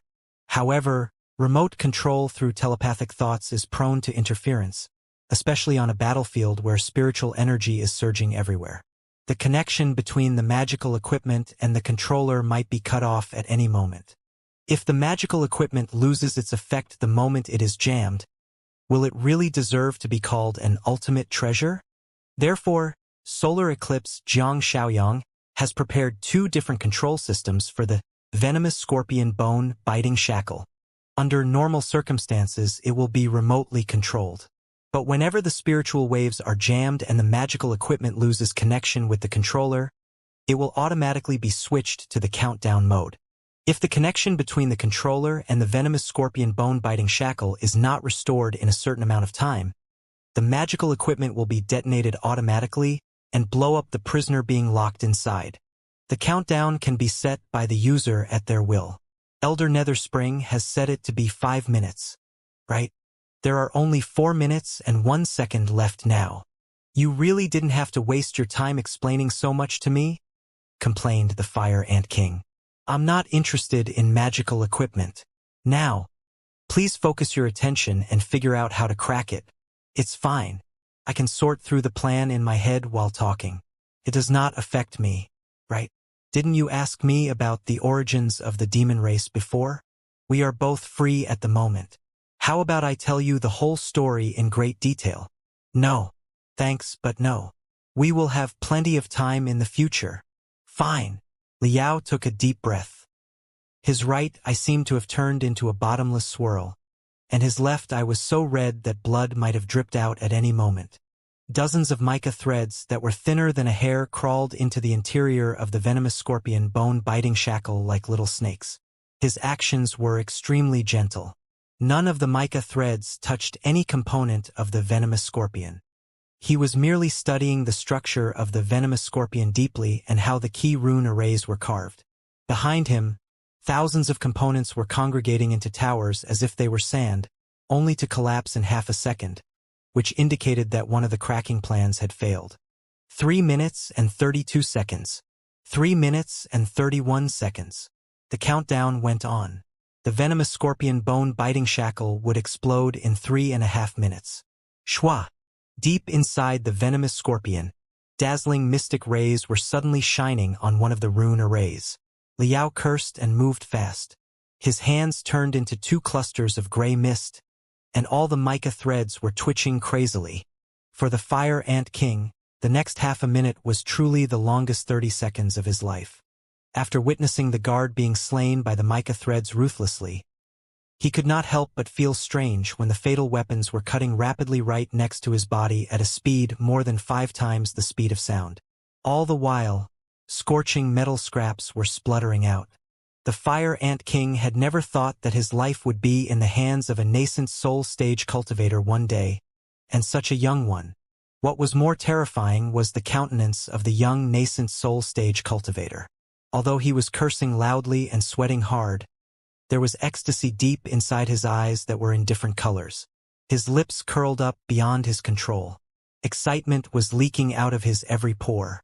Occasionally, he was even licking the corner of his mouth softly, as if he was not dismantling the most dreadful magical equipment but enjoying the most delicious meal in the world. As the dismantling work went deeper and deeper, his facial expressions were more and more abundant. He went from frowning to depressed, from beaming with exhilaration to bursting into fury.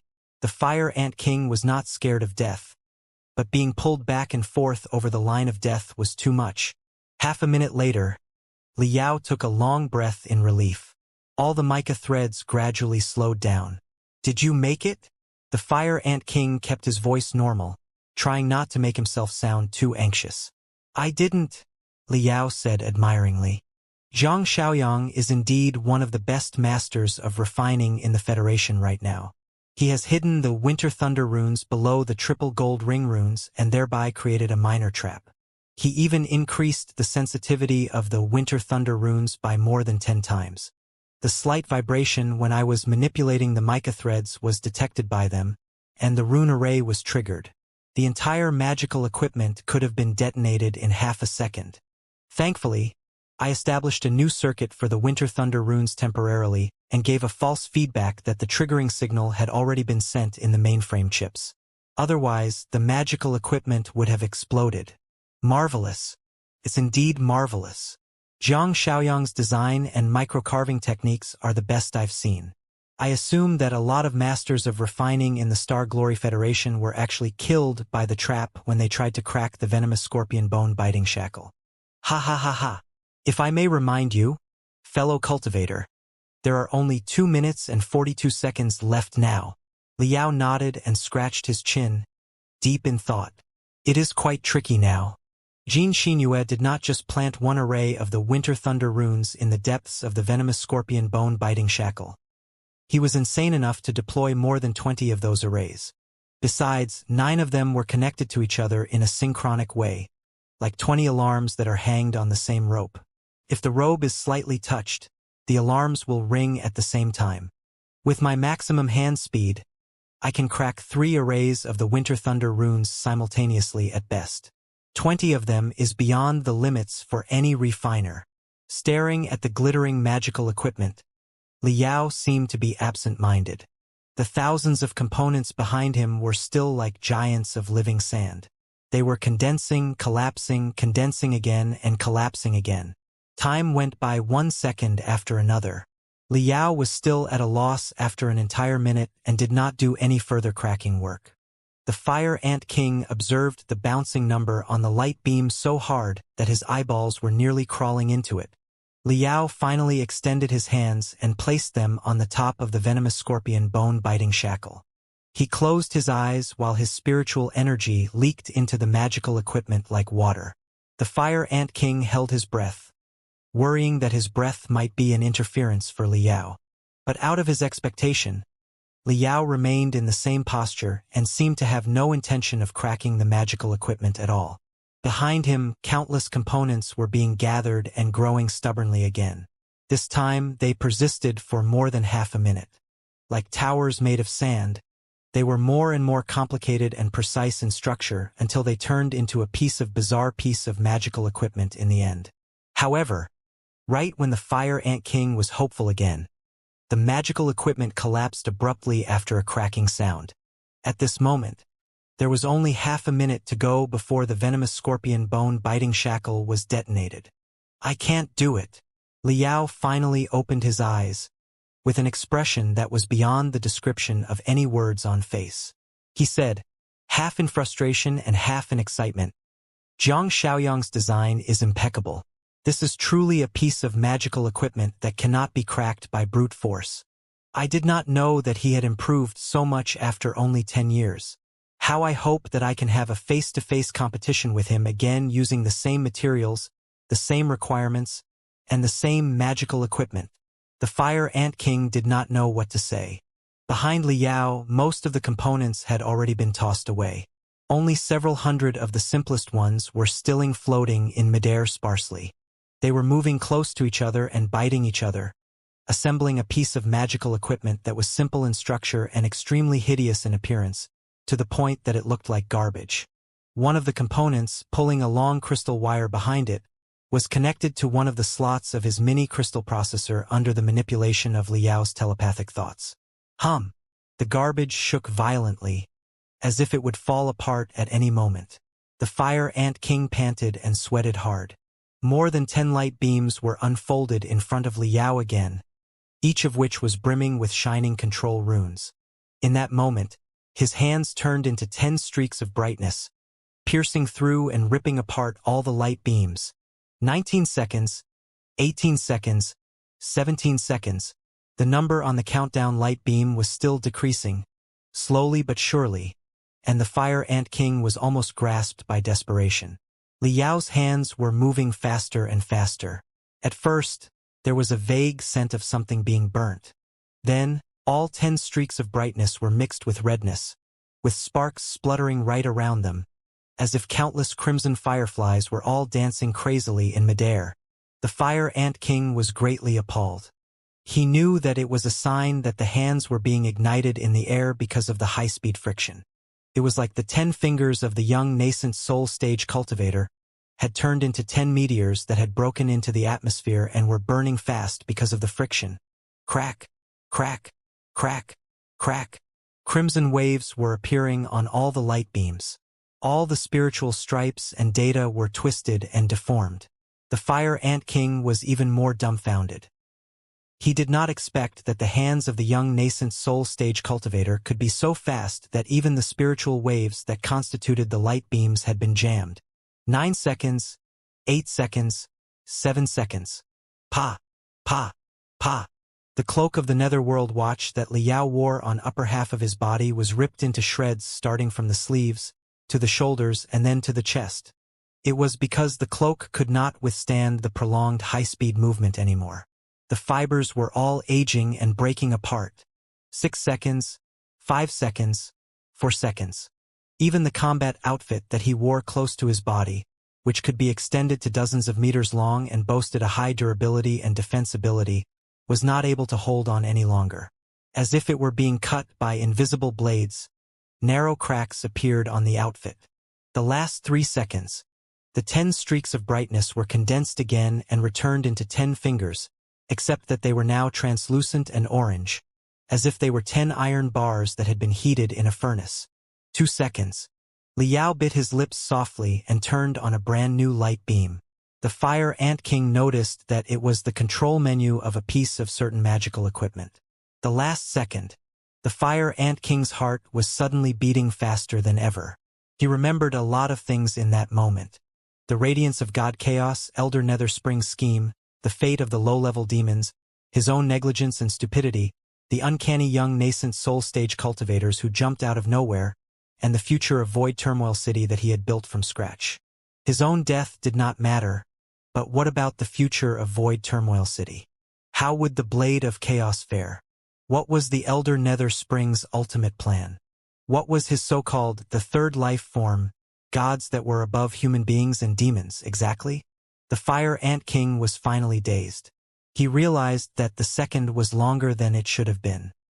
He looked at the light beam again, only to discover that the number on the light beam had been stopped on 1 stably. It seemed to be pulled by an invisible chain and could not jump to 0 no matter how close it was. You've made it? You have successfully cracked the venomous scorpion bone-biting shackle. The Fire Ant King mumbled with mixed feelings. He was not sure whether he was alive or dead.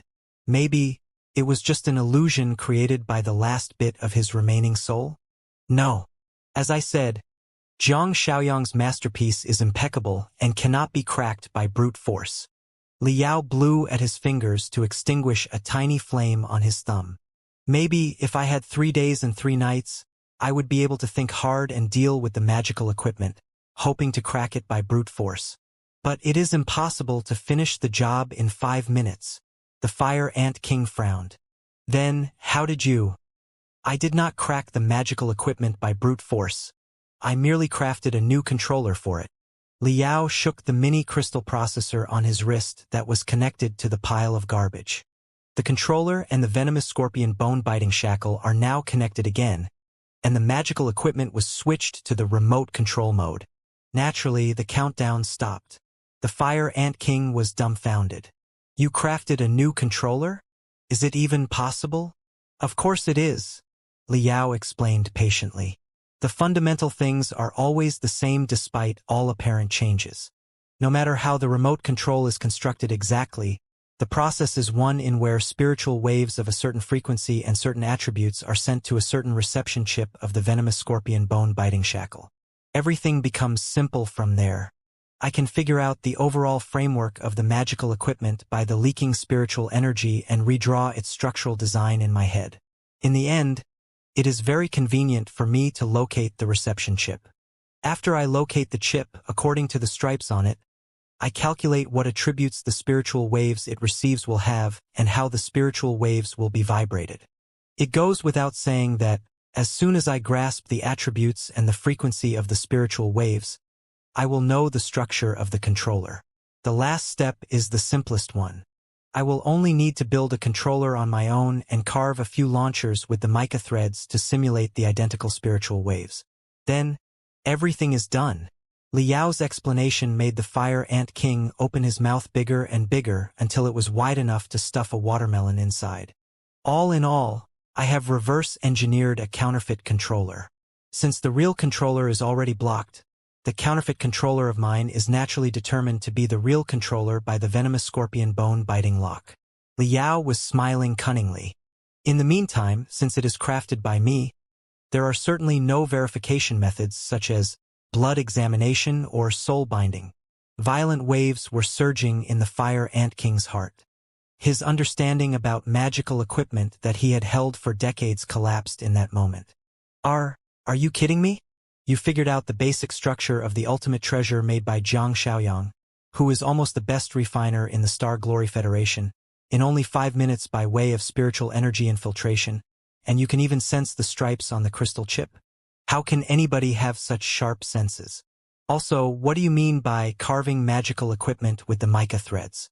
Don't think that the demon race has no expertise in magical equipment at all. How can you build a crystal chip where 100 rune arrays might be established within a square inch with the mica threads? If he hadn't seen the crazy thing that happened next, the Fire Ant King would have burst out those questions.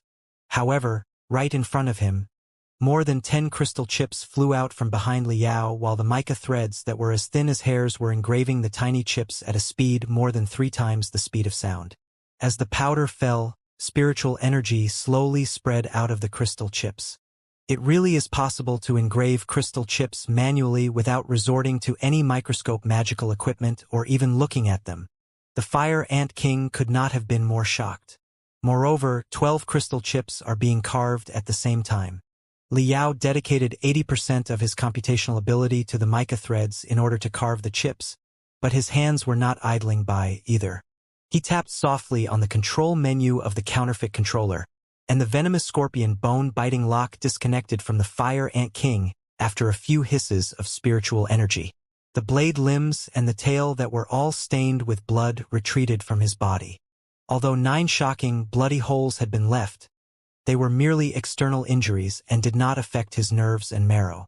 The Fire Ant King breathed hard, not sure how he should feel at present. The venomous scorpion bone-biting lock was an ultimate treasure, crafted by one of the best masters of refining of the Star Glory Federation, that no one in the Heaven's Origin sector or Blood Demon sector had been able to crack, not even when the refining department of Deep Sea University and that of the Grand Desolate War Institution collaborated.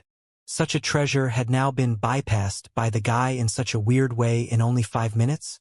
Not only had he bypassed it, he had even stolen the control of the magical equipment. What an unreasonable solution. Who is he exactly? The Fire Ant King slowly triggered the strengthening drugs that were hidden inside his body to drive away the poison Elder Nether Spring had left inside his veins. When the defense cells inside his body that had been hibernating were awakened and started attacking and swallowing the poison and the foreign cells, the vein shackles that constrained him quickly withered and broke apart, like thorns that had been burnt. But the Fire Ant King's attention was not on himself. He couldn't help but glimpse at Liao. He noticed that more and more components were appearing beside the young nascent soul stage cultivator. The tens of thousands of components were like a well-disciplined army that was continuously changing its battle formation and regrouping. Thank you for saving my life, fellow cultivator. The Fire Ant King pondered for a long time and chose a general way of addressing in the world of cultivators. Pausing for a moment, he said, "Although we are on different sides, I believe that most of the low-level demons are not willing to be driven into the Heaven's Origin sector as cannon fodder. The purpose of the Blade of Chaos is to allow more low-level demons to live a life of dignity. At least for now, I don't see any unmediatable contradiction between the Blade of Chaos and the Star Glory Federation. Besides, the most dreadful enemy right now is perhaps not the pantheon of demons but Elder Nether Spring. If his scheme comes true, it will not only be the human beings of the Star Glory Federation that are going to be enslaved by him, but also all the demons in the Blood Demon sector. Therefore, until Elder Nether Spring's scheme is foiled, I believe that there is a basis for our cooperation. Liao glanced at him and nodded solemnly before devoting himself to the operations again. The Fire Ant King could not suppress his curiosity any longer. What are you doing, fellow cultivator? I am performing modifications on the venomous scorpion bone-biting lock. In midair, more and more units were assembled. Liao pulled the ugly units with crystal wires and connected them to the venomous scorpion carefully. After the glamorous, streamlined venomous scorpion was attached to the units that were ugly and of a whole different style, it looked like it was growing a lot of obnoxious lumps. Liao installed the control chips that he had carved into the core parts of the units while he explained, Zhang Xiaoyang's arts of refining are indeed awesome, but he is not best at crystal bombs after all. He has embedded a lot of marrow crystals of the highest level into the venomous scorpion, but the triggering pattern of the marrow crystals is not perfect. By my calculation, only 71.7% of their power would be activated. Although such a percentage is enough to blow up a nascent soul stage cultivator or a demon emperor, it is still insufficient for my plan. Therefore, I am perfecting his design by adding external circuits to the magical equipment. My ultimate purpose is to assemble a super-oriented crystal bomb with the venomous scorpion as the core. The Fire Ant King's jaw nearly hit the ground again. What was the guy saying? He declared that Zhang Xiaoyang's triggering pattern was not perfect and could not fully activate the power of the marrow crystals? And he is modifying Zhang Xiaoyang's magical equipment? If it were 5 minutes ago, the Fire Ant King would have made the call to stop any cooperation with the guy because he was apparently an out-and-out lunatic. However, at this moment, the Fire Ant King had no idea whether it was the guy who was insane, himself, or maybe the entire world. Liao was not troubled by the Fire Ant King's astonishment. He was wholeheartedly dedicated to the modification of the magical equipment. The venomous scorpion that Zhang Xiaoyang designed was indeed an unparalleled artwork. Modifying the device was not only thrilling but also entertaining. Just because he could not crack the magical equipment by brute force did not mean that Liao could not fully release its potential by adding external units. Shwa, shwa, shwa, shwa. As more and more metal lumps were installed to the venomous scorpion, the magical equipment seemed to have gone through a certain crazy mutation. Liao retrieved dozens of crystal bombs from his cosmos ring before he held his breath and connected them to the venomous scorpion with crystal wires. The Fire Ant King was rather confused. Why are you doing that? I have investigated the entire netherworld over the past 2 days. I discovered that the crystal tubes and the biochemical nerves of most of the core floors lead to the same location. According to their routes, I have basically drawn up the general map of the distribution of tubes for the building. Based on my analysis, most of the important crystal tubes and the biochemical nerves led to the 19th floor. It is likely where the mainframe crystal processor and the biochemical brains are kept, which means that the place is the control center of the netherworld. If Elder Nether Spring really has a confidential scheme, it will certainly be stored there, along with all the precious experiment data and virus files. Liao explained unhurriedly. However, the 19th floor is further divided into multiple divisions, all of which are heavily guarded by the Netherworld Watch. The regular lift and teleportation array do not go there. The lift that does lead to the place has the strictest security measures. It is impossible for us to sneak in. If we attack it by force, it will be a great waste of time. When hundreds of soldiers of the Netherworld Watch block the pathway, there will be nothing we can do. Even you are a demon emperor and I am a nascent soul stage cultivator. Therefore, I am preparing to... Liao pointed at the ground. Build a bomb and blow through all the floors between us and the control center so that we can reach it. Blow through more than 10 floors? The Fire Ant King could not help but suspect that Liao was a lunatic again. Elder Nether Spring is not an idiot. If his top secrets are stored inside the control center, the defense rune arrays of the highest level must have been installed on the floors in all the directions. Now, chances are that he has deployed defense rune arrays on every floor. When your bomb blows up the floors in the middle, it will run out of momentum very soon. There are no defense rune arrays in the world that crystal bombs cannot take care of. Liao licked his lips and said, "If you ever meet one, that is because you don't have enough crystal bombs." The Fire Ant King was meaning to ask him how many crystal bombs he had brought with him. However, when Liao retrieved almost 100 semi-crystal bombs in a row and connected them together as if he were doing a magic trick, he shut his mouth very quickly. The guy is essentially a walking arsenal. Has he come to the Blood Demon sector to start a world war by himself? After Liao retrieved a piece of cylindrical magical equipment that was long and glittering, the Fire Ant King finally could not help but ask again, "What's this?" "This is a cannonball for the main gun of the glory-level super-heavy crystal warships. It stores more than 500 kilograms of high-purity crystals that are controlled and triggered by 1,925 rune arrays. The designing purpose of the cannonball was to precisely bombard a planet named Spider Den from its orbit. Therefore, it boasts a high penetrability. With any luck, one explosion will be enough to blow up the most solid underground fortress into the sky." Liao touched the curved shell of the cannonball, with fascination beaming out of his eyes. "I know that it is a cannonball for the main gun of a heavy crystal warship. I was asking you why you would carry such a thing with you." "For fun?" Liao replied. Liao hid the real reason because he did not want the Fire Ant King to think that he was too crazy. The reason he carried the cannonball for the main gun of a heavy crystal warship, which had been added with even more gunpowder by him, was that he could take it out and die with his enemy when there was no other choice. It was a good habit that Liao had developed when he was still in the refinement stage. At that time, he had become fond of walking around on the battlefield with a box of powerful bombs named Hellfire Lightnings. It was exactly with an entire box of Hellfire Lightnings that he had slain an enemy beyond his level for the first in his life, which was a 6-armed Naga in the Demon General level. Right now, his cultivation had soared. The level of his suicidal bomb naturally increased, too.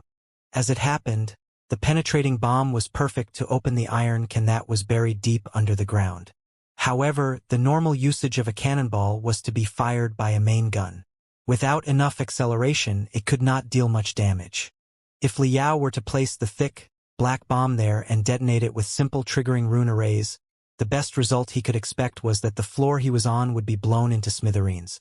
It was impossible for the -19th floor, which was protected by multiple layers of defense rune arrays, to be affected. It was the critical reason Liao needed the venomous scorpion bone-biting shackle. The venomous scorpion bone-biting shackle boasted the most immaculate restriction rune arrays of the Heaven's Origin sector, which had perhaps been polished by Xianxia for an entire year.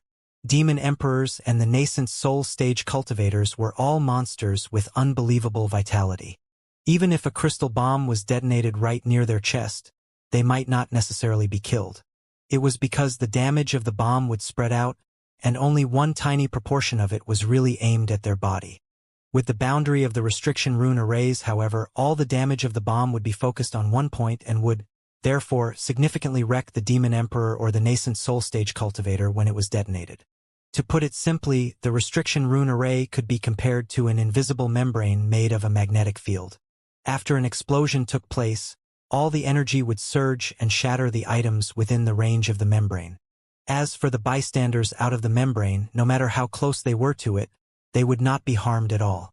Through such a method, it could be ensured that the target inside the restriction rune array was executed precisely, and there would be no damage to the surroundings.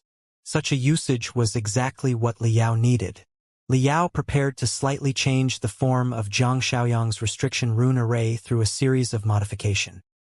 He was going to rip apart a hole that led downward inside the restriction rune array, which would envelop the entire cannonball like an invisible and yet firm bell. After that, he would use his other crystal bombs as a source of power. After the crystal bombs were detonated, because of the boundary of the restriction rune array, most of the energy would have nowhere to run but downward. When they pushed the cannonball through all the floors in the middle, the cannonball would be detonated and blow out all the spiritual energy, so that the turtle shell outside of the control center would be wrecked. In short, Liao was going to craft a special turret and barrel for the cannonball. Crack, crack, crack. Liao's expression became serious again. Sounds of gears biting each other were echoing from his joints. With a flash of a cosmos ring on his little finger, a pair of gloves that were weaved with soft crystal tubes appeared in his hands. A deep green liquid was flowing vaguely inside the tubes, which extended and wreathed his arms, as if it were a futuristic fluorescent arm suit. They were ice spirit gloves. The liquid inside the tubes was ice spirit jade marrow, a marvelous material that could release coldness stably no matter how high a temperature it was put into. Liao was trying to cool down his hands with them. Liao was not fond of the ice spirit gloves because it would reduce the keenness of his hands. However, when his hand speed was accelerated to the highest, the heat resulting from the friction with the air could easily turn into interference for the magical equipment being assembled. Having no better choice, he could only deal with the slight hindrance. Shwa! More than 150 light beams were triggered by the mini crystal processor, which almost took up the entire interrogation chamber. On the light beams, all the structural designs were jumping at a speed of one picture every 3 seconds. The components floating around Liao split apart and danced crazily like blocks of ice that had been tossed into boiling oil. Liao's fascinated eyes turned blood red. In the end, he was gnashing his teeth as if he were a hungry tiger ready to lunge at a lamp, and he hurled the units into the heavy bomb one after another. He was throwing the units so violently that the Fire Ant King felt that his blood was freezing. He could not help but wonder whether or not the cannonball would explode then and there. Is he really a cultivator not faked by a certain demon emperor? The Fire Ant King asked himself again. 3 minutes later, everything around Liao was cleaned. The last component fitted into the joint of 2 units perfectly, like the last piece of a puzzle. What a wild and straightforward puzzle it was. It looked like a vertical launcher for a crystal warship that had been put upside down. The front end of the cannonball was aimed down, 1/2 meter from the ground, and fixed by multiple messy frames. The venomous scorpion bone-biting shackle, which had been utterly deformed, was now lying at the rear of the cannonball. The shell of the venomous scorpion bone-biting shackle had been completely plucked, and it was connected to the cannonball through hundreds of crystal threads. In order to give the cannonball a sufficient initial velocity, Liao deployed a circle of crystal bombs on the ground right below the cannonball. When the entire penetrating system was triggered, the circle of crystal bombs would blow up the floor first so that the cannonball would have some 10 meters to gain momentum. Nailed it! Liao took off the ice spirit gloves, which were about to be burnt, and looked at his work with great satisfaction. With the crystal cameras on his mini crystal processor, he took many pictures of the combinative magical equipment. When I am back in the Star Glory Federation where there is the signal of the spiritual nexus, I am going to send the pictures to Xianxia and let him know that the magical equipment he produced has such a special usage. He will certainly be very excited. Liao thought to himself. The Fire Ant King opened his mouth, hesitating whether or not he should tell his new ally that the magical equipment he crafted just now really looked like a huge pile of garbage. However, when Liao tapped the light beam softly and activated the penetrating system, the dangerous mystic rays that were emitted from the overlapping frames and tubes decorated the garbage with a certain coldness and made it exude a beauty of violence. Fire Ant King, how much have you recovered your capability? Liao glanced and noticed that the wounds on the Fire Ant King's body had all healed. The Fire Ant King sniffed, perhaps because he felt that he had been more or less eclipsed due to the series of shocks just now. Right now, he bulged his eyes out and croaked like a frog deep inside his throat. His limbs and torso, which had withered, were expanding again. His mitochondria were burning crazily, and his demonic energy was surging out and twisting the air into colorful swirls. Ho! The Fire Ant King bellowed. More than 10 swirls crashed into him, enshrouding him in a hazy mist. When the hazy mist was gone, the leader of the Blade of Chaos, who showed up in front of Liao again, already possessed a brand new appearance. He was shorter than the previous Fire Ant King. The eye-catching crimson shell had mostly disappeared from his body and turned into red armor covering his scapula, chest, arms, abdomen, groin, and other critical body parts after melding with his flesh and blood. But the antennae on his forehead were longer and shaking slightly in the air. He was even more handsome than before. Other than his red skin, there was no difference between him and an elegant human expert.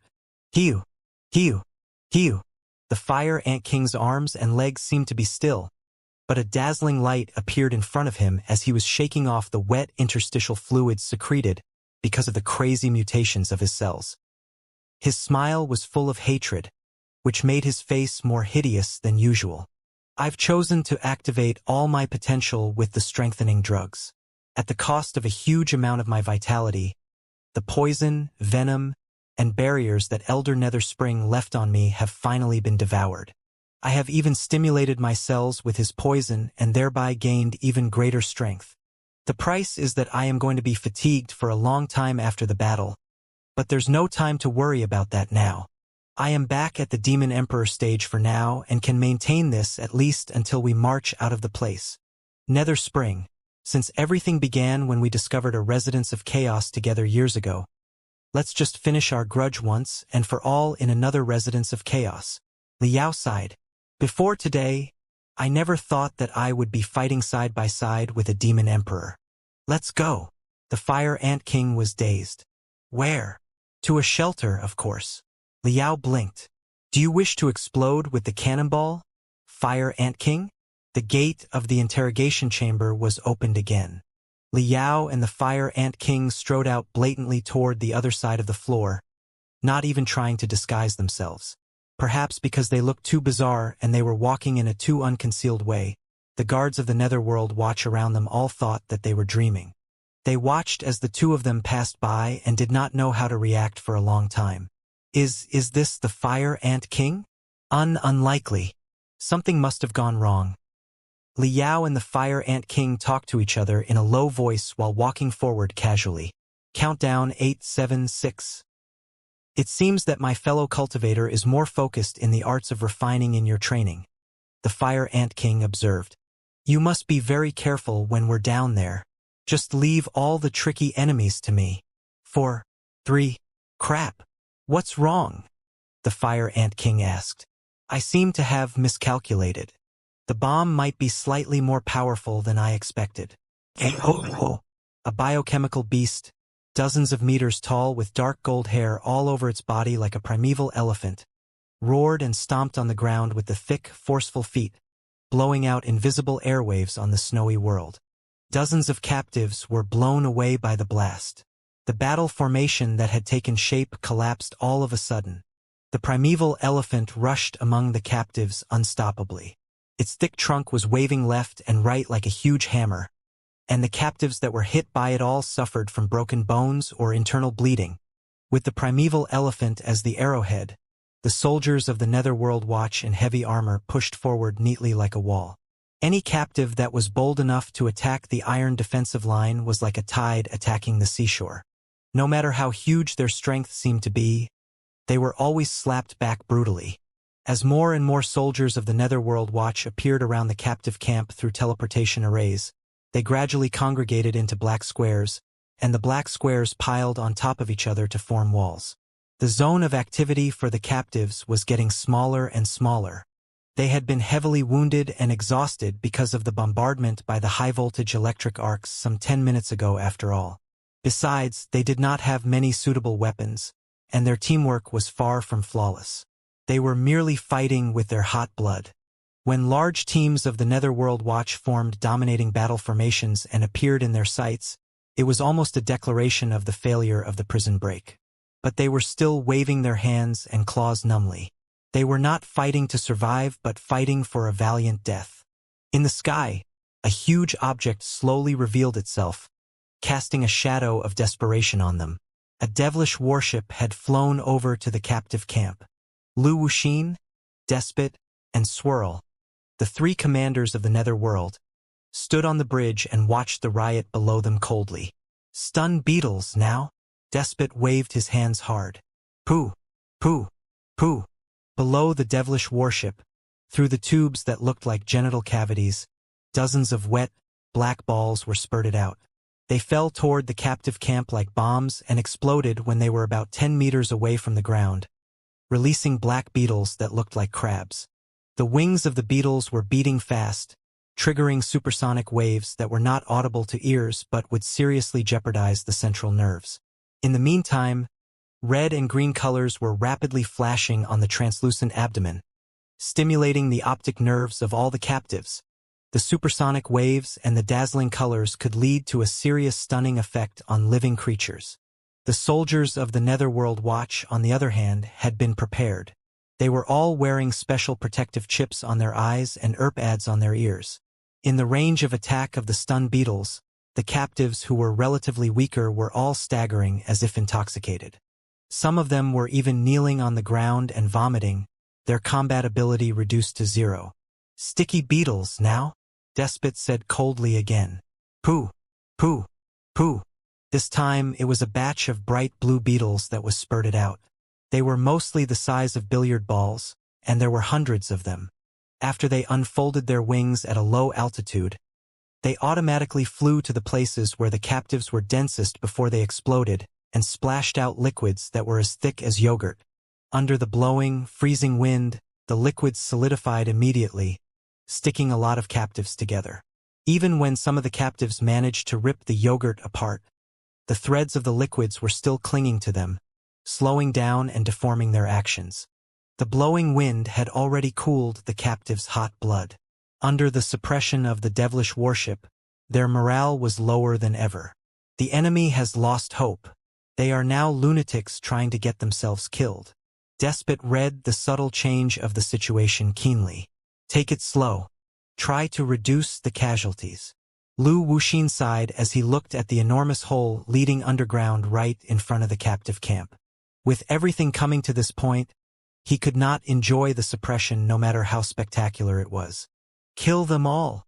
In the snowy world, Han Tuhu, Sua Chaolong, and Yuchiba knew that they had no chance of winning, but they were not frustrated at all. Instead, like the final radiance of the setting sun, their fighting will was leaking out of their every pore. They were like infuriated volcanoes that were about to burst out their most brilliant life. Now that it was a dead end in the front, there was only one thing they could do. Kill! Kill! Kill them all! Han Tuhu had gone completely crazy. Chunks of flesh and stains of blood covered his claws and his tail. He did not look like a Xianxia anymore, but an ancestor of Xianxia. Even the red star medal at the center of his hat seemed to be made of blood right now. It was shining as if a dragon was ready to lunge out at any second. "Stand up!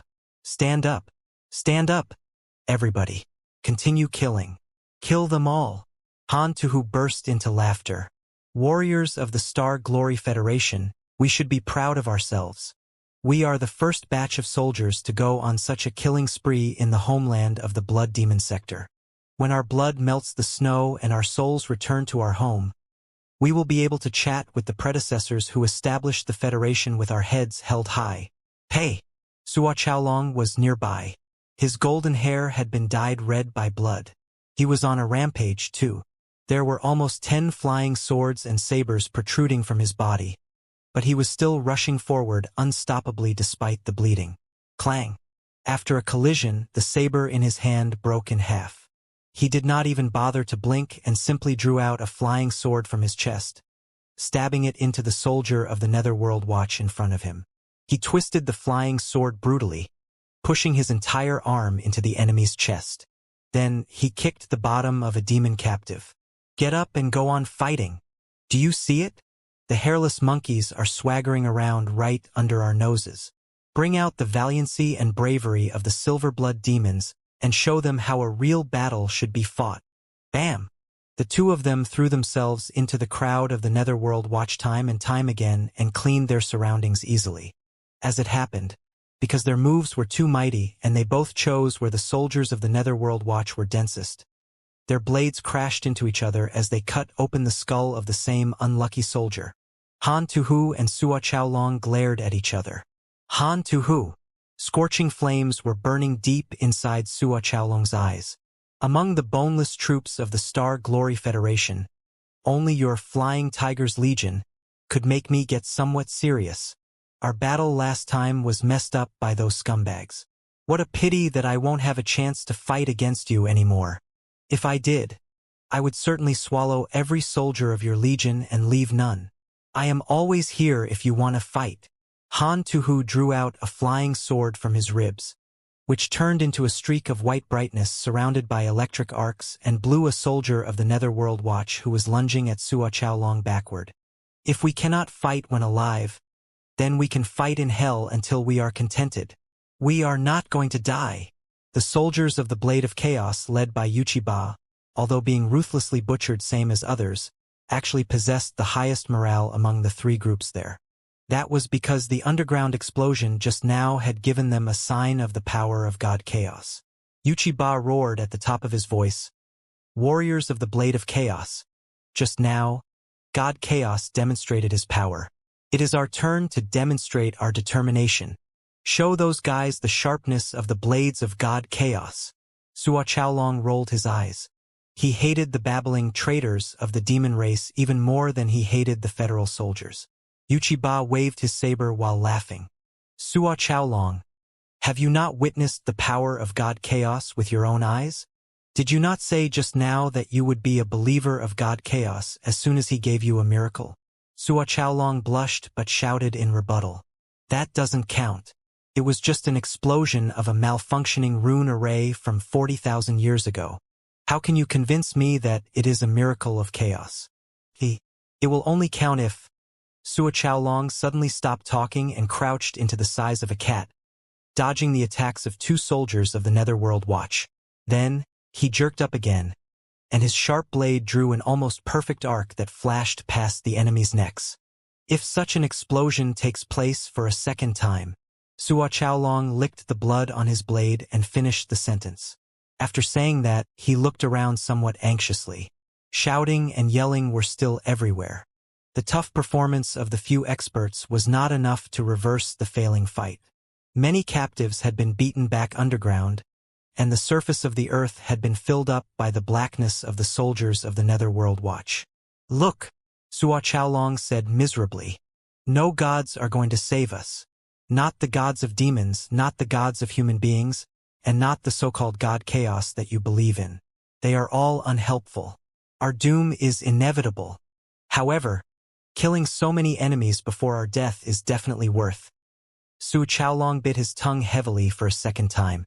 Han Tuhu, Yuchiba, and countless other captives and soldiers of the Netherworld Watch were all blown into the air. The 1 second when they were airborne was extremely long. They seemed to be bugs that were frozen in amber. Looking far ahead, they could see that large rocks were soaring into the sky like fireworks and blossoming. The intense smoke was rising slowly in the shape of a mushroom, as if a volcano that had hibernated for 10,000 years had been awakened at that second. Then, they heard a deafening noise rushing out from underground, like a dam had collapsed and a flood was raging. "Han Tuhu, Sua Chaolong, Suaso Chaolong," Yuchiba stuttered. "Are you sure that you are not a loyal believer of chaos?" Cough, cough. The floor where the interrogation chamber was located seemed to have just experienced a hurricane before it was sabotaged by magma again. 1/3 of the floor had collapsed. Countless soldiers of the Netherworld Watch turned into charcoal before they had the chance to scream, and the charcoal was burnt to ash in 0.1 seconds. Even the ashes were blown away to all directions. They had been completely vaporized. The soldiers of the Netherworld Watch that were still alive all suffered serious internal injuries because of the blast. Just like fish that had surfaced too quickly in a deep ocean, their bodies were expanding fast, with drops of blood leaking out of their pores. Their brains were shaking violently at a high speed inside their skulls, and they could still hear humming noises. Liao and the Fire Ant King coughed hard as they got to their feet again. Looking at each other in bewilderment, they discovered that both of them were now blocks of charcoal, and the demeanor of a nascent soul stage cultivator and a demon emperor was entirely gone. "Let's go!" The Fire Ant King knew that they were too short on time for him to complain. Lu Wuxin might reinforce the control center with the main force of the Netherworld Watch at any moment. Every second they had right now was extremely precious. "Hiu!" The two of them turned into two streaks of brightness and darted toward where the interrogation chamber used to be. The place appeared to be a furnace that had just exploded. The high temperature of almost 1,000 degrees melted all materials into translucent glass. They looked downward from the edge of the collapse, only to discover that the 10 or so floors below them had been entirely pierced through, as if a cone-shaped well whose bottom could not be seen was there. Miserable screams were echoing non-stop from the floors below, as if the hole was the entrance to hell. After glancing at each other, the two of them both jumped down and accelerated to their top speed. Even if the bottom was really the hell, they would still march forward unstoppably. As far as their eyes could reach, almost every soldier on every floor had been shocked by the explosion and was staggering while holding their head. Liao took the chance to retrieve a lot of crystal bombs and smoke grenades from his cosmos rings. In a moment, the entire nether world was enshrouded in hazy fog, seriously jamming the sight of the soldiers of the Netherworld Watch. The continuous explosions of the crystal bombs blew up countless architectural materials and blocked the hole that pierced through all the floors. Although the ruins were not solid enough, the enemy would still have to waste a lot of time in finding the hole that was buried below the ruins after they came back to themselves. Liao and the Fire Ant King broke into the -19th floor. With Liao's thorough survey of the entire netherworld and his precise calculation, the distance of the explosion had been delicately manipulated. The cannonball had not been detonated until it reached the -18th floor. The torrents of metal shrapnel at super high speeds were like meteors that pierced through the defense rune arrays and left a hole the size of a basin. For the super experts who could freely control the muscles and bones all over their bodies, such as Liao and the Fire Ant King, such a hole was good enough. What was even better was that the intense stun that the cannonball burst out heavily wounded all the soldiers of the Netherworld Watch on the several floors nearby. They suffering from brain concussions, and their stomachs were uneasy. They did not have any combat ability for now. The elites of the Netherworld Watch, including Lu Wuxin, Despot, and Swirl, had been distracted by the riot of the captives. Never could they have foreseen such a dangerous person like Liao lurking deep inside the Netherworld, even being able to crack the venomous scorpion bone-biting shackle. Right now, inside the control center, it was mostly the operators of the biochemical brains and the crystal processors. Even though they had luckily survived the blast, their combat ability was close to zero in the eyes of Liao and the Fire Ant King. The few experts in the Demon King stage were still stunned because of the explosion and became the primary target for the duo. Shwa! Shwa! Liao and the Fire Ant King turned into two streaks of redness and drew devastating lines of death in the vast control center.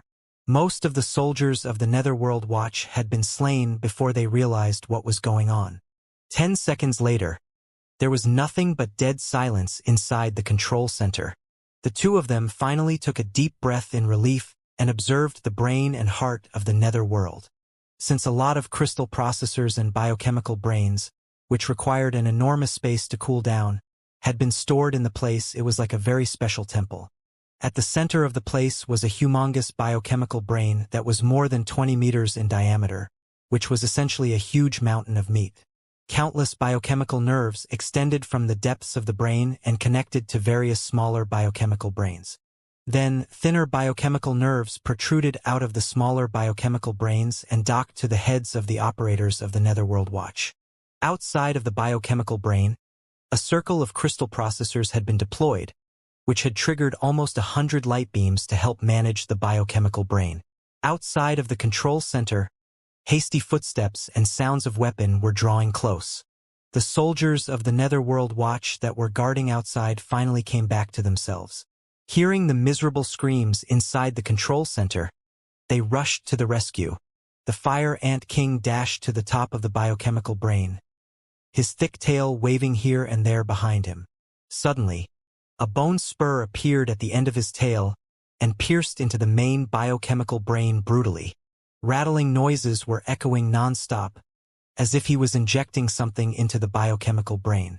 While communicating with the biochemical brain, he shouted, "I am trying to hack the biochemical brain right now in order to gain control over the defense system of the Netherworld. Can you hold back the enemy for 1 minute? If not, 30 seconds. Liao turned to the door of the control center which was now wide open, and took a deep breath, falling on one of his knees. His left arm suddenly bulged to 3 times the original size before it suddenly began burning furiously. The crystal in his hand was like a rising sun. After a bellow, he launched the cell obliteration cannon. The 10 or so soldiers of the Netherworld Watch who were about to get into the door were pierced by the attack instantly. The attack continued moving forward and led to an intense explosion outdoors. What did you say?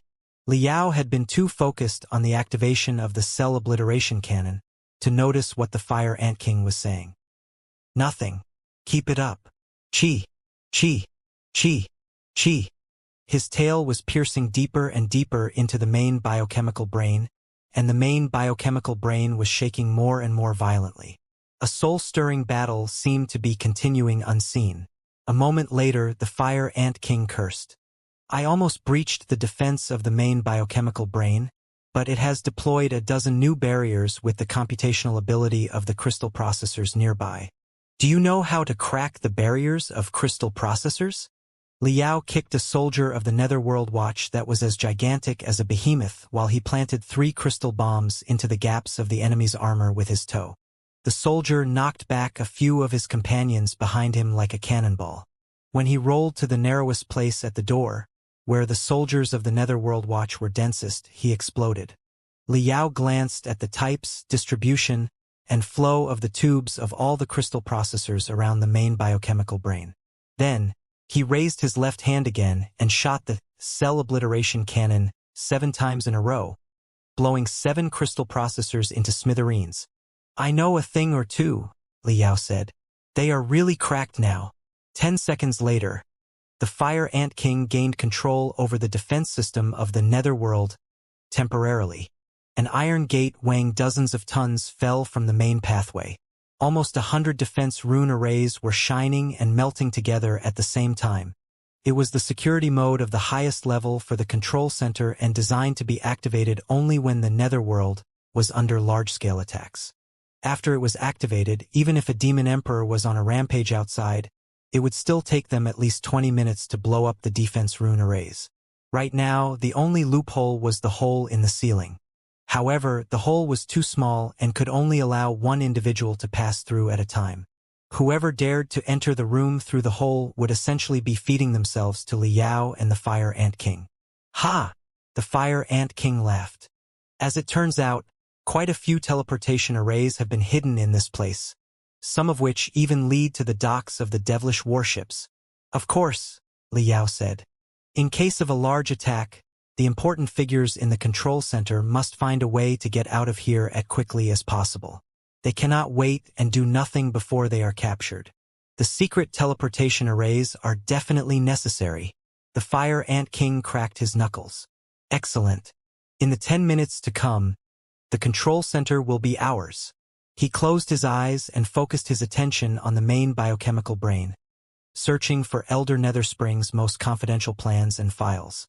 Liao, on the other hand, was observing the advanced crystal processors nearby, his eyes shining. Valiant Warrior 9, Haiyan 7, Rapid Dragon 4.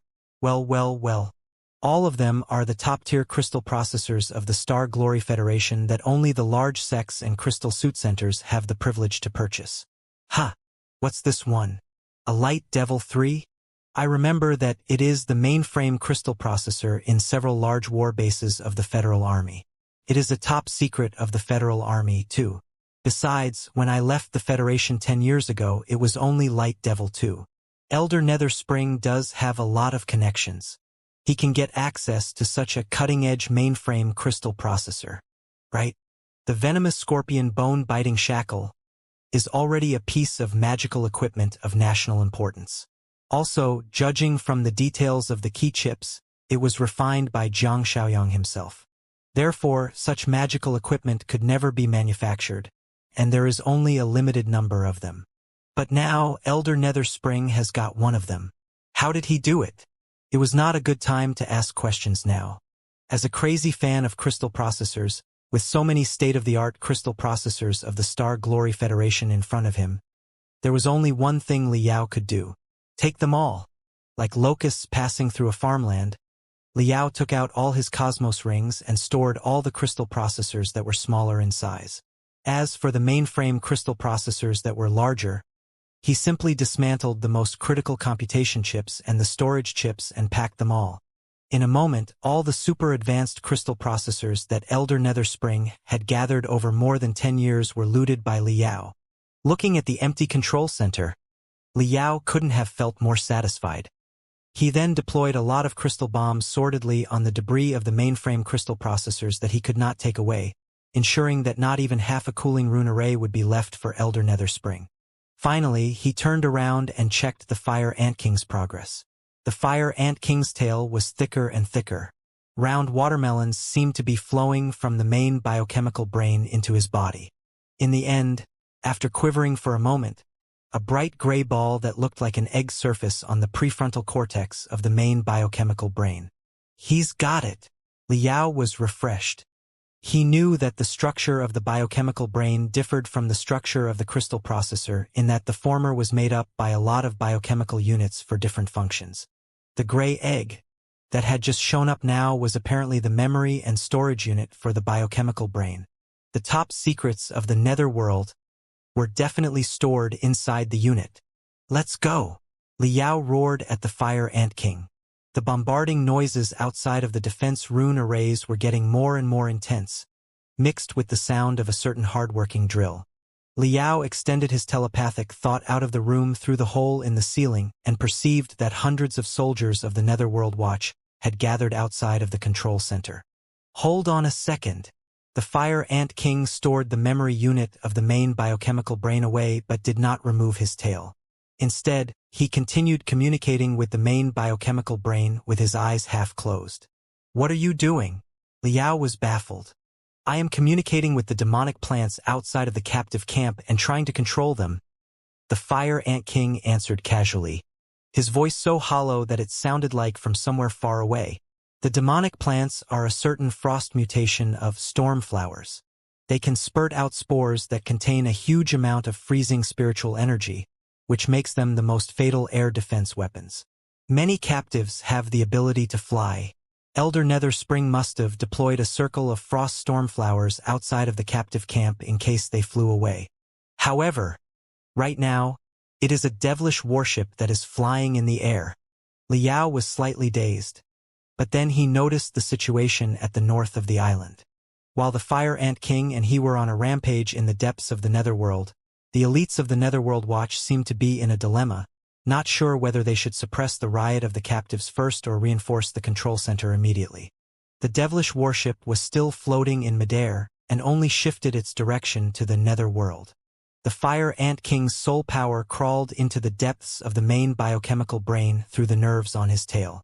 Then, with the vibration and enhancement of the main biochemical brain, it flowed toward the frost storm flowers at the north of the island along the biochemical nerves.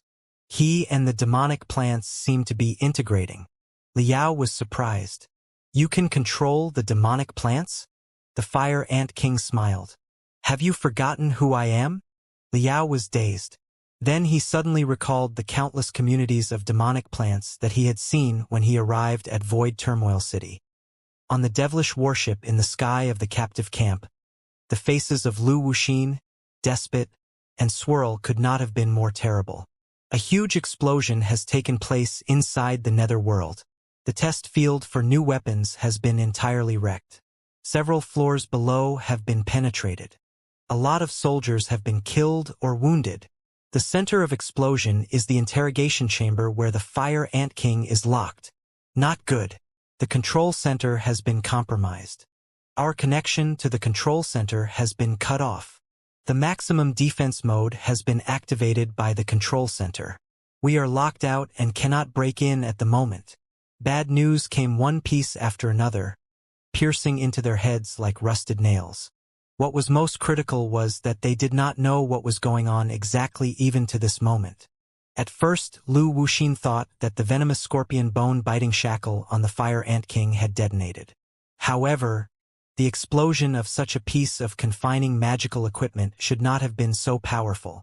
When the news that the control center had been compromised came over, he was so shocked that he immediately wanted to reinforce the base. However, the second earth-shaking explosion was like a dosage of a super exhilarant for the captives who were rioting. Not only were the soldiers of the Blade of Chaos charging fearlessly, the rest of the captives were also growling as if they had been possessed by the god of killing. On the Netherworld Watch's side, their morale had hit rock bottom.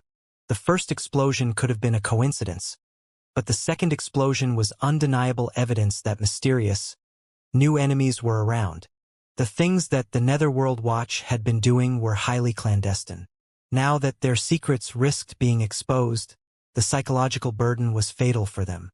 The black wall that used to be as tough as iron gradually displayed gaps and vulnerabilities. A lot of soldiers of the Netherworld Watch were apparently more inert than before. They looked back frequently, hoping to get more information from the twisted mushroom cloud above the Netherworld. Anybody with some common sense about battles knew that, if they were given the order to retreat, the soldiers of the Netherworld Watch might collapse on the spot. Lu Wuxin was breathing hard. Every scar on his face, which looked like a centipede's, was jumping up, making his face even more hideous. "Let me go there." Despot suddenly rose up. "I'm going to solve the problem in the Netherworld with my own squad." "Wait!" Swirl suddenly stopped him. "Don't. Nobody knows exactly what is going on in the Netherworld. Since the enemy has compromised the control center and cut off our connection, they must have taken over the defense system. All the pathways in the Netherworld will be closed now, and the lifts are not functioning. How long will it take to march into the control center even if you go in recklessly? Besides, considering the trouble they have caused, do you know what level the enemies are in? Our combat ability is maximized only when we attack together. You will be merely committing suicide if you go alone. Aim our main gun at the dock and prepare to launch." Despot was dazed. "What?" Swirl smiled coldly, with mysterious brilliance beaming out of his eyes. "Whoever they are, whatever they are here for, they will have to escape from the control center in the end. Do you think that they will be silly enough to kill their way out? No, they won't. They will certainly make use of the secret teleportation rune arrays we have deployed in the control center. Therefore, aim at the dock and adjust the launching units. Lock onto the exit of the secret teleportation arrays. Prepare all the acid cannons, the venom cannons, and the demonic ray cannons.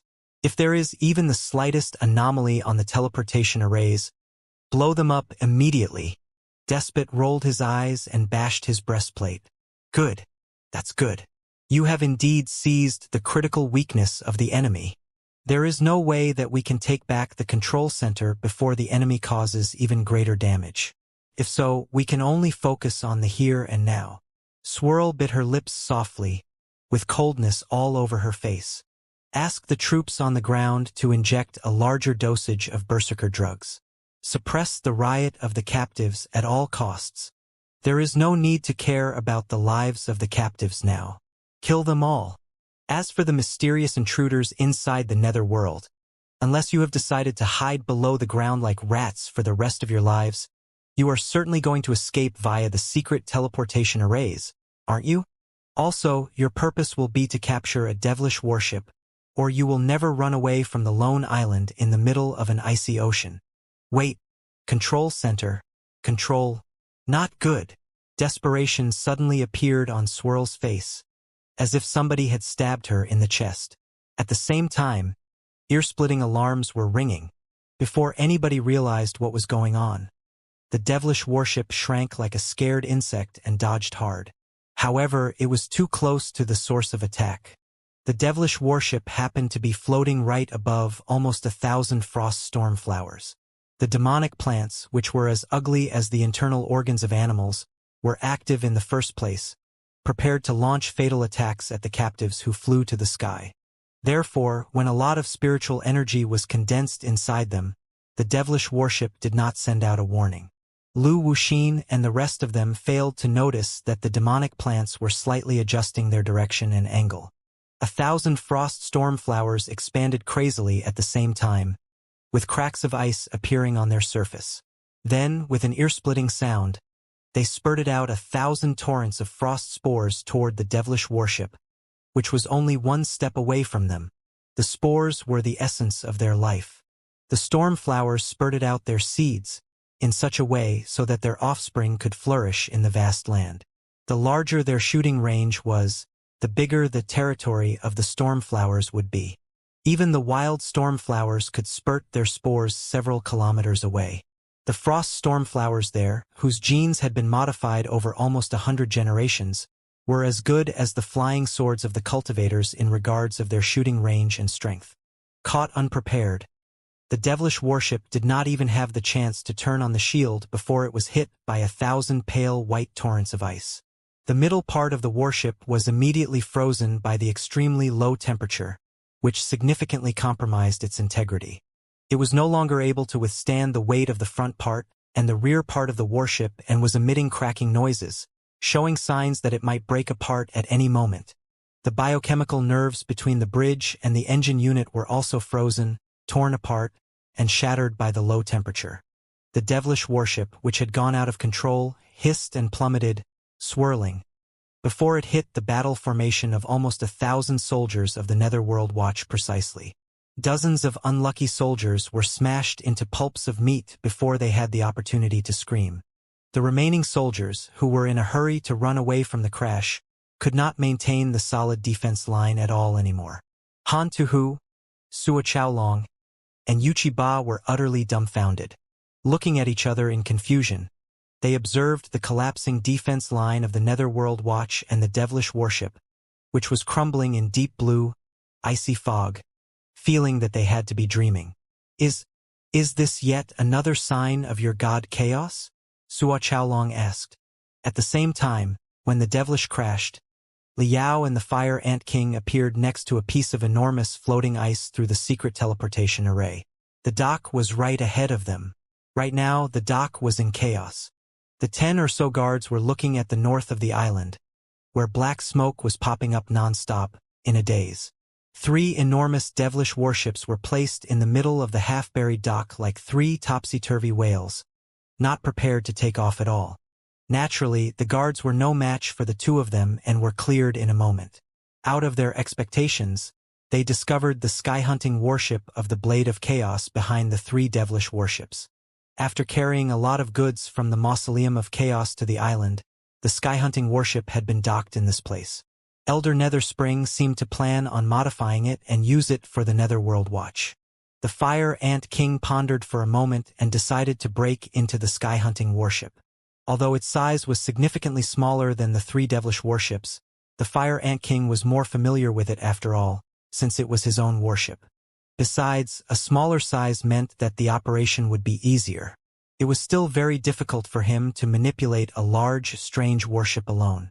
Looking at the dense, black spots that were flying close not far away, Liao asked anxiously, "Can you drive it without help?"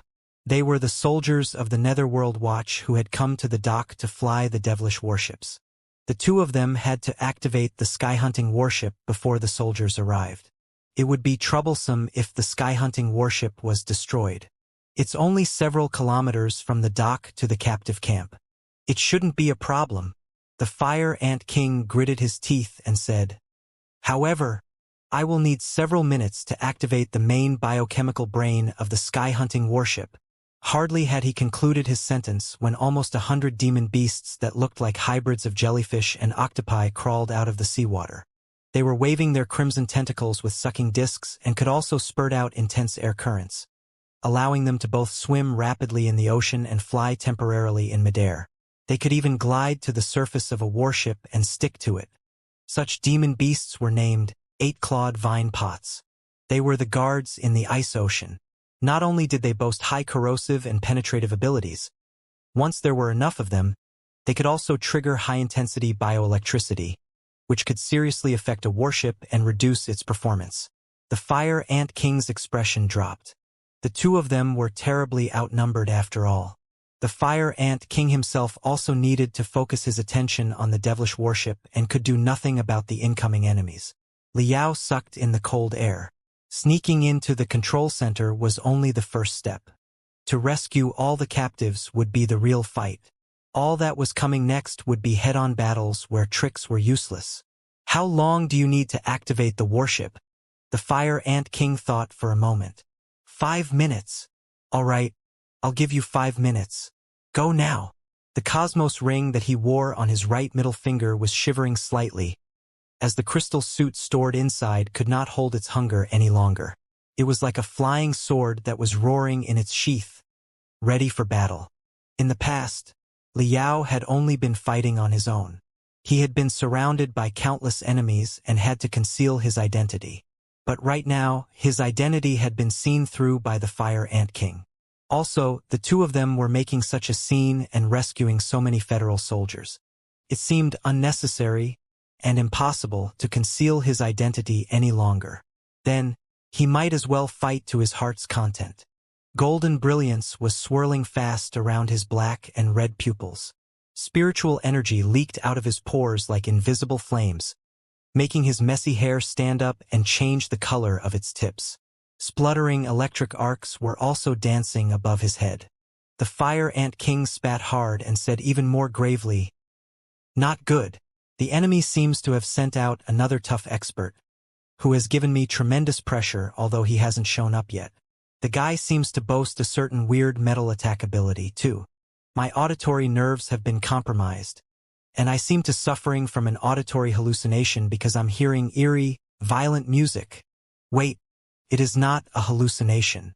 Violent music is truly playing. Do you hear it?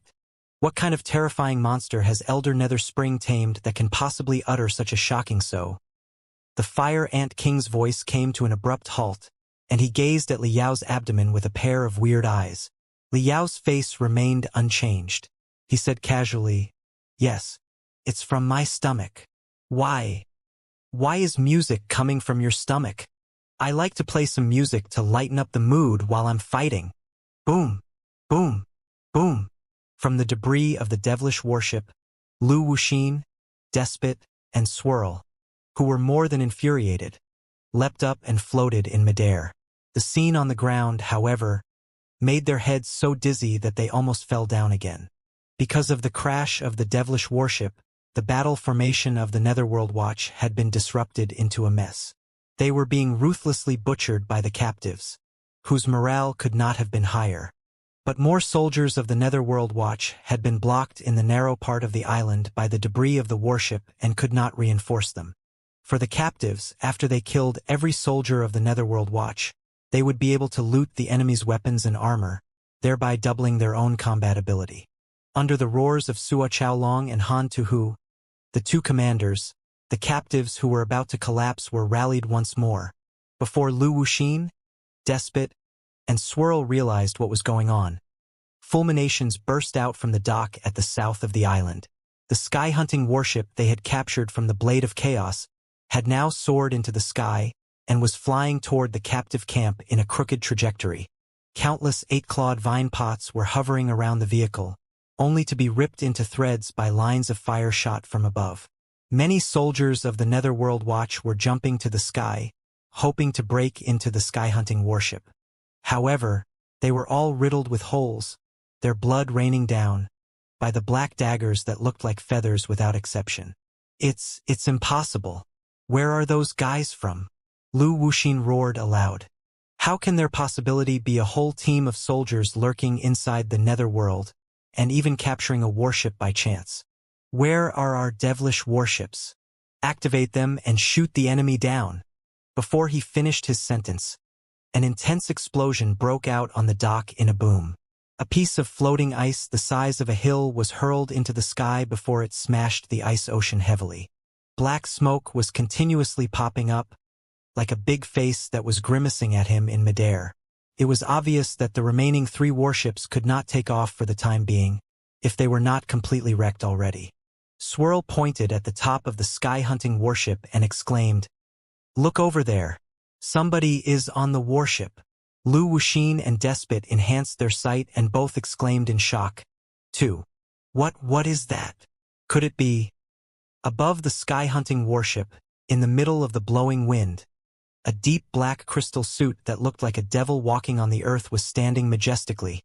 Lu Wuxin, Despot, and Swirl had never seen such a weirdly shaped and yet dominating crystal suit before. The deep black shell was almost transparent, as if it had been carved out of the purest black jade, without the tiniest gaps on it. On the surface of the crystal suit, along the lines of the muscles, dark red stripes had been embedded. They congregated into circles on his joints. Dark red rune arrays were shining inside the circles with mysterious brilliance. 6 dragon heads, which were also a deep red, extended to the front from the back of the crystal suit across the shoulders, with 3 on the left and 3 on the right. The dragon heads were dashing up and down, blowing out soul-stirring balls of light. For the soldiers of the Netherworld Watch who were unfortunately hit by them, obliteration was their only outcome. An even thicker metal dragon, in the meantime, was hovering on the right arm of the crystal suit. The 2 sides and the forehead of the dragon head were embedded with 3 bloody marrow crystals, which were emitting a dangerous glimmer. On the 2 sides of the crystal suit, the black wings condensed by spiritual energy extended all the way to dozens of meters away. The wings were not adornments but lethal magical equipment. They could split into black daggers and tear the soldiers of the Netherworld Watch apart quietly at any time. The 16 6-barreled Vulcan machine cannons that were circling around the crystal suit launched almost 100 lines of fire, constituting a storm of bullets that swept the area nearby. All the demon beasts and soldiers of the Netherworld Watch were minced into powder when they got into the range. It was not a crystal suit but a battle fortress with immense firepower. Behind the black crystal suit, a blood-red cloak, hundreds of meters long, added fresh colors to the dark, gray clouds. It had also cut open 6 bleeding wounds in the pupils of Lu Wuxin, Despot, and Swirl. What is this crystal suit? Why have I never seen it before? Strong. It is too strong. The demon generals of the Netherworld Watch are being slaughtered as if he were chopping vegetables. Where does the music come from? Am I suffering from a mental attack? Is it an auditory hallucination? All 3 of them were petrified. Han Tuhu, Sua Chaolong, Yuchiba, and all the other captives discovered the sky-hunting warship, which was staggering close in midair, too. After they noticed that the sky-hunting warship was opening fire toward the soldiers of the Netherworld Watch nearby mercilessly, they were all startled for a moment. However, the next second, cheers and applause as loudly as a hurricane burst out from the captives of the Federal Army. A crystal suit. It's a crystal suit. A strong cultivator has arrived. Li Yao's magnificent shadow was flashing deep inside their eyes while their tears flowed out. Han Tuhu was even more dumbfounded. He could not begin to understand why such a strong cultivator would show up in this place. Also, what was the crystal suit all about? As the commander of a major legion in the Federal Army, he was quite familiar with the most cutting-edge crystal suits of the Star Glory Federation. Yet, he had never seen a crystal suit in such a form before, which had combined elegance, brutality, and dominance. It had reached the peak of speed, firepower, and strength. It was even more daunting than the crystal suits that many nascent soul stage cultivators wore. Of course, the capability of the newcomer, his pitiless attacks, and his overwhelming spiritual gas proved that he deserved to wear the crystal suit, too. Who is he exactly? Han Tuhu thought hard for a long time but failed to come up with such a nascent soul stage cultivator and such a crystal suit in the Star Glory Federation. But that did not matter for the time being. What mattered was, kill them all. Han Tuhu burst into laughter and charged forward unstoppably. In that moment, the situation in the battlefield had been completely reversed. Not only had many captives capturing the weapons and armor of the Netherworld Watch, they were even seizing control of several biochemical beasts. More importantly, under Li Yao's crazy barrage, the sky-hunting warship finally breached the blockage and broke into the captive camp. All the doors were immediately opened. Evacuate immediately! Li Yao's voice tore through the sky like thunder. The warriors of the Blade of Chaos who know how to pilot the sky-hunting warship get on board first and activate the weapon system. The rest of you, stabilize the defense and retreat step by step. Lu Wuxin, Despot, and Swirl were so anxious that they had no time to think about the battle formation right now. Leading hundreds of personal guards, they dashed to the sky and marched toward the sky-hunting warship. Stop them! Just you! Liao darted out of the sky-hunting warship and stopped in the front of the hundreds of elites of the Netherworld Watch. His wings of spiritual energy were stretched out to the maximum and blocked all of them like two giant hands. The blood-red cloak was flapping in the wind and soared up, turning into a torch that was burning through the sky. The dominating aura formed a heavy field in the hundreds of square meters nearby where the thin air seemed to have turned into seawater. The two casual words were already enough to make a lot of the elites of the Netherworld Watch grunt. They felt that their heads were dizzy and their backs were prickly. The vibrations around the gold core, deep inside Liao's stomach, were also exploding inside their hearts like heavy drums. It was the real strength of the superlative height of the core formation stage. "Do you have my permissions to go there?" On the surface of the helmet of the mystic skeleton battlesuit, which was as smooth as a mirror, for rows of crimson crystal cameras had been installed in the shape of a diamond, covering Liao's real eyes and making him appear even more unpredictable. His words seemed to be echoing behind the head of every soldier. Even the experts such as Despot and Swirl could not help but shiver and chill. Who is he exactly? I did not know that there was such an expert among the nascent soul stage cultivators of the Star Glory Federation. Behind Liao, a lot of warriors of the Blade of Chaos had successfully boarded the sky-hunting warship. In the meantime, the federal soldiers and the demon captives were also changing their battle formation, preparing to evacuate. Lu Wuxin gnashed his teeth and roared. Even though he is in the nascent soul stage, he is all by himself here. Kill him! He slapped his tentacles and claws. 10 or so loyal soldiers of the Netherworld Watch, boosted by the berserker drugs, charged at Liao with burning fighting will. On the other hand, Lu Wuxin stepped back quickly and observed the battle calmly. Liao sneered. The black wings dispersed into streaks of black gas and retreated behind him. They entangled his right arm along his shoulder blade and extended forward. In front of his right arm, the feathers were condensed into a super saber more than 10 meters long that was surrounded by black gas. It was the feathered dragon saber, the main weapon of the mystic skeleton battlesuit, and a perfect combination of a saber of spiritual energy and one with a real entity, made of thousands of shining feathers and the sharpest daggers. The saber dispersed into black tornadoes one moment and twisted into a whip hundreds of meters long the next. All the incoming soldiers were wreathed in the black fog. In a moment, the black fog dispersed, and all the soldiers of the Netherworld Watch had been ripped apart. Meanwhile, Liao turned into a streak of blackness and sprinted toward Lu Wuxin, Despot, Swirl, and hundreds of elites of the Netherworld Watch. Shwa! Outside of the mystic skeleton battlesuit, streaks of brightness appeared out of thin air and consolidated into a shell that looked like glass, adding a new layer of protection that was even sturdier to the mystic skeleton battlesuit.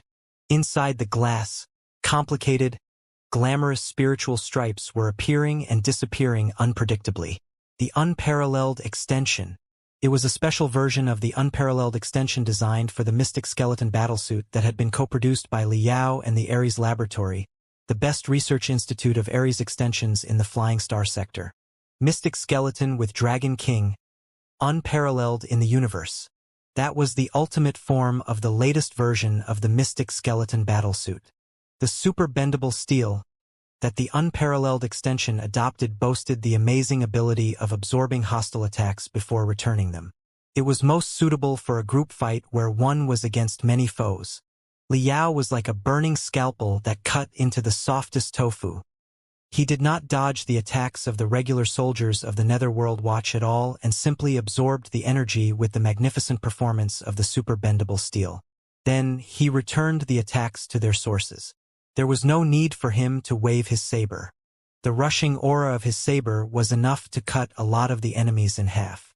In his eyes, the hundreds of soldiers of the Netherworld Watch all turned into rapidly jumping numbers. Dozens of virtual battles were being fought inside the depths of his brain simultaneously. He improved his computational ability to the maximum while he calculated the entire battle. He moved, baited, and pushed the enemies, sometimes even hiding behind the ignorant ones, occasionally with the help of smoke grenades and flash bangs, in order to buy more time for the captives. Asshole! Despot roared and raged forward among the soldiers until he reached Liao. An unprecedentedly dazzling ball of lightning was condensed between his long horns and slashed at Liao in the shape a long, narrow saber of electric arcs. With Liao's speed and agility, he could have dodged the attack. But he did not move at all and simply sprinted toward the saber. He was going to cripple Despot. Liao was very clearly that, although he seemed to be on an unstoppable rampage right now, it was at the cost of an unbelievable amount of spiritual energy. His spiritual energy was gushing out like water in a broken dam. It was impossible for him to maintain the state for long. Therefore, he had to seize the time to cripple one or two experts on the enemy's side. Boom! The saber of electric arcs slashed the left shoulder of the unparalleled extension brutally. The shoulder, which looked like diamond, was immediately covered in cracks. Despite the double protection of the unparalleled extension and the mystic skeleton battlesuit, Liao's left shoulder still suffered a minor fracture. However, a lot of the energy of the electric arcs was stored in the super bendable steel too. Shua! Shua! Lu Wuxin and Swirl, in the meantime, jumped out from behind Despot. The two of them had been reading Liao's combat style carefully instead of fighting. Then, they hid themselves behind Despot's brawny body, waiting to launch a fatal attack at Liao. Swirl's weapon was a colorful soft sword that was brimming with blood-breathing veins. Lu Wuxin's weapon, on the other hand, was a hollow needle that was hidden deep inside his tentacles. There was also a long soft tube behind the needle that was connected to one of the suspicious lumps on his body. In their plan, even if their attack missed the target, it would certainly be enough to force the enemy to retreat. Then, the three of them would naturally launch a series of incessant fatal moves that would cast the enemy into an ocean of destruction. But outside their expectations, Liao did not dodge at all and simply continued charging forward, allowing the unparalleled extension to be pierced through by the two new attacks. He stomped on the air hard. A powerful flame burst out of his feet, giving him immense counterforce, while he grabbed the feathered dragon saber and drew a perfect upward arc, crashing brutally into the second saber of electric arcs that Despot shot out. However, the huge blast that Despot expected did not happen. The feathered dragon saber split apart into black feathers before the collision and dispersed. Despot felt extremely uncomfortable now that his attack had missed the target. His body was leaning forward slightly. Liao's right arm that was entangled with a dragon happened to be pressing his chest. The 6 dragons, which were raging on his back previously, had moved to the right arm at who knew when and constituted a drill that was revolving at the highest speed together with the 7th dragon. Ah! Feeling the severe threat of death, every piece of shell on Despot's body was standing up. He tried his best to crouch a little bit. As a result, the drill of mystic rays that was aimed at his heart previously moved upward an inch. Boom! An unbelievably furious pillar of light, mixed with the demonic energy absorbed from the attacks of Despot, Swirl, and Lu Wuxin earlier, was blown out from Liao's palm, piercing through and vaporizing Despot's left scapula and left arm. Even his enormous heart was exposed to the air, beating unsteadily. Before Lu Wuxin and Swirl's counterattack, Liao had already kicked Despot's chest hard and dashed out of the siege through the gaps of the soldiers of the Netherworld Watch as if he were smoke. Hoochie! Hoochie! Hoochie! Liao floated in midair dozens of meters away from the Netherworld Watch, breathing hard and eyeing them coldly. Below the crystal suit, a pearl of blood was leaking out of every pore over Liao's body. He felt that the world was dimming, and ear-splitting buzzes were echoing in his ears. They were all the signs that his spiritual energy was going to be exhausted soon. However, when thousands of black feathers condensed behind his back and the 2 fierce wings were flapping again, none of the soldiers of the Netherworld Watch dared to take a step forward. Looking at the shocking wound on Despot's body, Lu Wuxin and Swirl were also breathing hard. He can't hold on any longer. Lu Wuxin gnashed his teeth. Even though he is a nascent soul stage cultivator, he cannot have been unharmed by our fierce attacks while performing such an aggressive move. That's right. Go forward now and finish him, Swirl shrieked. Leading the charge, she drew close to Liao with her personal guards. Liao raised his right arm again. The 7 dragons were revolving fast one more time. However, the brilliant that was spreading out of the dragons was much dimmer, and the speed of the rotation was much lower than before. Right then, boom! A bomb of acids exploded on the left flank of the soldiers of the Netherworld Watch, turning into a cluster of highly corrosive fog. The expressions of Lu Wuxin and Swirl both dropped. What they had feared most became reality. As more and more captives of the Blade of Chaos escaped into the sky-hunting warship, they had completely grasped the weapon system of the warship and fully carried out its combat ability. Right now, the mysterious enemy had the fire support of a warship. What was more dreadful was that a streak of brightness darted out of the sky-hunting warship and stood side by side with Liao. It was the Fire Ant King, the master of Void Turmoil City and the leader of the Blade of Chaos. How? The arrival of the Fire Ant King gave Lu Wuxin and the rest of them an even bigger surprise than the grand entrance of the Mystic Skeleton battlesuit did. Lu Wuxin's eyeballs nearby bulged out of their sockets, the blood vessels nearly tearing apart. He could not figure out how the Fire Ant King had gotten rid of the venomous scorpion bone-biting shackle at all. The so-called best confining magical equipment of the Star Glory Federation did not deserve its name. Besides, a demon emperor had now joined hands with a nascent soul stage cultivator. Such a combination could not have been more dreadful. One demon emperor plus one nascent soul stage cultivator did not equal two super experts. With the coverage of each other, they would have a huge amount of time for their rest and the cooldown of their weapons. Their combat ability would be more than tripled. It was quite a subtle situation right now. The Netherworld Watch still had the advantage in numbers and average capability. At the south of the island, a lot of well-trained soldiers were still in battle formation and fully supplied, ready to fight. More soldiers, on the other hand, were now trapped in the Netherworld. But since the teleportation array and the lifts had been turned off by Liao, they had to crawl to the ground through the emergency channel like ants. However, as time went by, they would certainly reach the ground. In the meantime, another batch of soldiers was attacking the control center in order to reactivate the teleportation array and the lifts. On the captive's side, after the fierce battles just now, they had suffered heavy casualties and were merely fighting with their resolution. They were running out of momentum. There was no way that they could persist for long. However, in terms of elite warriors, the captives were now at an advantage. Liao boasted an ultimate core. After he put on the Mystic Skeleton battlesuit, his combat ability was higher than the middle level of the nascent soul stage. The Fire Ant King remained stagnant in the Demon Emperor stage for decades and had abundant combat experience. On the Netherworld Watch's side, Swirl was merely close to the Demon Emperor stage by the boost of demon cores. Although Lu Wuxin was in the beginning level of the Demon Emperor stage, he was best at medical arts and modification, so he was nowhere near as good at fighting as the Fire Ant King. Besides, Liao had also controlled a powerful warship that could provide fierce fire support at any time. A subtle dilemma was thus created. But in the very next second, it was broken by crazy roars. The sky-hunting warship of the Blade of Chaos did not stop in midair. Instead, it leaned toward the ground slightly, and the captives rained down their fury, which had been suppressed for a long time. They were not attacking Lu Wuxin but the defense line before the other captives. The Netherworld Watch, which had been traumatized by Liao's stunning performance, was already frightened. The defense line that could barely hold itself together in the first place collapsed completely under the barrage of the sky-hunting warship.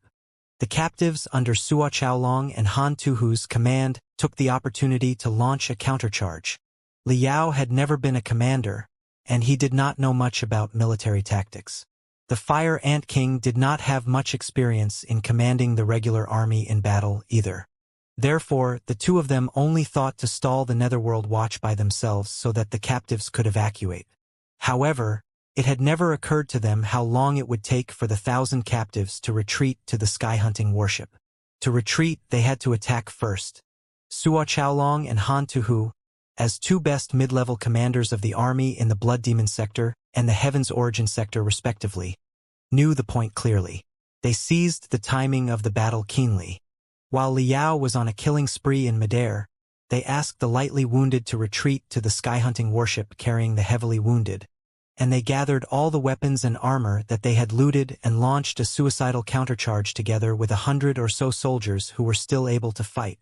Their situation was changed in the blink of an eye. It never rains. It pours. Today, luck was truly not on the Netherworld Watch's side. Right when the first defense line of the Netherworld Watch was collapsing completely under the countercharge of the captives, the devilish warship, which had crashed and broken in half because of the frost stormflowers, finally exploded.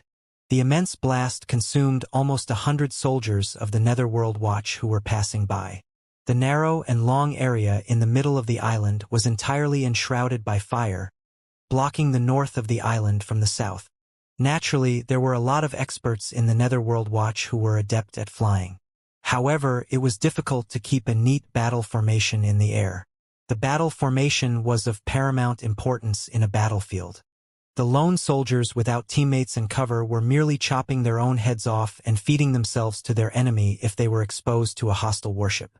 Kill them! Liao and the Fire Ant King both had sharp eyes.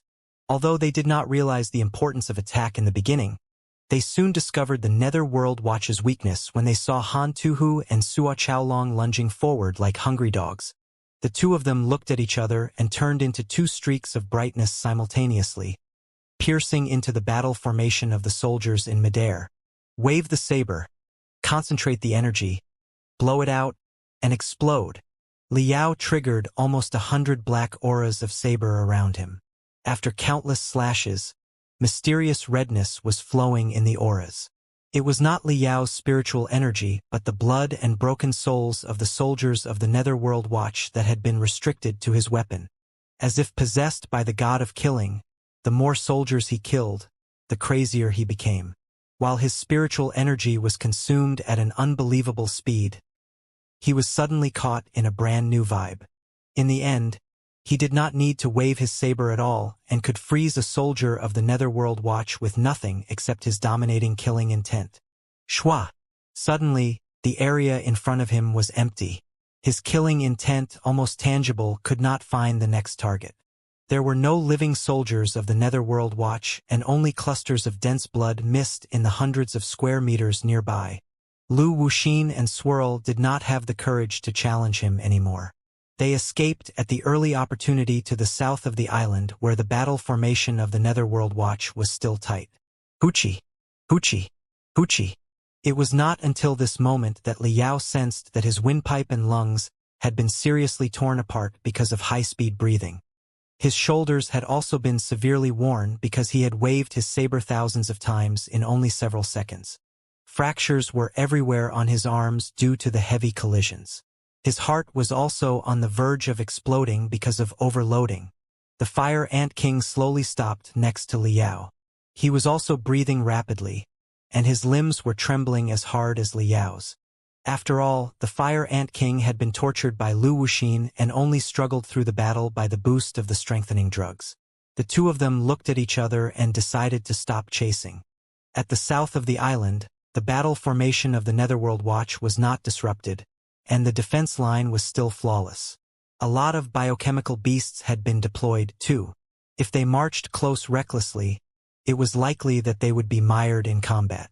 Also, the captives who were in the middle of a countercharge were displaying signs of fatigue as they moved to where the devilish warship exploded, too. They were too tired and had been fighting too hard after all. At first, they were electrified by the super high-voltage electric arcs.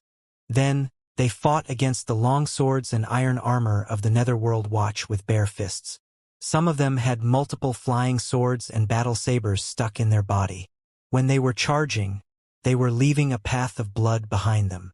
Their intestines were sometimes flowing out because of the explosions, but they simply stuffed them back and continued moving forward.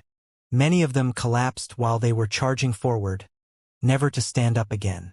Some of them grabbed the enemy's neck after they stabbed their blade into the enemy's chest, turning into a gray statue together with their enemy. Besides, 3 devilish warships were still parked in the dock. Liao's cosmos rings were not bottomless, and there was only a limited number of crystal bombs that he could produce. Inside the netherworld, in order to blow his way into the control center, he had used up too many crystal bombs. After he arrived at the dock, The remaining crystal bombs had been far from enough to blow up the 3 devilish warships. Therefore, he had deployed all the crystal bombs that he had left on the floating ice that was the camouflage around the dock. He detonated the ice and drowned the dock. Such damage was only temporary. The enemy would repair the dock very soon or simply board on the devilish warships in the deep sea. If the enemy had the powerful fire support of the devilish warships, it would be quite a disaster. The sky-hunting warship of the Blade of Chaos was no match for the devilish warships of the Netherworld Watch in terms of both firepower and tonnage. Let's retreat. Under the cover of Liao and the Fire Ant King, Han Tuhu and Sua Chaolong commanded the survivors to board the sky-hunting warship in order. After the sky-hunting warship took off again, the 2 of them still floated in the sky of the island and locked onto the enemy at the south with their sharp killing intent. When the sky-hunting warship was 100 kilometers away, the Fire Ant King retreated first. He was only supported by strengthening drugs after all, and his recovery would be very difficult if he was overly exhausted. Liao was faced with thousands of soldiers of the Netherworld Watch at the south of the island by himself. The red cloak that looked like furious burning fire was still jabbing at the sky like a vivid arrowhead, declaring to the Netherworld Watch, "I am right here." Looking at the blood-red arrowhead in the northern sky, Swirl struggled to say, "The captives have escaped." "I know." Lu Wuxin gnashed his teeth. The world was spinning around in his head even to this moment.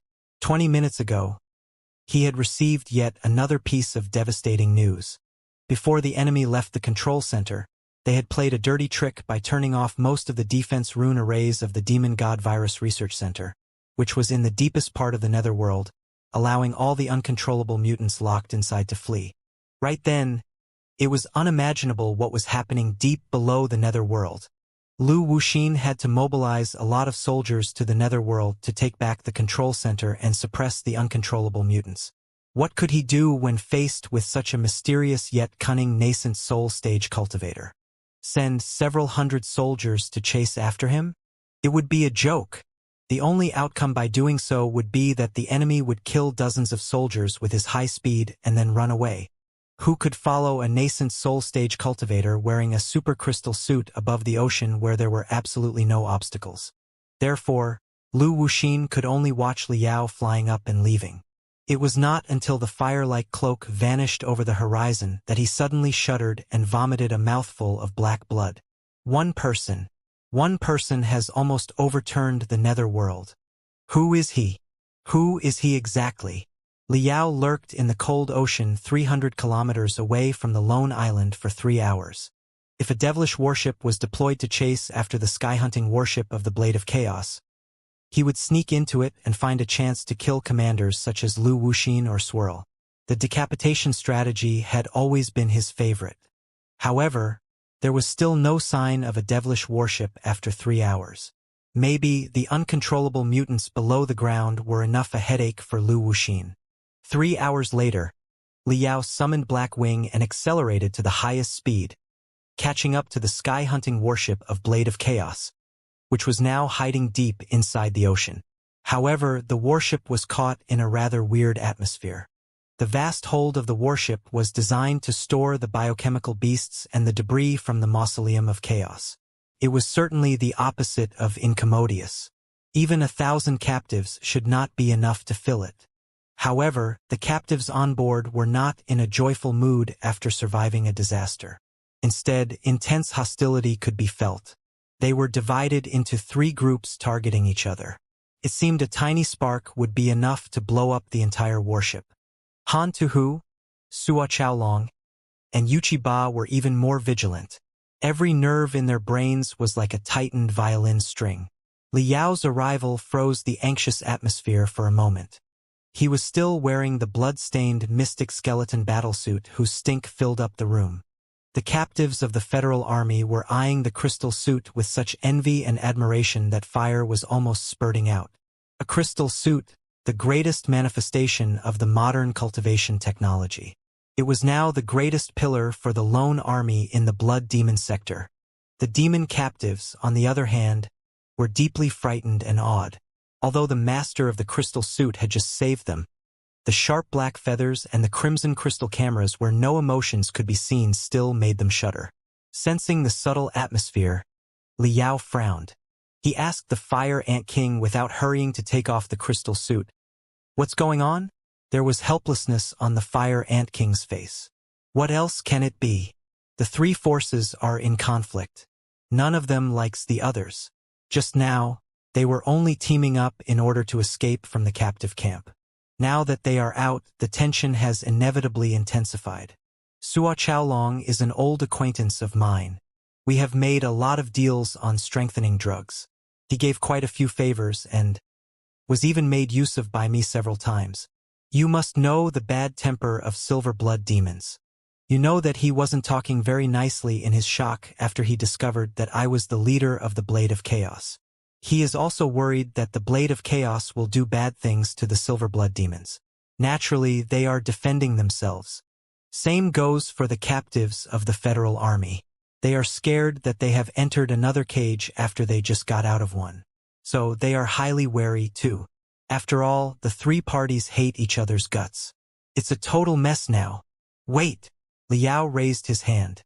The silver blood demons hate the federal soldiers and you hate the silver blood demons, and the federal soldiers hate the silver blood demons. That's easy to understand, but is there any grudge between you and the federal soldiers? Of course. The Fire Ant King sniffed. The federal soldiers are not distinguishing high-level demons from low-level demons. In their eyes, all demons are the same. In the Battle of Dawn, the low-level demons, as cannon fodder in the coalition army, led the charge and fought against the federal army. The troops purely made of silver blood demons such as Suo Chaolong's Bloodline Battalion, in comparison, were never deployed until the retreat phase. So, technically speaking, the low-level demons and the federal soldiers are old nemesis. How can they not hate each other? So complicated? Liao felt that his head was aching. He found that he had been too optimistic before. Integrating the three forces who hated and distrusted each other was 10 times more difficult than rescuing them from the netherworld. The most critical problem is that neither the federal soldiers nor the silver blood demons know why we are rescuing them. The Fire Ant King looked at Liao. Honestly speaking, I don't know the reason myself either. Who are you exactly? What are you here for? Liao sighed and pointed his fingers at his forehead, starting to take off the mystic skeleton battlesuit. He had thought hard for a long time about how he should explain the complicated matter to all three forces. In the end, he decided to tell the truth. Truth was the most powerful weapon. Faced with such a strong and frightful enemy as the Imperium of true human beings, he could not keep binding everybody to his tank with continuous lies. Such a tank was destined to be feeble and likely to collapse at any moment. Greetings, everybody. His facial cover split apart and vanished into his cosmos rings, revealing a face that was too young for his capability. Liao blinked and smiled. My name is Liao. His words detonated the freezing atmosphere in the warehouse. The name of Liao made Han Tuhu's pupils constrict violent. He stared at the mystic skeleton battlesuit that was disappearing from Liao's body in suspicion, as if he was recalling something. He then observed Liao's face for a long time with an ever-changing expression that was mixed with bewilderment and ecstasy. He asked in disbelief, Liao? Vulture Liao. Liao was the dazed one now. Do you know me? As he recalled, he had never dealt with the Flying Tigers Legion 10 years ago. Han Tuhu suddenly rose up to his feet, the calmness of a commander of the Federal Army gone. He stood straight and saluted at Liao respectfully. As the commander of the Flying Tigers Legion, Han Tuhu had a title of colonel. But now he was saluting Liao, perhaps not because Liao had just saved his life, but because his name was Vulture Liao. Behind Han Tuhu, all their soldiers of the Federal Army stood up, including the heavily wounded ones who were supported by their comrades. Whispers were echoing among them non-stop. Is he the Liao? That's right. I've seen his 3D picture before. He does look familiar. Isn't he dead already? How did he show up in this place? Was he captured for experimentation like us? It's rather unlikely, isn't it? Only the experts such as Major Li deserve to wear such tough a crystal suit. Liao was confused. Wait, what do you mean by majorly? Am I missing something? He was indeed a veteran of the Star Glory Federation, but he was just a regular soldier at best and far from a major. Han Tuhu took a deep breath and regained the serenity of a commander. Pondering for a moment, he asked, "If I may ask, did you crash into Skeleton Dragon, a ferocious demon from 40,000 years ago, with a starship left by the Star Ocean Imperium, and leave the Heaven's Origin sector with it through a space jump?" Liao nodded. That's right. The enthusiasm in Han Tuhu and the soldier's eyes was even hotter. Liao felt that he would be melted by them. Your story shocked the entire Federation after the exploration squad brought it back to the Heaven's Origin sector. Everybody knew that, if Skeleton Dragon had recovered and teleported itself to the Heaven's Origin sector in a certain way, it certainly would have been a catastrophe. Chances were that the Federation would have been destroyed. Therefore, after all the details were investigated, the federal government granted you the title of Ultra-Level Federal Hero. You are the first Ultra-Level Federal Hero of the Star Glory Federation since 138 years ago. Also, the Federal Army announced that you were back in service again as a Major. Major Lee, you are a hero that everybody in the Star Glory Federation knows. You are the first to march out of the Heaven's Origin sector into the Sea of Stars as a representative of the Star Glory Federation. Liao felt goosebumps rising all over his body. As he recalled, according to the tradition of the Star Glory Federation, Ultra-Level Federal Hero was the highest honor that was always granted to the sacrificed. Even counting the years of fierce battles when the Star Glory Federation was just established, only 9 people had ever received such an honor, and all of them had been granted it after they were dead. The federal government must have thought that he was dead and decided to boost morale by publicizing his story. A living ultra-level federal hero walking on the street? That was too scary. As for Sua Chaolong's Silverblood captives, after they heard Vulture Liao and Boneyard, the color drained from their faces, and they shuddered after pondering for a moment. It's the fiend. 10 years ago, it was not just Skeleton Dragon that Liao had killed on Boneyard. Before that, he had already wiped out the demon squad that Wang Ji, a prince of the kingdom of Lion Butchers, was the leader of with an Ares extension named Dragon Scale. The demon squad was exclusively made of experts from the younger generation of the Blood Demon sector. It was the most fabulous team made of descendants of noble families. As it turned out, they had all been annihilated by Liao. There were no survivors. After Liao's title of ultra-level federal hero spread, the Blood Demon sector had naturally learned of his atrocities, too. From then on, Vulture was like a devastating curse that haunted countless demons. Many demons gritted their teeth and swore to avenge their family. But more demons were secretly shocked and awed by Liao's toughness. How tough could the man be, considering that he had finished a ferocious demon from 40,000 years ago cleanly? Today, Sua Chaolong had witnessed Liao's formidability in person. He had to admit that the guy was overwhelmingly strong. A bewildered brilliance was flashing deep inside the Fire Ant King's eyes. 2. Skeleton Dragon was possibly one of the ultimate weapons produced by Chaos. Naturally, the Blade of Chaos had studied the things that happened on Boneyard 10 years ago, too, and he had heard the name of Vulture Liao. However, according to his analysis, Liao at the time was merely in the building foundation stage. It was with the help of a crystal warship from the Star Ocean Imperium that the guy secured his victory. The Fire Ant King did not think that Liao was a real expert himself. He did not see it coming that the guy whom he had been collaborating with was the building foundation stage cultivator from 10 years ago. 10 years ago, from the building foundation stage to above the nascent soul stage? Such a speed of training was too appalling. It was even more terrifying than any genetic modification. The Fire Ant King thought of something. Fellow Cultivator Lee, it seems you must have experienced incredible adventures after you vanished into the Sea of Stars with Skeleton Dragon, right? Han Tuhu's eyes glanced between the Fire Ant King and Liao's face before he asked solemnly again. Judging from the situation here, you haven't reached out to the Federation yet. Have you? So, you did not come to our rescue by the order of the Federation. Then what is going on here exactly? We are totally confused. Sua Chaolong and all the other silver blood demons blinked and pricked up their ears, too, waiting for Li Yao's answer. Looking at the captives, who possessed all kinds of bizarre appearances but were equally wary and anxious, staring at him eagerly, Li Yao suddenly had the feeling that it was all a farce. Silver blood demons, the blade of chaos, federal soldiers, the three forces hated each other's guts. Yet he was trying to unite them? It was crazy. Taking a long breath in relief, Li Yao said slowly, "What I am going to say next may sound absurd and lacking evidence, but please don't be hasty. If you have any questions, wait until I'm done. I can explain the whole thing, and I can also explain." His eyes stopped on Sua Chaolong, a silver blood demon who appeared to be a brawny human being, and Han Hutu, a commander of the federal army who looked like a crazy devil. Pausing for a moment, he continued, "Everything that has happened to you." Han Tuhu nodded. "I'm all ears, Major Li." Sua Chaolong made a gesture of please, too. Whatever the grudge between them was, the guy had saved the lives of himself and his many brothers after all.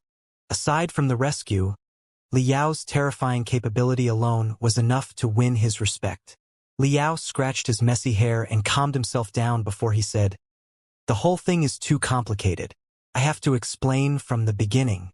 10 years ago, I unearthed a crystal warship from the Star Ocean Imperium on Boneyard and jumped into the depths of the Sea of Stars together with Skeleton Dragon. Later, I discovered a new sector that was governed by human beings." "What?"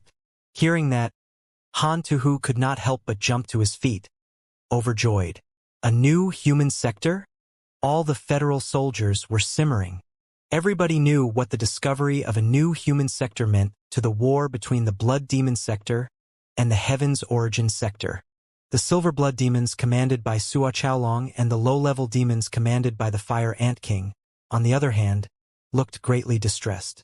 Whatever internal conflicts they had, they belonged to the demon race after all. A new sector of human beings was certainly not good news for the Blood Demon sector. Sua Chaolong opened his mouth, meaning to question Li Yao, but he lost confidence before he let his doubt out. It had been long confirmed that Li Yao jumped to the depths of the Sea of Stars with Skeleton Dragon. But right now, he announced his grand return with such a leap of his capability. It was evident that he must have gone through a lot of adventures.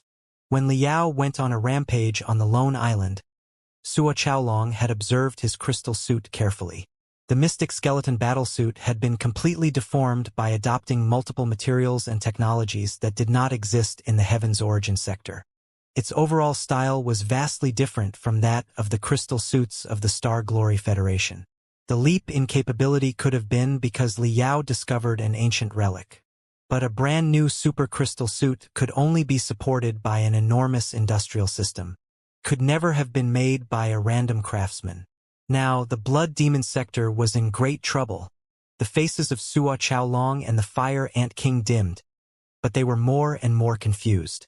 If the Heaven's Origin sector had the support of another sector of human beings, it could have attacked the Blood Demon sector directly. They did not understand why Li Yao ran into the Blood Demon sector by himself. Was he there to mock them? Li Yao saw Han Tuhu's excitement and Sua Chaolong's frustration. With a bitter smile, he said, "It's not as simple as you imagined. Brothers of the Federal Army, don't feel happy too early. Forget it. I'll just continue the story. You will understand everything when I finish." He hid part of his experience in the Flying Star sector, but he told the stories of Iron Plateau, the Temple of Immortals, the Immortal Cultivators, the Apocalypses, the Dark Forest Theory, the Star Child, and the Imperium of true human beings exactly as they happened. His monologue did not stop until more than an hour later. At first, Han Tuhu and Sua Chaolong had a lot of questions and almost could not wait to interrupt him. But later, they were both bewildered, covered in cold sweat. Possession through an apocalypse. The Dark Forest? Immortal cultivators who regarded ordinary people as ants? The Imperium of true human beings, which was in control of the prosperous area of the 3,000 sectors and thereby boasted a much higher capability than themselves. Compared to the unimaginably large concepts, The war between the Blood Demon sector and the Heaven's Origin sector at the edge of the universe was like a fight between kindergartners. That was my experience in the Flying Star sector. Liao licked his dried lips and concluded. At this very second, while we are taking to each other, the expedition army of the Imperium of True Human Beings is marching toward us maliciously by way of incessant, short-distance jumps. By the most optimistic estimation, they will arrive in the Heaven's Origin sector in 200 years. By then, the Heaven's Origin sector and the Blood Demon sector will have completely melded, which means that neither you nor we can shun the barrage of the expedition army. Before that, and maybe only a few years from now, a weird minor apocalypse will arrive. As of now, we are still unaware of the nature of the strike. Maybe it will be an attack by an intelligent entity of energy, like the Star Child in the Flying Star sector. Maybe it will be even more uncanny and unpredictable. But it is unquestionable that the minor apocalypse will reduce, if not rid, our ability to resist the expedition army of the Imperium of True Human Beings. That is the first thing that I wanted to tell you all. Now, you may think about it calmly. Is there an inconsistency in my story? Did I make it up for a certain purpose? The federal soldiers, the Blade of Chaos, and the Silver Blood Demons all fell silent. There was too much information in Liao's words. Even an hour was not enough for them to digest. Everybody remained numb for 5 minutes before desperate whispers echoed in the corner. Sua Chaolong, on the other hand, was rolling his eyeballs weirdly. Liao keenly sensed what he was thinking. He calmly said, I know what some of the demons here are thinking. You think that, since the Imperium of True Human Beings is so formidable and their primary target is the Cultivators, can you make use of the Imperium of True Human Beings to destroy the Star Glory Federation? Of course, it is a realizable possibility. However, as terrifying as the Imperium of True Human Beings might be, it is a nation of human beings after all. It is not hard to infer their attitude toward demons. What will the immortal cultivators regard the demons as when they regard ordinary human beings as ants? I estimate that, after the Imperium of True Human Beings conquers the Heaven's Origin sector and the Blood Demon sector, if you are lucky enough to survive the battles, the best outcome you can expect is to be sent into the sunless mines and toil until you die. The bottom line is, in the eyes of the immortal cultivators, we are all the same. Insignificant bugs that are hiding at the edge of the universe. No more. Sua Chaolong cursed silently. He knew that Liao was right. Besides, seeing that everybody was scratching their head and whispering to each other, but unable to find out any inconsistencies in the horrifying story, Liao gritted his teeth and threw out an even bigger bomb. Now, I'm going to tell you the second story, one that might be even more shocking for you. I do not know how I should comment on the story. I only want to tell it exactly as it happened. You can think about what it means exactly yourselves. Everybody was startled. What could possibly be more shocking than the Imperium of True Human Beings and the cruel Dark Forest theory? Liao glanced at the Fire Ant King and took out Chaos Ba Yanji's hidden star box. He had made a simple adapter yesterday during his spare time and connected the hidden star box to his mini crystal processor. In such a way, the picture of the key memories of Ba Yanji would be able to be displayed in front of everybody by means of 3D projection. Every one of you, regardless of whether you are a Silver Blood Demon or a federal soldier, has gone through brutal torment in Elder Nether Springs laboratory and made to look vastly different. I don't know whether or not you had doubts before. How did a Silver Blood commander such as Sua Chaolong turn into a human being? And why does a commander of the federal army such as Han Tuhu look like an out-and-out demon? Sua Chaolong and Han Tuhu both shuddered. They looked at each other and breathed fast. They had been pondering the question in pain for the past half-year but did not have the courage to face it. Shwa! An enormous light beam was triggered to the ceiling of the warehouse. As the image and shadow fell slowly, everybody found themselves in the palace of the Ultimate One sect, a cultivation sect 40,000 years ago. Ba Yanji's magnificent image showed up in front of everyone. He is chaos. Liao said one word after another.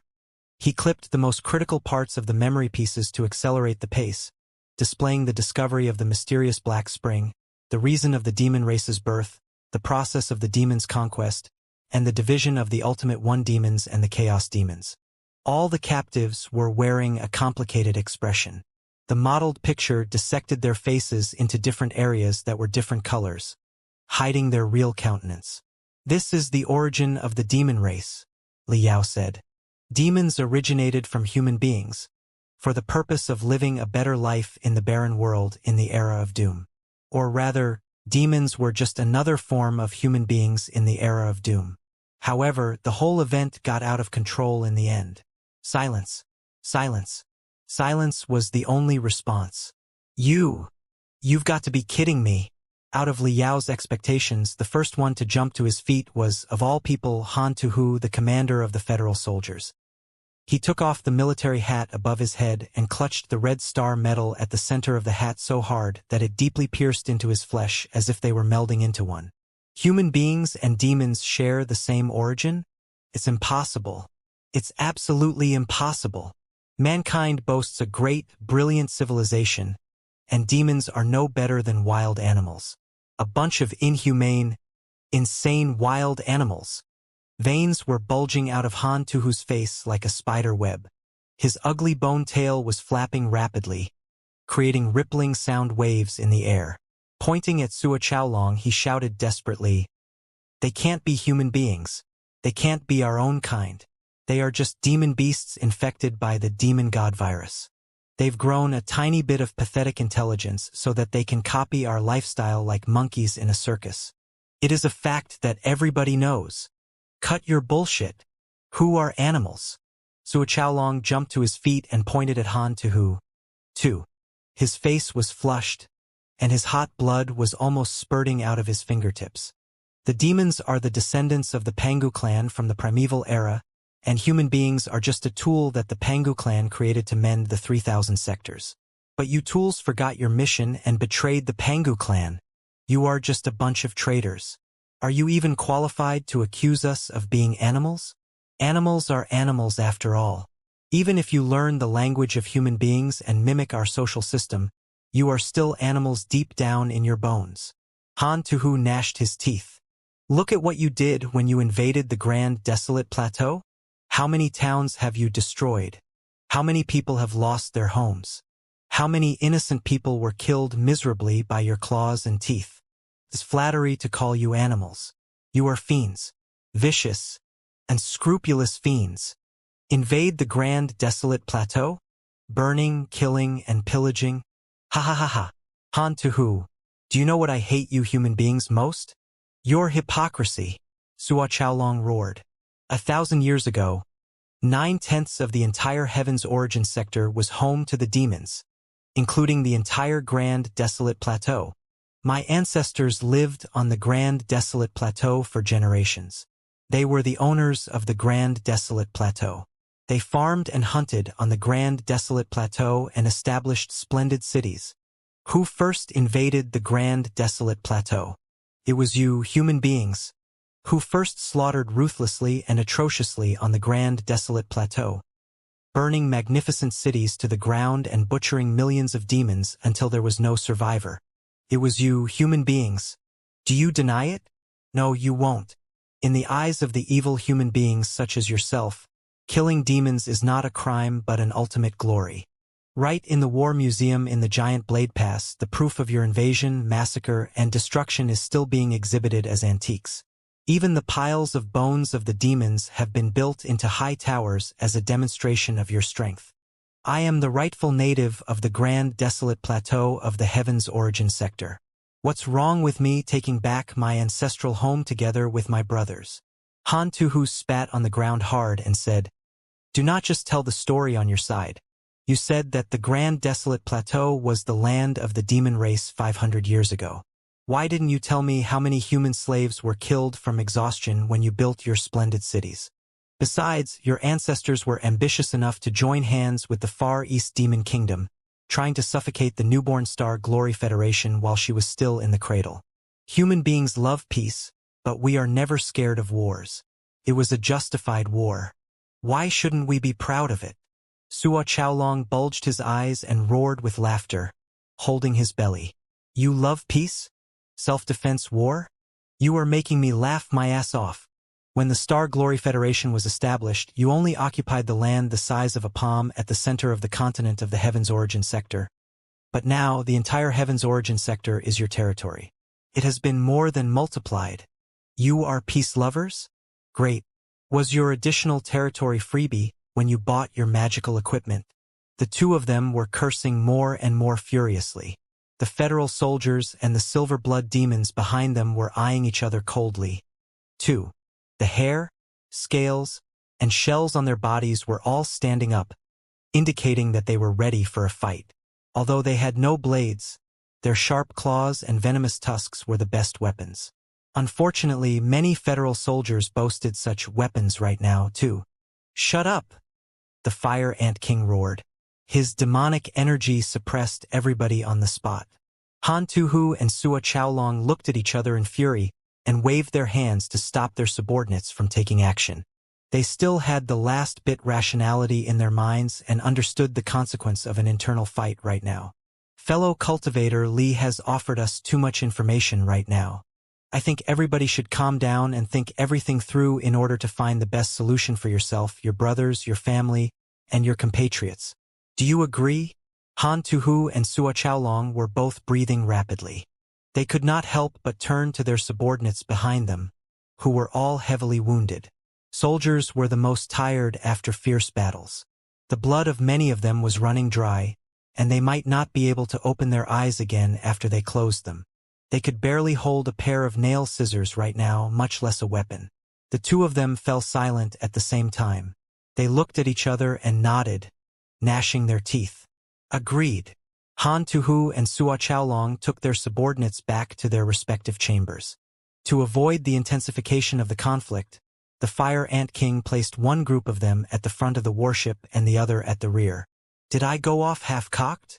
Liao asked the Fire Ant King with complicated feelings. The Fire Ant King eyed him for a long time with a weird expression until he felt a bit creepy.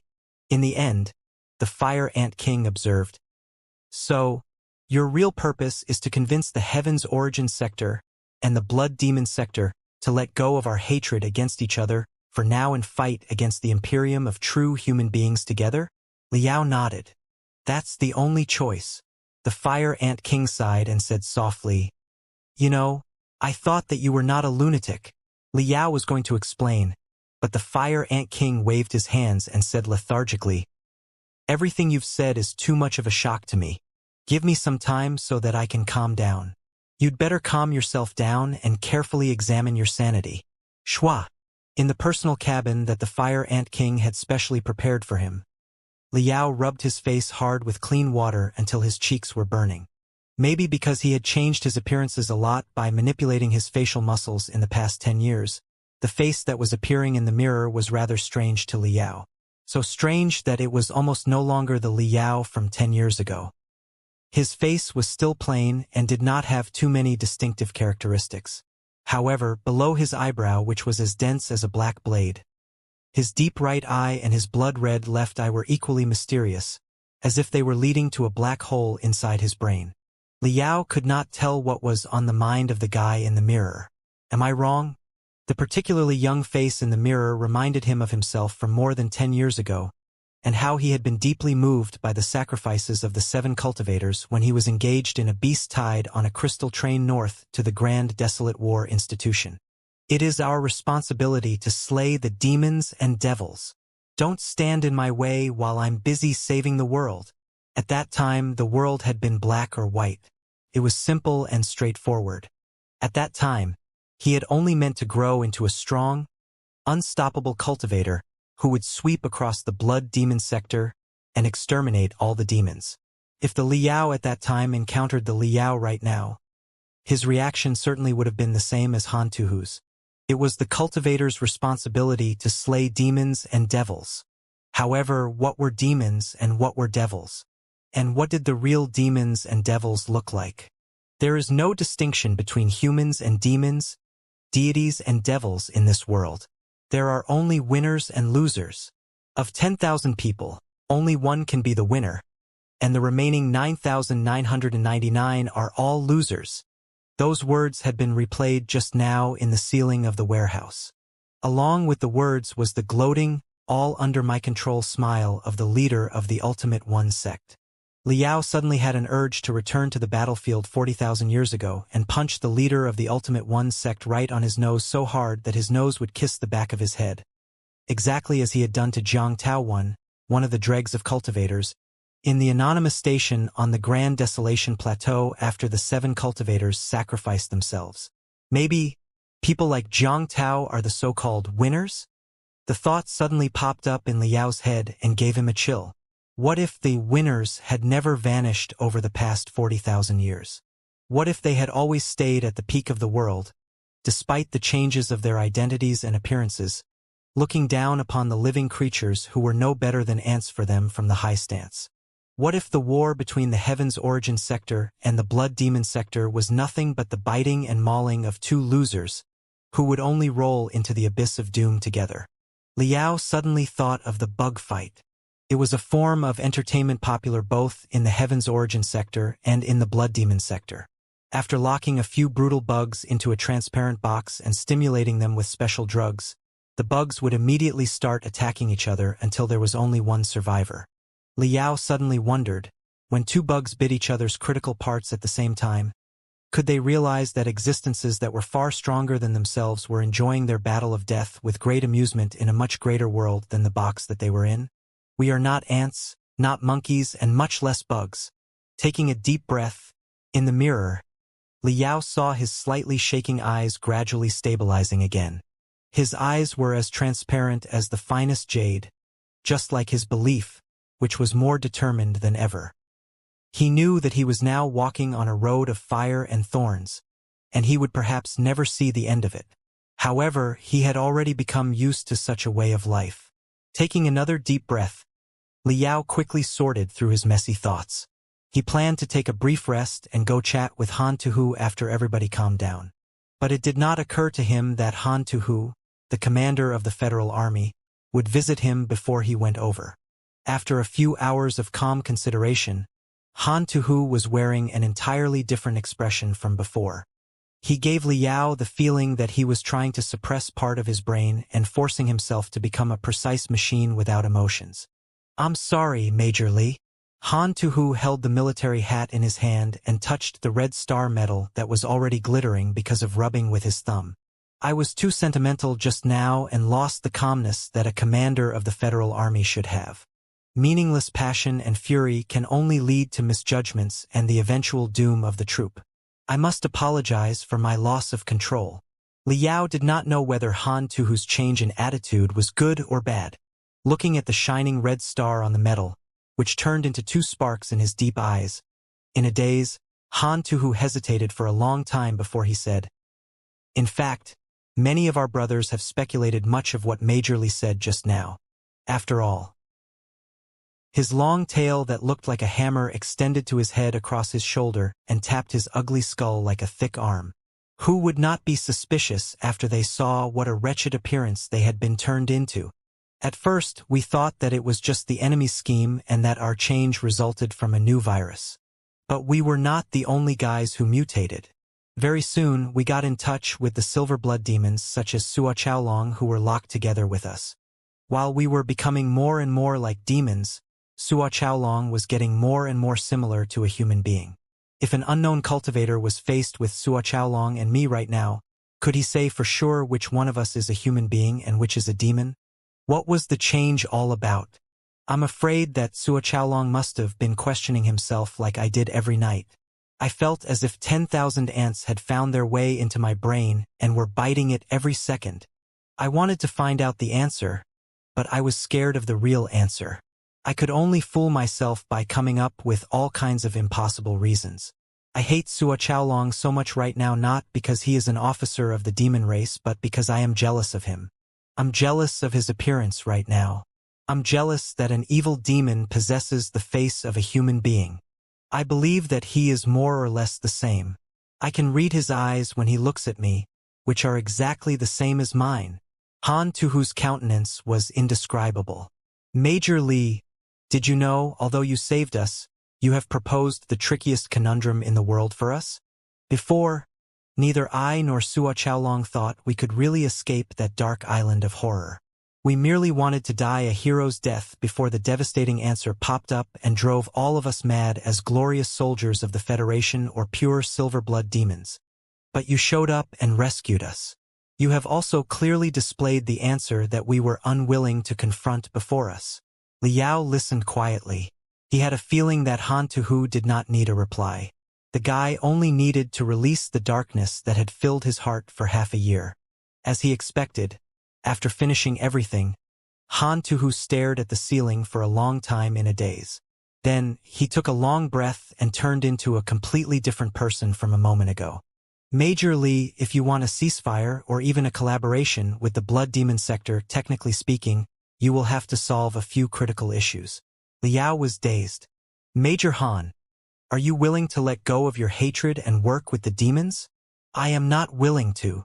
Han Tuhu seemed to be crawling out of the swamp that had trapped him for half a year. An officer of the Federal Army that was so shrewd that it was almost cruel was waking up in himself. He shook his head and said, even if everything you said is true, and human beings and demons do share the same origin, so what? 40,000 years is enough to make the same race evolve into two different branches. Besides, even within the same race, irreconcilable conflicts might break out, too. Race is never the sole reason for a war. It is never even the most important reason. Take the Imperium of true human beings, the greatest threat for us right now, for example. It is a nation of human beings and shares the same language and origin as us, but it will not show any mercy when it destroys us. Therefore, I'm sorry, but I'm afraid that I cannot let go of my hatred for the demon race. I believe that the other soldiers of the Federal Army will not let go of it in a couple of years either. However, Han Tuhu's eyes were sharper and sharper, as if a scalpel was ripping apart the gloomy cloud that had been covering his brain.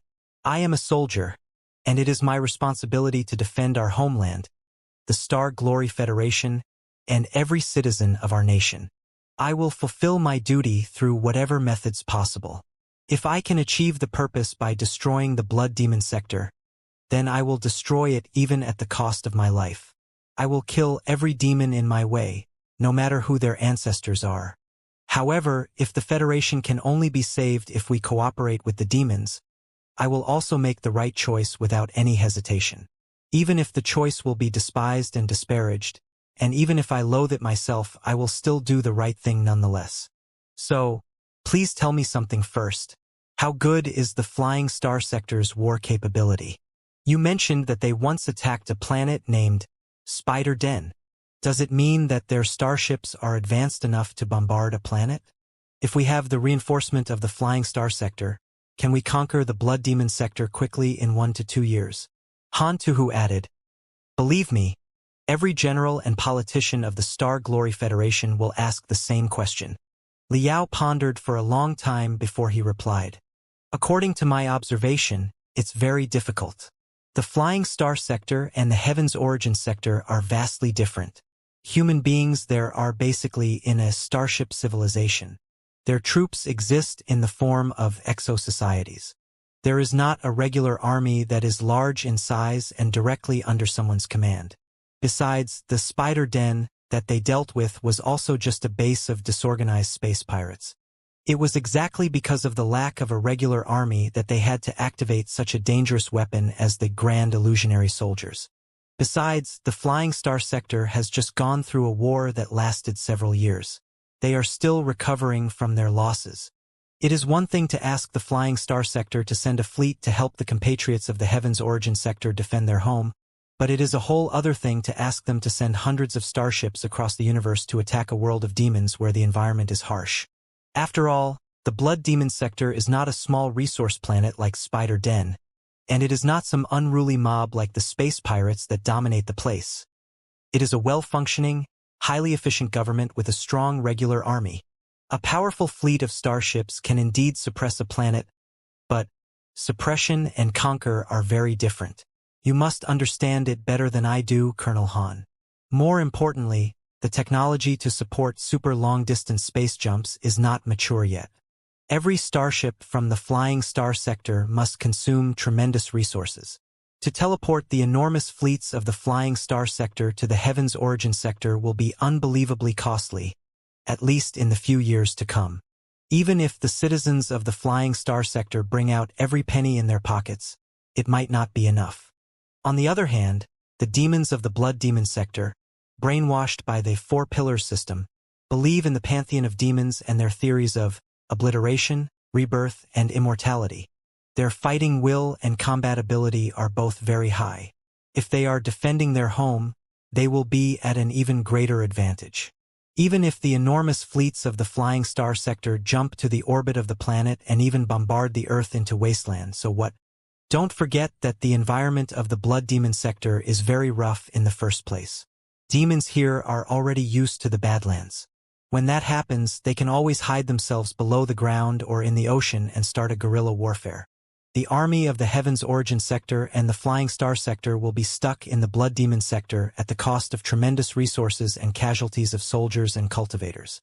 Crystal suits, crystal warships, and cultivators who are in the high-intensity battles are all money guzzlers. They will consume astronomical resources on a daily basis.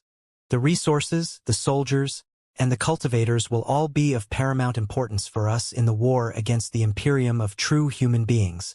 I believe that the Federal Army must have drafted plans of total attack, too, and calculated how many resources and lives we would have to pay in order to conquer the Blood Demon sector, didn't it? Han Tuhu smiled bitterly. The General Staff of the Federal Army has indeed come up with several war proposals against the Blood Demon sector.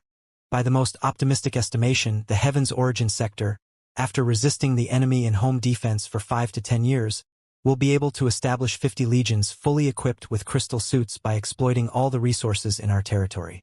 Then, we will launch a counterattack with the 50 legions as the main force and march into the Blood Demon sector. It is predicated that we can annihilate the main force of the coalition army of the Blood Demon sector in 5 years and conquer the Blood Demon sector in 20 years. At that time, the General Staff estimated that all the soldiers that will be lost in the 20 years of war is 130 million. In other words, the entire Federal Army will be buried in the war and replaced by new soldiers. By the most optimistic estimation of the General Staff, the total war will set the national economy of the Star Glory Federation backwards by 50 years. It is predicated that the GDP will hit rock bottom in the 18th year of the war, which will be 65% of the present day. Also, after we completely occupy the Blood Demon sector, the descending curve will not go up again until it lingered at the bottom for 10 years. We will not get any positive benefits from the war until at least 50 years after. That is why I want to confirm with you whether or not we can significantly shorten the time with an ally who boasts a powerful fleet. At the very least, Liao said, it is impossible for us to conquer the Blood Demon sector in 1 year, annihilate all the rebellions in another year, and collect the resources of the Blood Demon sector to make up for the losses in the far in yet another year, even with the help of an ally. Han Tuhu gave no reply. His glittering eyes suggested that he was quickly calculating with all of his brain cells. I've got it. 5 minutes later, when white mist was popping up from his forehead, he nodded and said solemnly, You're right. It is impossible to conquer the Blood Demon sector quickly. Then we have only one choice now. You've convinced me, Major Li. I can cooperate with the demons temporarily like we did in the Netherworld. Of course, that is, if the demons are willing to cooperate with us, too, although I do not have high hopes for that. Liao felt excited. He had finally made the hardest first step. He said sincerely, Thank you, Colonel Han. I thought. Liao did not know how he should express his complicated feelings. You thought that I would label you to be a traitor of the Federation who conspires with foreigners, didn't you? Asked Han Tuhu. Liao scratched his hair and nodded. More or less. Han Tuhu smiled. I never thought that way. However, after such a choice is made, I'm afraid that many people in the Federation will label us as such. But it doesn't matter. It is perhaps the greatest glory for a soldier of the Federation to be grouped together with an ultra-level federal hero. I believe that people will understand us one day, Liao said. Han Tuhu smiled again. He said casually, I want to tell you a story, Major Li, about the Battle of Dawn. The Battle of Dawn was the first full-scale, strategic attack against the Heaven's Origin sector. Different from the previous outbursts of beast tides, it was the regular army of the Blood Demon sector that was deployed, including almost all the main forces of the Nether Spring Kingdom and the Kingdom of Lion Butchers. In the Battle of Dawn, the Federal Army was completely eclipsed. Both strategies and tactics were a mess. The troops were marching all the time, but they still suffered a series of defeats, until the entire Grand Desolate Plateau was lost in the end. Even the Grand Desolate War Institution, Major Lee's mother school, was burnt to the ground. The enemy moved forward all the way to the Giant Blade Pass, the boundary of the Grand Desolate Plateau and the Heartland. It was doubtlessly the most humiliating battle in the past 300 years. The entire Federation was in a panic, dominated by pessimism.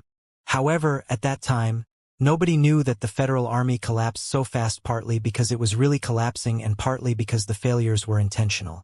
A highly confidential plan, codenamed Giant Crab Operation, was being carried out. It was true that we were not well prepared for the first overwhelming attack of the Blood Demon sector, and we suffered tremendous losses at the beginning of the battle. However, after 10 years of groundwork, the Federation had established 16 legions that were fully equipped with crystal suits. More than 70% of the soldiers in the legions were armed with the Mystic Skeleton battlesuit, which was partly designed by Major Lee. The assault team and the officers were even fortified with crystal suits of more advanced models. With the 16 crystal suit legions, we had the capability to stop the coalition army of demons at the north of the Grand Desolate Plateau. We could have simply driven them back into the Blood Demon sector. However, after the General Staff evaluated the situation of the battle, a very risky decision was made. They planned to fake a defeat and tempt the enemy deeper so that we would be able to swallow the main force of the coalition army. Not a living soul was going back to the Blood Demon sector. Many towns were abandoned by us, and many faults in our strategies were made on purpose, in order to mislead the coalition army of demons into making a wrong judgment about our capability and intentions. Both the soldiers and the civilians paid an extremely high price just so that the Grand Desolate Plateau would become a graveyard for the coalition army of demons. While the coalition army of demons marched forward unstoppably on the Grand Desolate Plateau and finally reached the Giant Blade Pass at the south of the Grand Desolate Plateau, their supply line was longer and longer, and even the toughest soldiers of the demon race were showing signs of fatigue. In the meantime, 12 of the 16 crystal suit legions of the Federation were moving to the rear of the coalition army of demons from their flanks quietly, like the two pinchers of a giant crab, hoping to cut off the connection between the enemy and the Blood Demon sector and keep them in the Heaven's Origin sector forever. The plan was like a dance on a razor blade. It was highly risky. Naturally, it was a top secret. In order to hide the plan and to explain why the Crystal Suit Legions did not show up on the Grand Desolate Plateau, the General Staff and the Department of Defense made quite a good play. The Federal Army pretended that it was preserving the strength and merely defending passively in panic. The Speaker of the Department of Defense was also asked to spread out talks such as, "Crystal Suit Legions are not built easily and should not be wasted." Ostensibly, the 16 Crystal Suit Legions were all mobilized to the major cities in the inland, especially those around the capital, as if unwilling to be deployed. My Flying Tigers Legion was one of the earliest legions in the Federation to be equipped with crystal suits. We were moved back to the capital city. But nobody knew that the real Flying Tigers Legion was marching clandestinely in the depths of the Grand Desolate Plateau. The crystal suits that showed up around the capital city were but vivid models and 3D projections. The strategical deception was very successful. The coalition army of demons knew nothing about our real purpose. They thought that they could break through the Giant Blade Pass as long as they worked a little bit harder. Therefore, they continued their bombardment despite the difficulties of their supply. But the citizens of the Federation were fooled at the same time. All the citizens burst into fury as the Federal Army continued to retreat. During that period, the Federal Army was a target for everybody. Countless furious citizens were cursing. For 10 years, the nation had been in the highest warring state, and the military budget had been multiplied. Everybody was offering whatever money they had to establish the 16 Crystal Suit Legions. They claimed to be invincible, but where were they exactly when a real battle broke out? Many celebrities were posting through various social media platforms.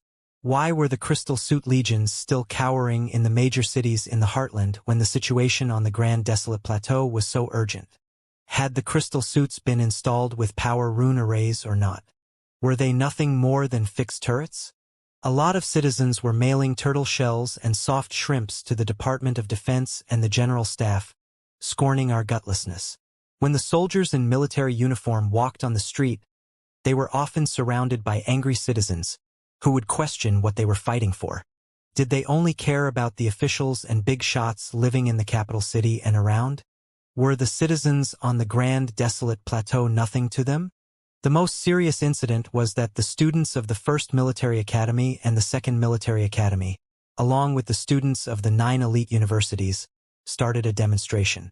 At that time, Admiral Xianxia, a speaker of the Department of Defense, declared by the order of his supervisor in the media that there were still issues regarding the performance of the Mystic Skeleton battlesuit, and it would be best to ask them to defend the cities to avoid unnecessary losses. As a result, Admiral Xianxia was vilified as a capitulator. One of his personal residences was even burnt to the ground by the angry students. As for me, as a commander of a leisure legion stationed in the capital city, I was naturally slandered too. Titles such as Traitor of the Federation are nothing new to me, right? Leisure Legion was a nickname that the public gave the Crystal Suit Legions at that time. I remember that, half a month before the giant crab operation was put into action, I appeared in the capital city to participate in the parade to celebrate the establishment of the Federation. It was also part of the strategical deception. I was going to fly into the depths of the Grand Desolate Plateau at night and lead the Flying Tigers Legion to become the first Crystal Suit Legion to charge at the enemy. According to the plan, once the 2 pincers of the giant crab closed, my Flying Tigers Legion would pierce into the feeble part of the link between the coalition army of demons and the Blood Demon sector as quickly as possible in order to cut off their connection. It was not hard to imagine that the enemy would definitely try their best to re-establish the connection to their homeland. The troops from the Blood Demon sector would reinforce them crazily. 2. The Flying Tigers Legion would suffer attacks from both sides and endure the most pressure. It was very likely that the entire legion would be wiped out. Everybody, from me to the cook, was prepared to be sacrificed. At that time, my only son was studying at the 1st Military Academy in the capital city. The General Staff gave me half an hour's leave so that I could meet him, who was also participating in the parade, when it was over. Naturally, he did not know anything about the giant crab operation, nor did he know that it was going to be the last time we would meet. However, do you know what he did after he met me? Liao was deeply engrossed in the story. He asked, "What did he do?" Han Tuhu seemed to be laughing. The little brat tossed a handful of calcium tablets toward me heavily the moment he saw me. He said, "Why are you shameless enough to join the parade? You should grow a spine." Then he left without even looking back. From the beginning to the end, I never had a chance to speak to him. Liao was silent for a moment before he asked softly, "Did the giant crab operation work out?" "Of course not." Han Tuhu smiled bitterly. "However, it was not because of our problem, but because something went wrong within the coalition army of demons. According to our plan, as long as the coalition army of demons continued attacking the giant blade pass for 3 days, no more, the siege would have been completed.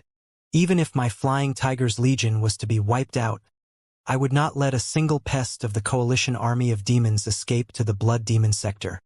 But nobody expected a mutiny of the low-level demons in the front line. The mutiny of the low-level demons caused the collapse of the coalition army of demons. Their main force made the decision quickly.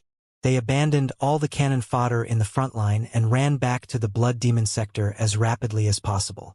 The incident was far beyond our expectations. We could only shift our strategy temporarily and attack them in advance. It was why I followed Sua Chaolong for thousands of kilometers and eventually caught up to him in the dark desolate domain. Then we both ended up as captives. It's funny when you think about it. We planned carefully for more than half a year. We paid countless sacrifices and shouldered the most vicious curses. We were so close to victory, but our plan failed because of the enemy's own problem. But this is how a war goes. You never know what will happen next. Liao sighed. Right now, your son must understand your reasons and feel sorry for what he did. You didn't get the point of my story, Major Li. Han Tuhu put the military hat on his head squarely again and soothed all the crinkles on it. He then moved the red star medal to the center of the hat. What I'm trying to say is, I do not care whether the brat or any other people understand or feel sorry for me. It doesn't matter even if they despise and detest me forever. I don't need their sympathy. I only want them to live on. Han Tuhu's eyes were filled with the most freezing heat like magma frozen in frost. Intense smoke of war was leaking out of his every pore, and he marched forwardly quietly in the smoke like a black shadow by himself. The black shadow was etched into Liao's heart and made him even more determined about his belief. The road ahead of him had never been clearer. Liao took a deep breath and said sincerely, "Thank you, Colonel Han. You have given me a good lesson. I know what to do now." Han Tuhu laughed and rose up. "You've convinced me, but it is far from enough. Human beings and demons are in vastly different circumstances right now. Time is on the Star Glory Federation's side. The cultivation technology of the Heaven's Origin sector is developing much faster than the biochemical technology of the Blood Demon sector. Even in the past 10 years of war, which were the hardest for us, we have managed to establish 16 crystal suit legions despite the pressure. In the decades to come, we will only become stronger. It is needless to say that a new sector of human beings has been discovered right now. Even though the assistance of the Flying Star sector is merely symbolic, the exchange of knowledge between two different worlds and two different systems of cultivators will certainly lead to the most brilliant sparks and make the technology of both worlds develop exponentially quicker. We have the whole future ahead of us. As long as we have a rest of 5 to 10 years, our technology and comprehensive capability will be far higher than those of the Blood Demon sector. Therefore, peace at present is in the interest of the Star Glory Federation. It is also the biggest reason I'm willing to agree with you. But what about the Blood Demon sector? As of now, their comprehensive capability and the number of super experts are still higher than those of the Heaven's Origin sector. But the gap is being reduced at a visible speed. It is the greatest motivation for the Blood Demon sector's assault. They have to seize the most critical window right now. After the precious 10 years or so pass, they will stand absolutely no chance. Moreover, right now, with the help of the Flying Star sector, our comprehensive capability is improving at an even higher speed. It is possible that we will surpass the Blood Demon sector within several years. If you were the leader of the Blood Demon sector, would you be willing to stop the war now? Let's play a mind game. Imagine you are Jin Tui, the commander-in-chief of the coalition army and the incumbent leader of the Blood Demon sector. One day, a nascent soul stage cultivator named Liao suddenly shows up and tells you everything about the Flying Star sector and the Imperium of true human beings. What will you do? You have two options. Firstly, you choose peace. You sign a truce with the Star Glory Federation. You wait and watch the communication between the Heaven's Origin sector and the Flying Star sector getting heated and the technology to support super long-distance space jumps growing mature, to the point that a universal bridge will be established between the two human sectors, which leads to the boom of the cultivation techniques and technology.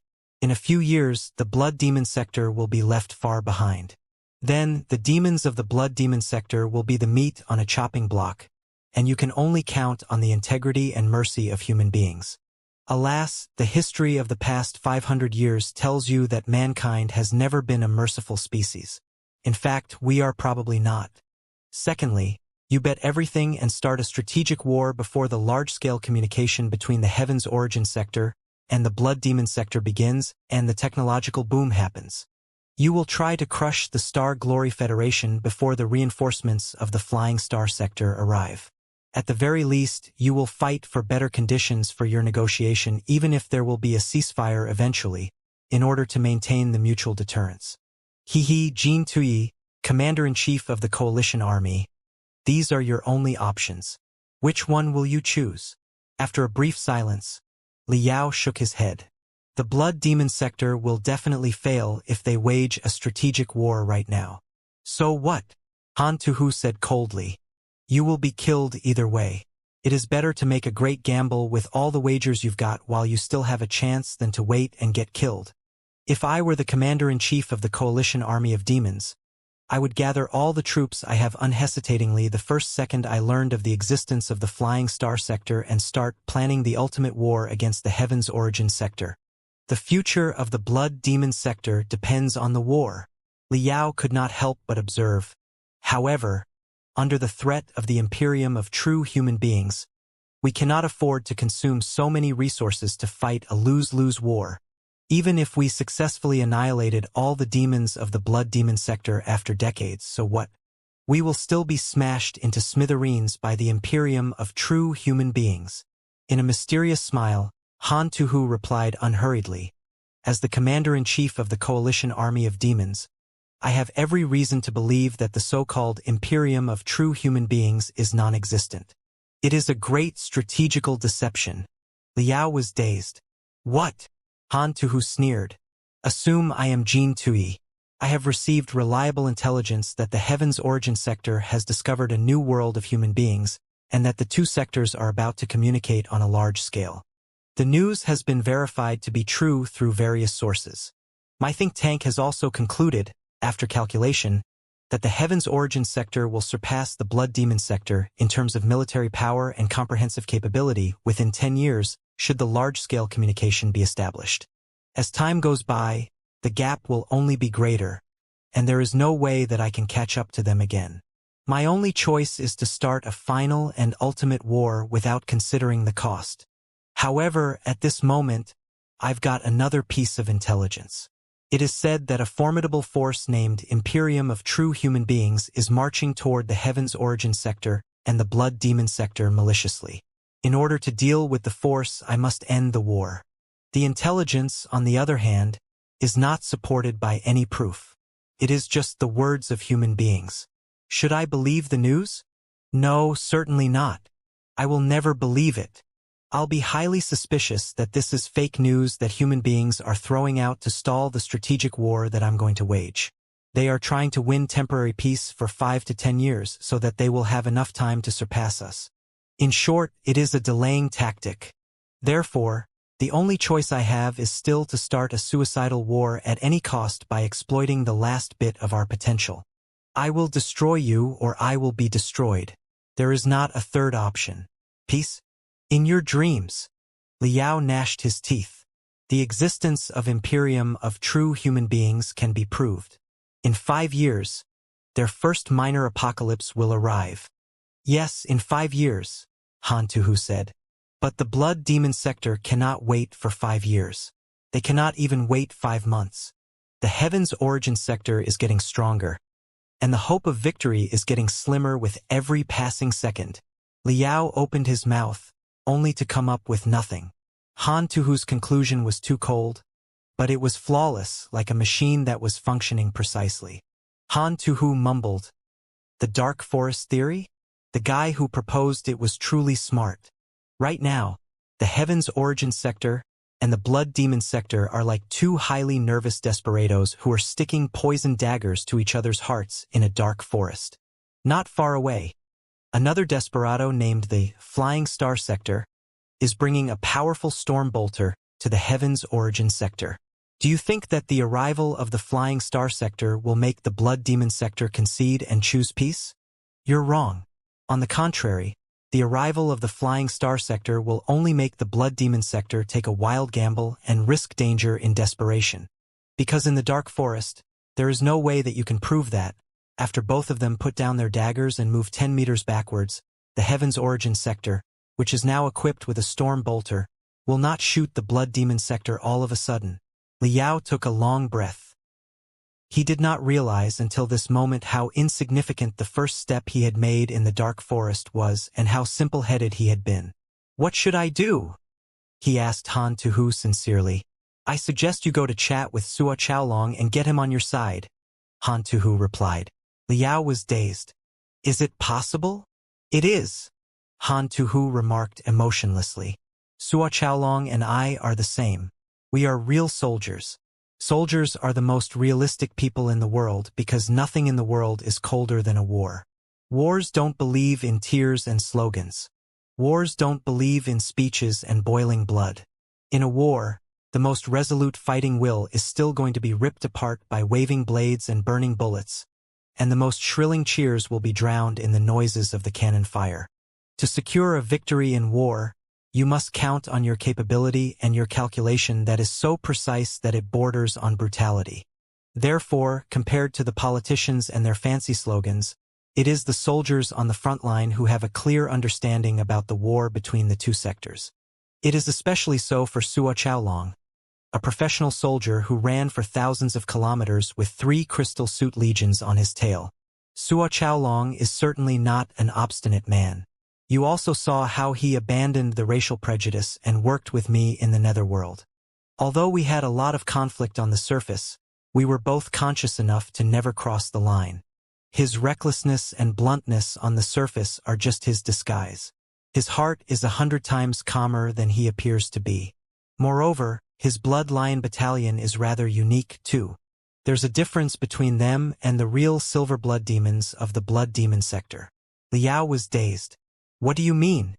Han Tuhu said, have you never found it odd? Suo Chaolong's team was strong enough to fight against the best crystal suit legions of the Federation. But why is it still an awkward battalion? Liao frowned. He did feel a bit odd when he heard the name of Blood Lion Battalion. In the military system of the Blood Demon sector, the biggest independent combat unit was a contingent.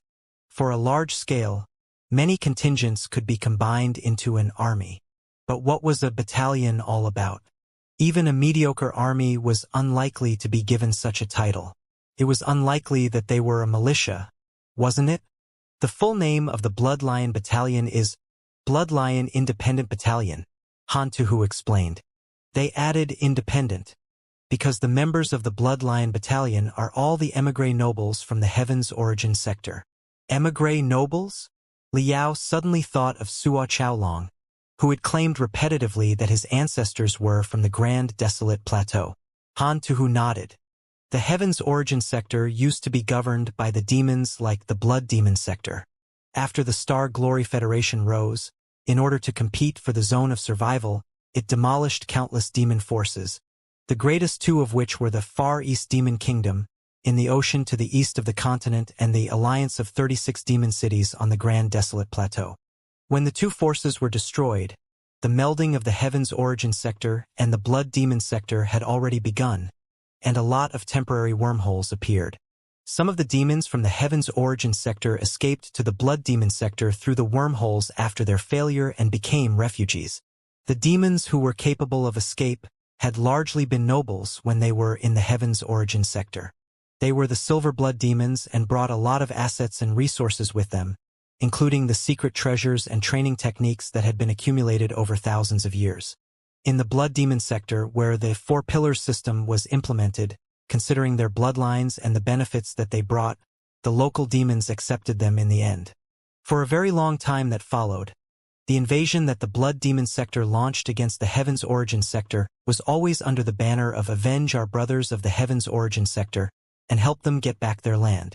Naturally, the demons had to find a justified reason for their invasion, too. However, the resources of the Blood Demon sector are not endless. It is not hard to imagine that, after the honeymoon period was over, and the resources and secret arts they carried were drained, the émigré nobles from the Heaven's Origin sector were less popular than before. Some of the refugees did not know what they were doing. For example, the refugees from the Far East Demon Kingdom even established a government in exile of the Heaven's Origin sector in the Blood Demon sector. That's nuts. Very soon, they were completely swallowed by the local demons of the Blood Demon sector with one excuse or another. Suo Chaolong's ancestors were different. They were from the alliance of 36 demon cities on the Grand Desolate Plateau, whose capability was far lower than that of the Far East Demon Kingdom. Therefore, they knew exactly their position. After they escaped to the Blood Demon sector, they understood the importance of maintaining a low profile very well. By way of adulation, they managed to cling to the superpowers and survive on. After generations of marriage, they finally secured their stance in the kingdom of lion butchers. However, no matter how low-key they were, the stamp of refugees on them was not going to die out quickly.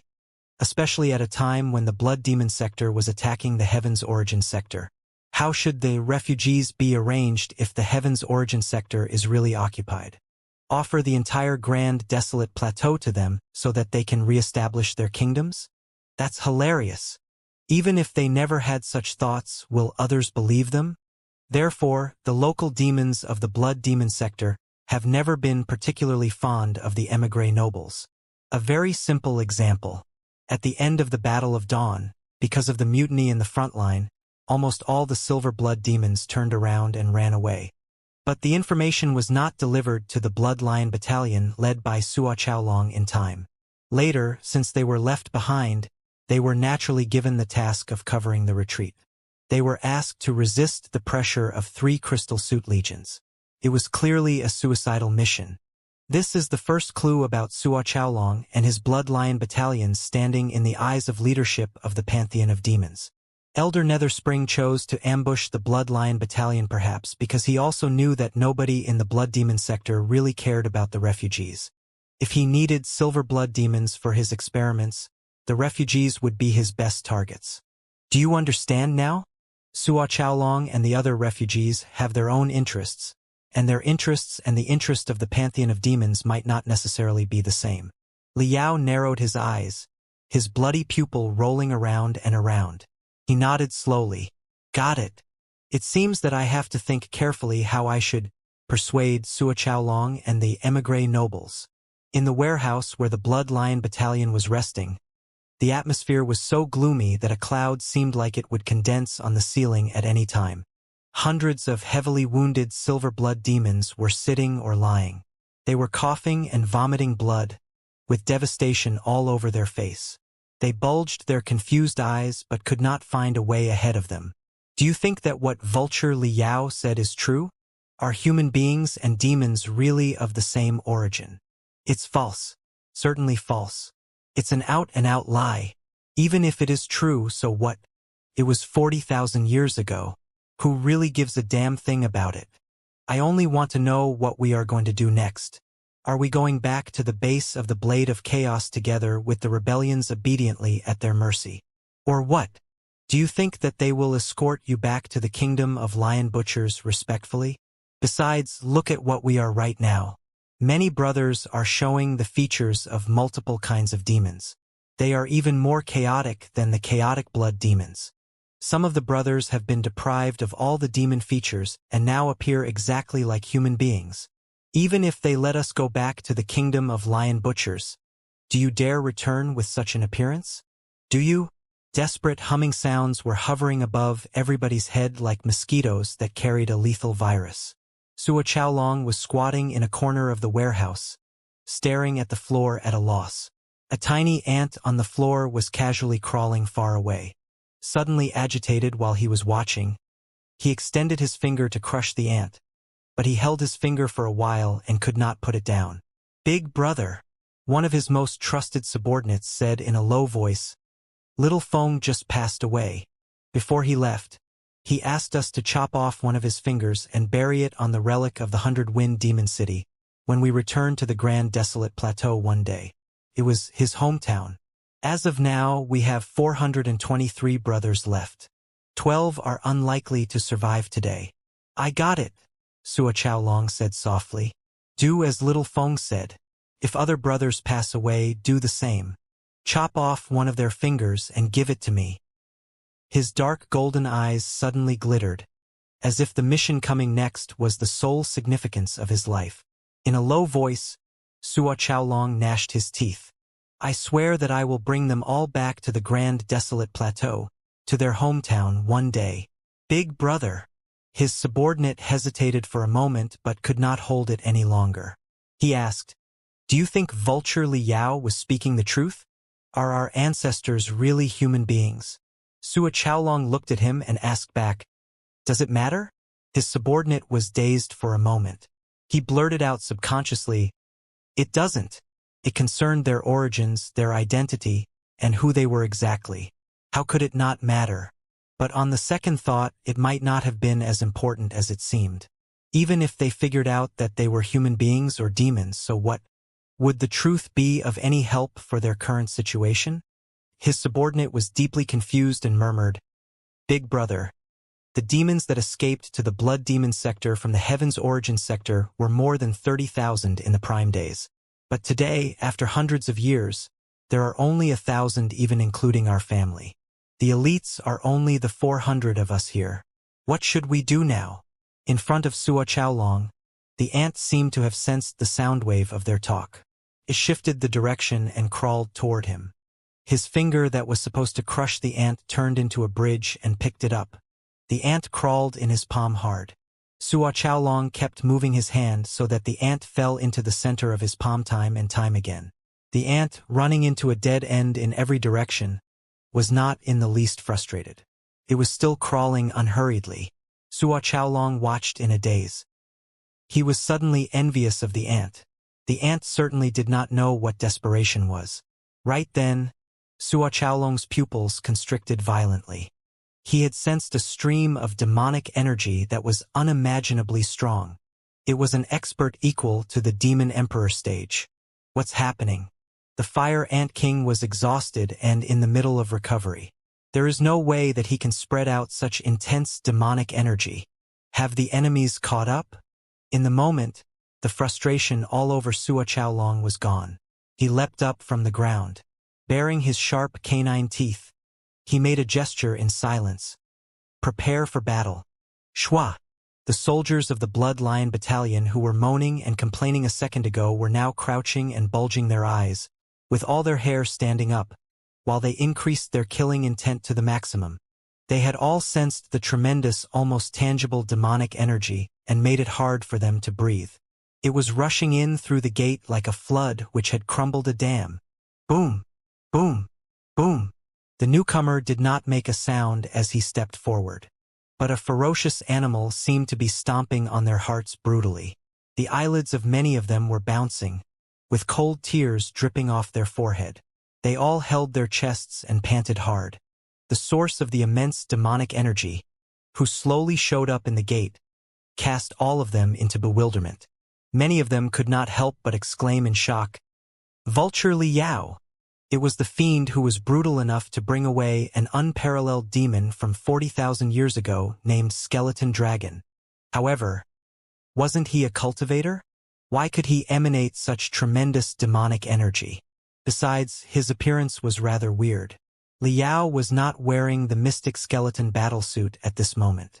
On the contrary, he activated a lot of primeval cells inside his body and put on his most hideous and ruthless appearance. His left eye was oozing the most dangerous red brilliance, which resembled the volcanic vent that was full of magma. A row of narrow and long bone blades grew out of his left arm and extended all the way to his back like a set of glamorous armor. Intense demonic energy was also flowing in the middle of the crystal with which he launched the cell obliteration cannon. Even the air was almost twisted, placing his body in a hazy, unpredictable mist.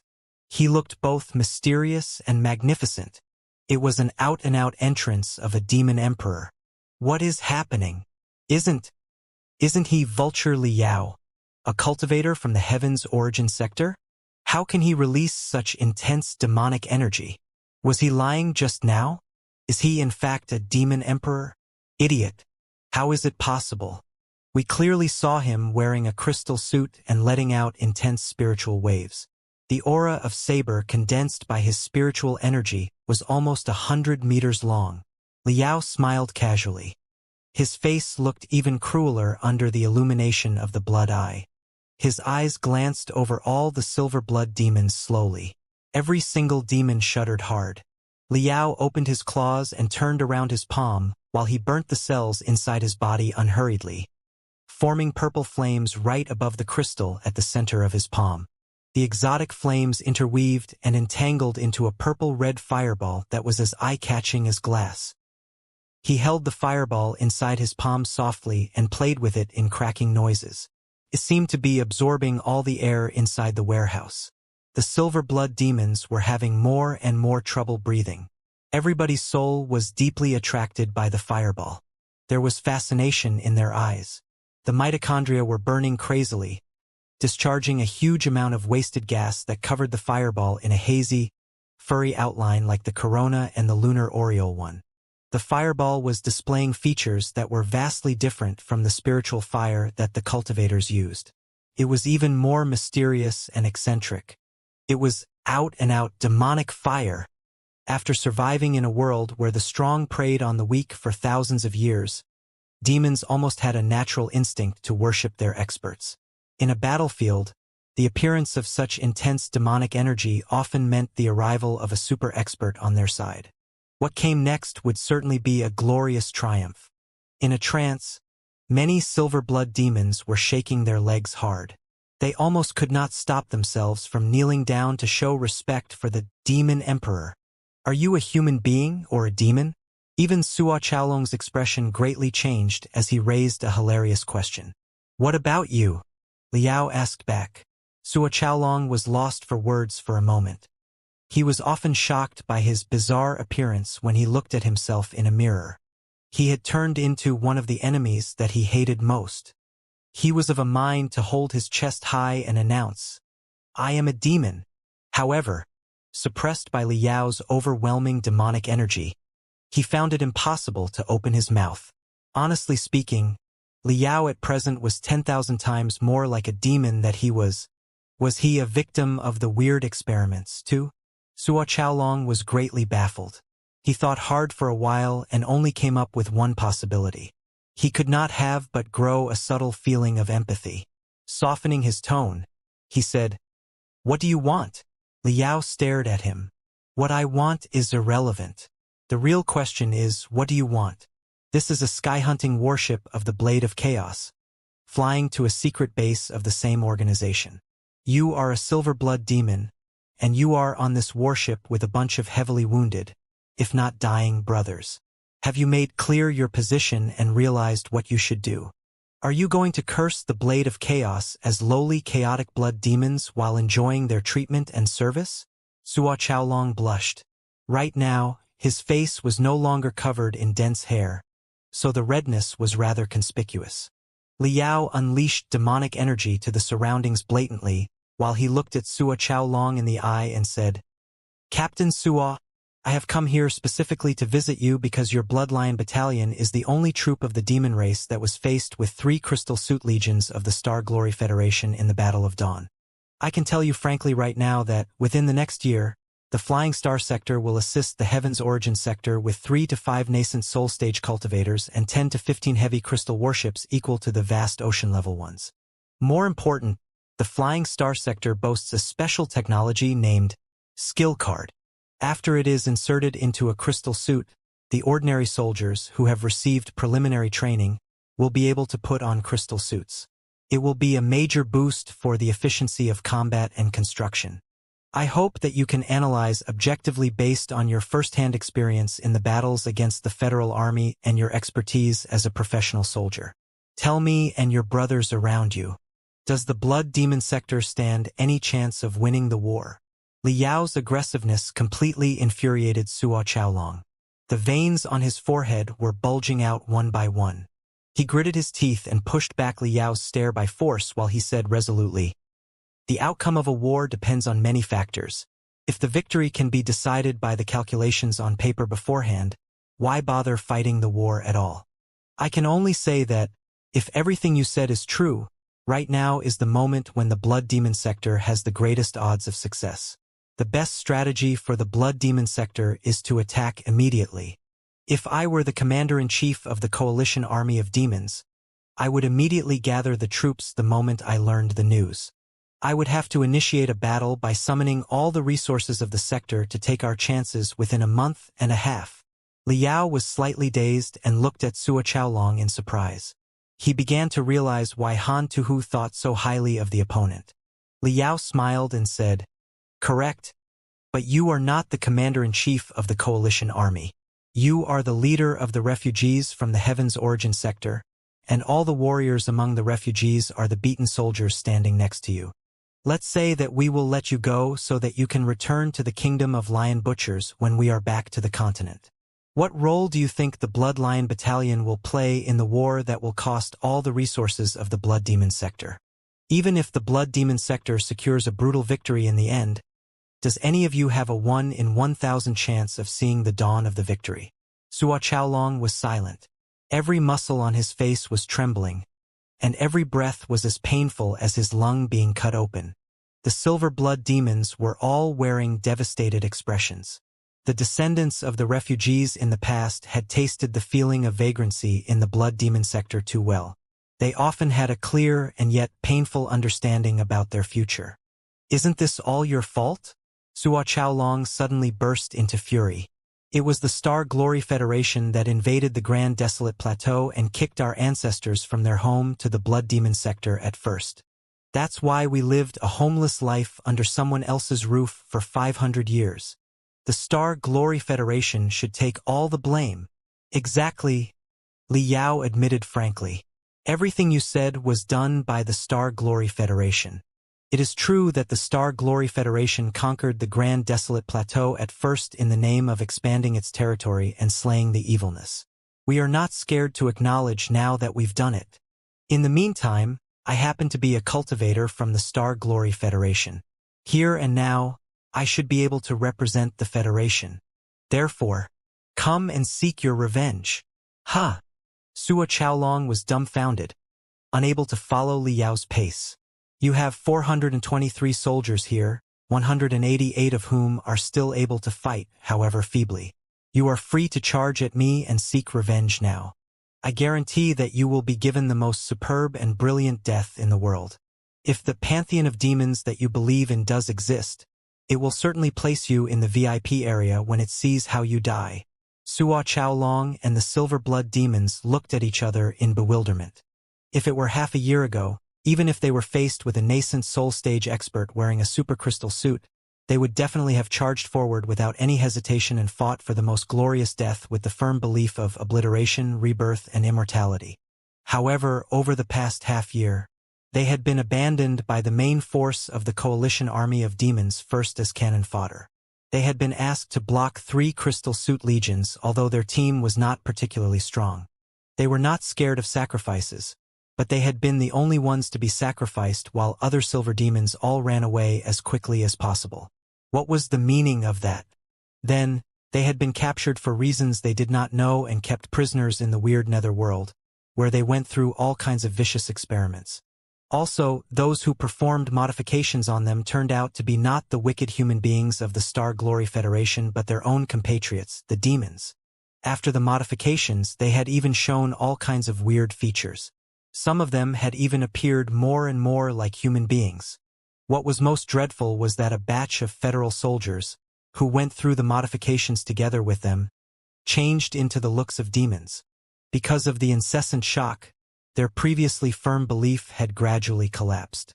Many of their brothers had gone mad before their body was destroyed and killed themselves through any approach possible. Saint blood, silver blood, bronze blood, and black blood. Isn't that the great 4-pillar system established by the Pangu clan in the primeval era? Why are the noble silver blood demons turning into the appearances of the chaotic blood demons and even the human beings? Why can the wretched human beings put on our appearances and use our abilities? What is the difference between human beings and demons? What are we fighting for exactly? The indestructible fortress of the belief cracked.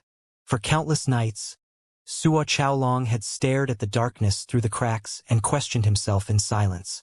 He did not know the reason until Li Yao told him the origins of demons today. He had already been convinced the moment he burst into fury. At that time, he had been roaring not because of his anger but because of his panic and confusion. Right now, Li Yao had even shown up in such an appearance and broken the boundary of human beings and demons with undeniable proof. A cultivator was also able to unleash such intense demonic energy. Sua Chaolong seemed to have sensed that an invisible, false world was crumbling all of a sudden, while a new, real world was gradually unfolding itself in front of his eyes. Was it possible that the legendary Ultimate One demons did exist and had been manipulating everything over the past 40,000 years, and that the silver blood demons, who had always considered themselves nobles, were merely their pawns and chess pieces? Before they figured everything out, before they realized what they were fighting for exactly, should they really die a meaningless death for a groundless pantheon of demons? Liao did not push them too far. If you are still not going to attack me, I suggest we stop wasting our precious time studying who was right and who was wrong 500 years ago. Such questions are entirely moot because of our different stances. We might as well talk about topics that are more constructive. Sua Chaolong pricked his ears. Such as? Liao glanced around slowly, again, making every silver blood demon feel that he was talking to them. Assuming that everything I said is true, faced with the threat of the Imperium of true human beings, the Star Glory Federation, having no other options, will have to choose to get in touch and cooperate with part of the demons. Then, the part of demons who join hands with the Star Glory Federation first will certainly have a greater voice in the Blood Demon sector in future, or even change the entire situation of the Blood Demon sector. What do you think? Sua Chaolong narrowed his eyes and said coldly, Are you asking me to betray the Blood Demon sector? Liao shook his head. I'm asking you to set the Blood Demon sector on the right track and defend the mutual interests of the Blood Demon sector and the Heaven's Origin sector as best you can instead of rolling off a cliff with each other. After all, with a bitter smile, he said, the Blood Demon sector and the Heaven's Origin sector are merging right now. In a few decades, there will be no more Blood Demon sector or Heaven's Origin sector, but a brand new world that consists of 2 habitable galaxies. Everybody living in the new world will benefit from each other or get hurt by each other as a whole. Sua Chaolong lowered his head and thought hard. Liao continued, Let's put the threat of the Imperium of true human beings aside and talk about Elder Netherspring. Elder Netherspring has been clearly planning an earth-shaking scheme in secret that will possibly jeopardize the interests of both human beings and demons. At the very least, were you not tormented together with the federal soldiers back when you were in the Netherworld? I think you must have someone you love in the Blood Demon sector. Maybe you are not scared of death. But do you want your family to endure the suffering that you once endured, and even be turned into terrible puppets and slaves by Elder Netherspring? All the silver blood demons were breathing fast. They were not willing to recall anything that happened in the past half-year for even half a second. They could not begin to imagine what their family would feel when they were in the same situation. I know that it is a very important decision, Liao said, and that your head is in chaos. You will need time to think about it carefully. That's not a problem. I'll give you 10 seconds. In 10 seconds, give me your answer. Are you going to fight? Or are you going to shake hands with us? Sua Chaolong was rather shocked. 10 seconds. Are you kidding me? What can I think about carefully in 10 seconds? Liao suddenly changed his attitude and burst out his demonic energy. After a crack, the fireball of demonic energy was suddenly extinguished. He said coldly, Or what? Do you want to consider for a year and a half? 10, 9, 8, 7, 6, 5, 4, 3, 2, 1, 0. All right, time is up. Now, you can either come at me and get yourselves killed for the grudge between us old and new, or you can find out the truth together with me and seek revenge for whatever happened to you over the past half-year. We will get to the bottom of all the secrets of the scumbag Elder Netherspring. The cabin wall was screeching because of his intimidating aura. Even the scales on many silver blood demons were also uttering rattling noises. They did not have the courage to fight at all. Sua Chaolong was also like a nail that had been pressed into the floor. Under Liao's suppression, his mind was a mess. His lips trembled for a long time, and he looked at his brothers who were vomiting blood behind him. By the way, Liao said casually, 12 of your brothers are already dead for sure because of internal bleeding, but 7 of them might still be rescuable if they are treated with a mysterious ancient prescription. Sua Chaolong shuddered greatly. His stubbornness was finally broken. Heavenly Path City of the Blood Demon sector was a city in the clouds. More than 500 magnificent floating mountains were hidden in the colorful clouds. They suppressed the entire continent like great chess pieces. They were also like 500 loyal soldiers who were defending a splendid airborne temple at the center. In the Blood Demon sector, which was short of resources and brimming with desolation, this was the only place frequented by the attractive clouds and the fresh springs. Crystals were dangling down from the pavilions like grapes. All kinds of rarely seen, precious animals were roaming among the clear brooks and the grand waterfalls free at their will. It was truly a paradise. This place was the center of supreme power and belief of the blood demon sector, and a projection of the glorious pantheon of demons in the real world. Deep inside the pantheon of demons, inside a secret meeting room that was defended by countless elites, Jin Tui, commander-in-chief of the coalition army of demons, was standing right in front of an enormous light beam. On the light beam were the 3D holograms of two planets. Could be clearly seen that the red planet was bigger than the blue planet. Between the two planets, countless dotted lines marked the dense, half-permanent wormholes. As light and shadow changed, the two planets were devouring each other like cells. At first, the red planet was at an overwhelming advantage and continued corrupting the blue planet with the dazzling brilliance of blood. But soon, the blue planet gritted through the contamination and made a comeback, swallowing the red planet, which was larger than itself in the end. Beside the enormous main light beam, hundreds of smaller light beams were blossoming like snowflakes. Streams of information were pouring down like a storm. Data and the comparison of combat ability were flashing crazily. With his hands behind his back, Jin Tui studied the tiniest change of every item on the light beam wholeheartedly. He was so attentive that he did not ignore even the improvement of the power rune array of the latest derivative model of the Mystic Skeleton battlesuit in the Star Glory Federation. He swallowed all the data greedily and passionately before he projected them into the library of computation deep inside his brain that was almost boundless. Behind Jin Tui, 11 high-level demons, with different appearances but wearing equally glamorous clothes and sharing an equally dominating aura, were also gazing at the ever-changing data on the light beam in silence. Everybody's eyes were glittering like stars that were affected by a cosmic storm while they were doing the calculations crazily. Jin Tui, commander-in-chief of the coalition army of demons, the monarch of the Gold Crow Kingdom, which was the master of skies, Elder Nether Spring, the controller of the Nether Spring Kingdom that was the master of the underground, Elder Bloodrobe, the overlord of the Kingdom of Lion Butchers that was the master of the earth, Hong Yun Tao, the one behind the curtain in the Sea Dominator Kingdom, the master of the ocean. The 4 giants of the blood demon sector had all arrived. The other 8 demon emperors next to them either controlled an enormous, well-developed city, boasted a special ability that allowed them to fight against an entire army by themselves, or was capable of deducing the changes of a battle in the coming years with their secret arts. They were all the best of the demon emperors. They were the 12 demon emperors of the pantheon of demons who stood at the meridian of the blood demon sector and shared the highest power of it. Everybody! The door of the meeting room was slowly closed. Jin Tui, commander-in-chief of the coalition army, slowly turned around. His movement was a bit sluggish, as if he was carrying an invisible burden on his shoulder.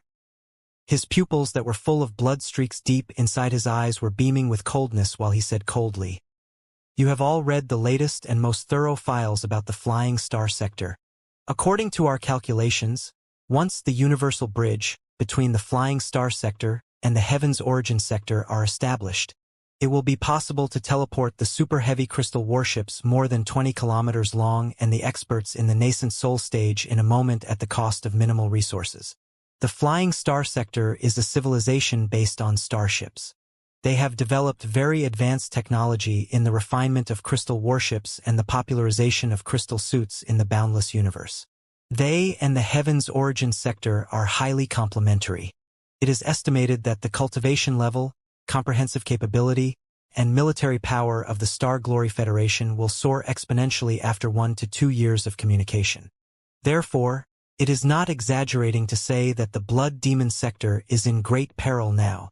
The tenacity and determination of the Star Glory Federation are already evident enough in the Battle of Dawn, and the speed of their crystal suit production is appalling for us.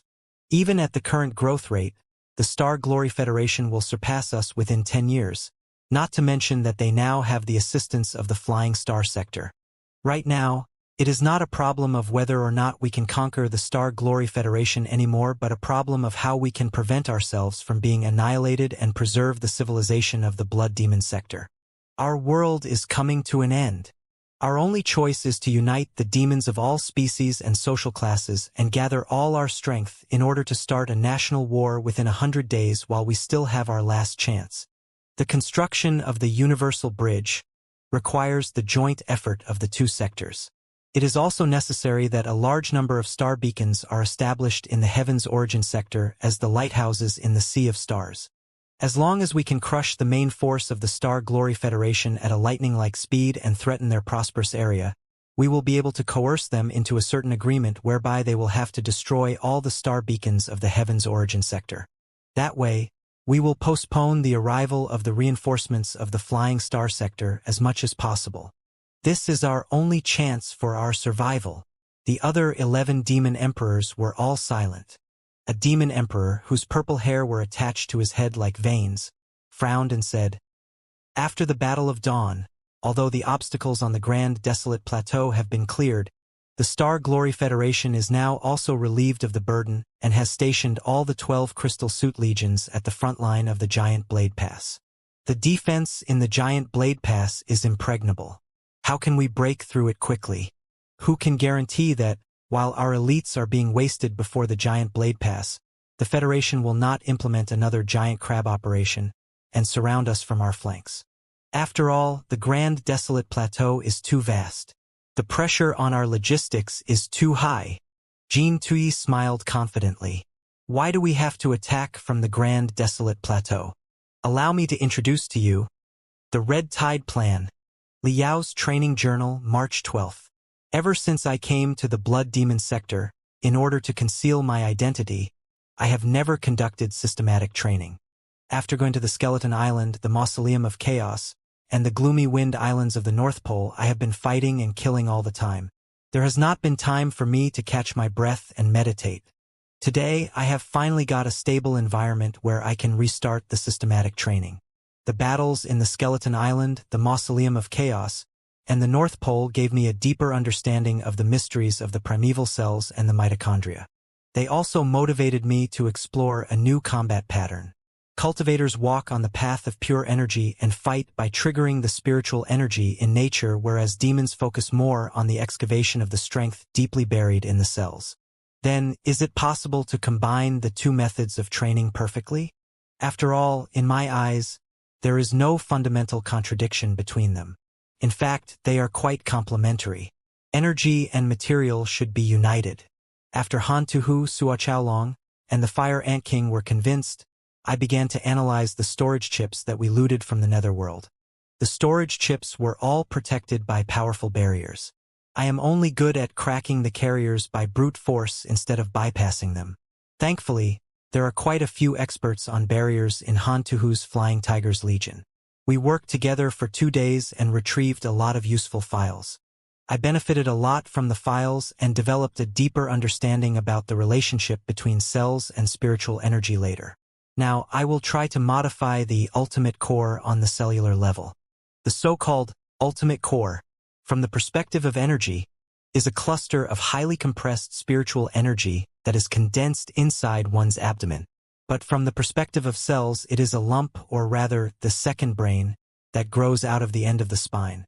In the past, cultivators often considered the second brain as an organ to manipulate the ultimate core, to form the nascent soul, and to overlook the deeper development of itself. Since the first brain can be developed in order to increase the brain cell activity, why can't the second brain? If the second brain is trained to the point that it is more developed than the first brain, what will happen? After thinking that through, I am no longer anxious that I cannot break into the nascent soul stage anytime soon. Since the very beginning, my path of cultivation has been destined to differ from that of regular cultivators. If cultivation is compared to climbing a mountain, and the nascent soul stage is a higher mountain than the core formation stage, most cultivators have been holding up their heads and climbing upwards without bothering anything. However, I have stopped temporarily and moved horizontally to the depths of the mountain named the core formation stage. Who knows whether or not any treasure is buried at the middle of the mountain? On the other hand, I have also been pondering how to upgrade the Mystic Skeleton Battlesuit. Right now, the Mystic Skeleton Battlesuit has basically reached the peak of the Heaven's Origin sector and the Flying Star sector in terms of technology. There is barely any room for modification.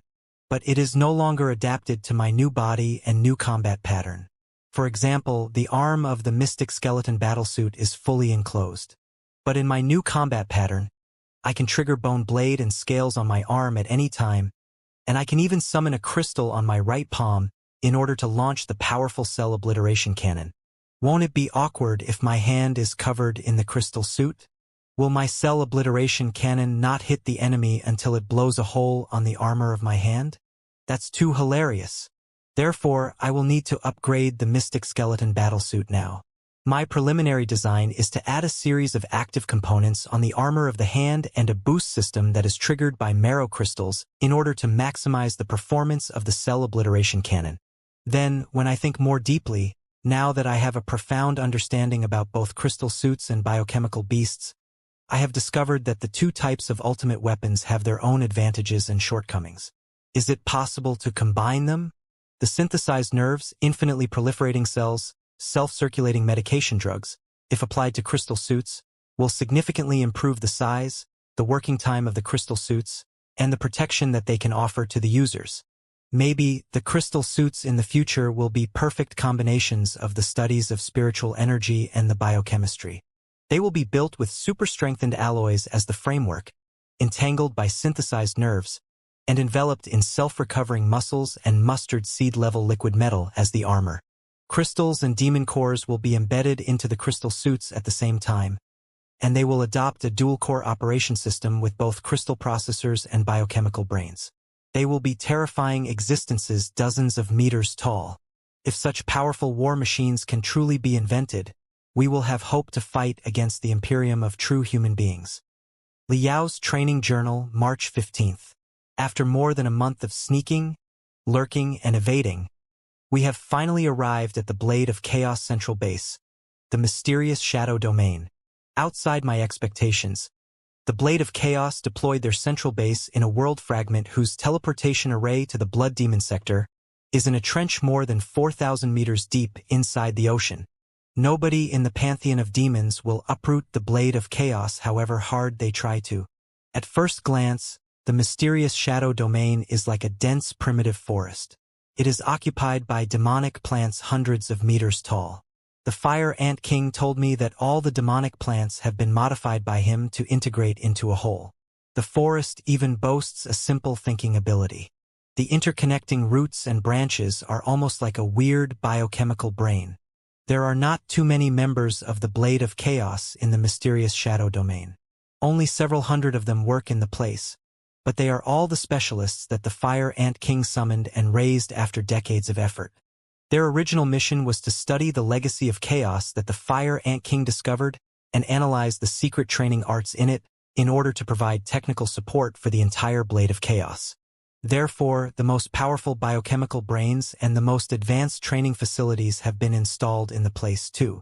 I believe that the memory unit of the main biochemical brain of the Netherworld will be cracked in no time. In the past few days, the Fire Ant King has gradually recovered. I have chatted with him several times and learned quite a few methods to develop demonic plants from him. The demonic plants share many similarities with several ancient divine grass strains that are recorded in the classics of the 100 Smelting Clan. With the sap exploited from the demonic plants, I will be able to produce more than 10 kinds of precious cooling liquids. My purification of heavenly materials and earthly treasures will reach a whole new level. Liao's Training Journal, March 18th. Yesterday, my systematic training had to be paused. Couldn't be helped. The Blade of Chaos, the Federal Soldiers, and the Blood Lion Battalion are now cramming in a small mysterious shadow domain. There are a lot of complicated issues that have to be addressed. After half a month's communication, the Fire Ant King, Han Tuhu, Sua Chaolong, and I have agreed unanimously that, in order for us to play a great role in the unprecedented change of the Heaven's Origin sector, the Blood Demon sector, and the Flying Star sector, a new organization must be founded so that our strength can be combined.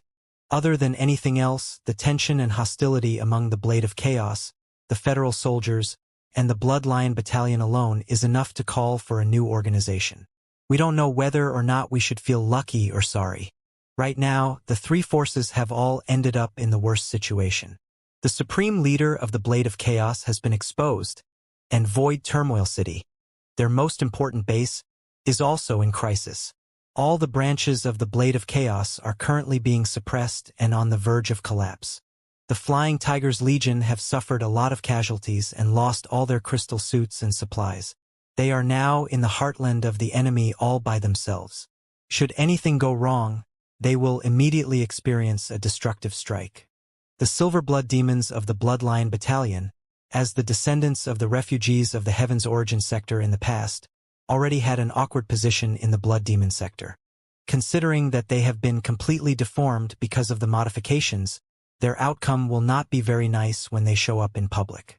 The three forces are like three hedgehogs that are shivering coldly in a snowstorm and have to hug each other to preserve the warmth.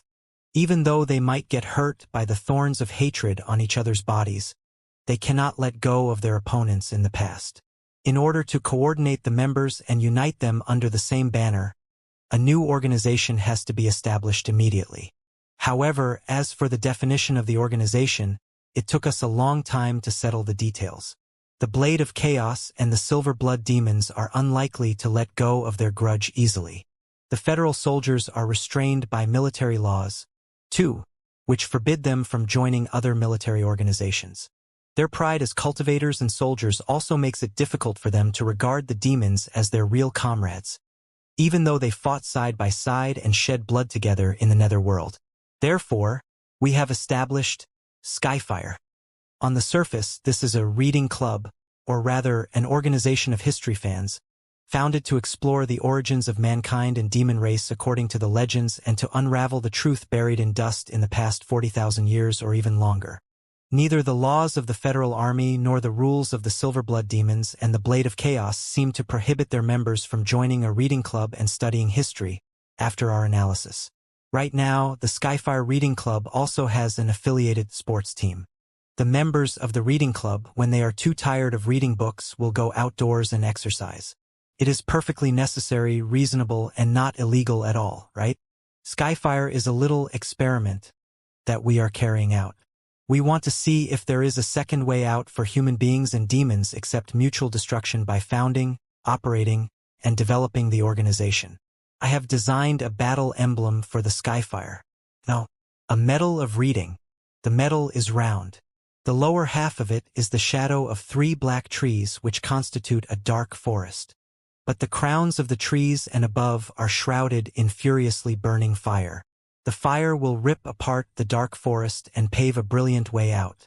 I hope Sci-Fi can really burn a new road in the cold, dark forest.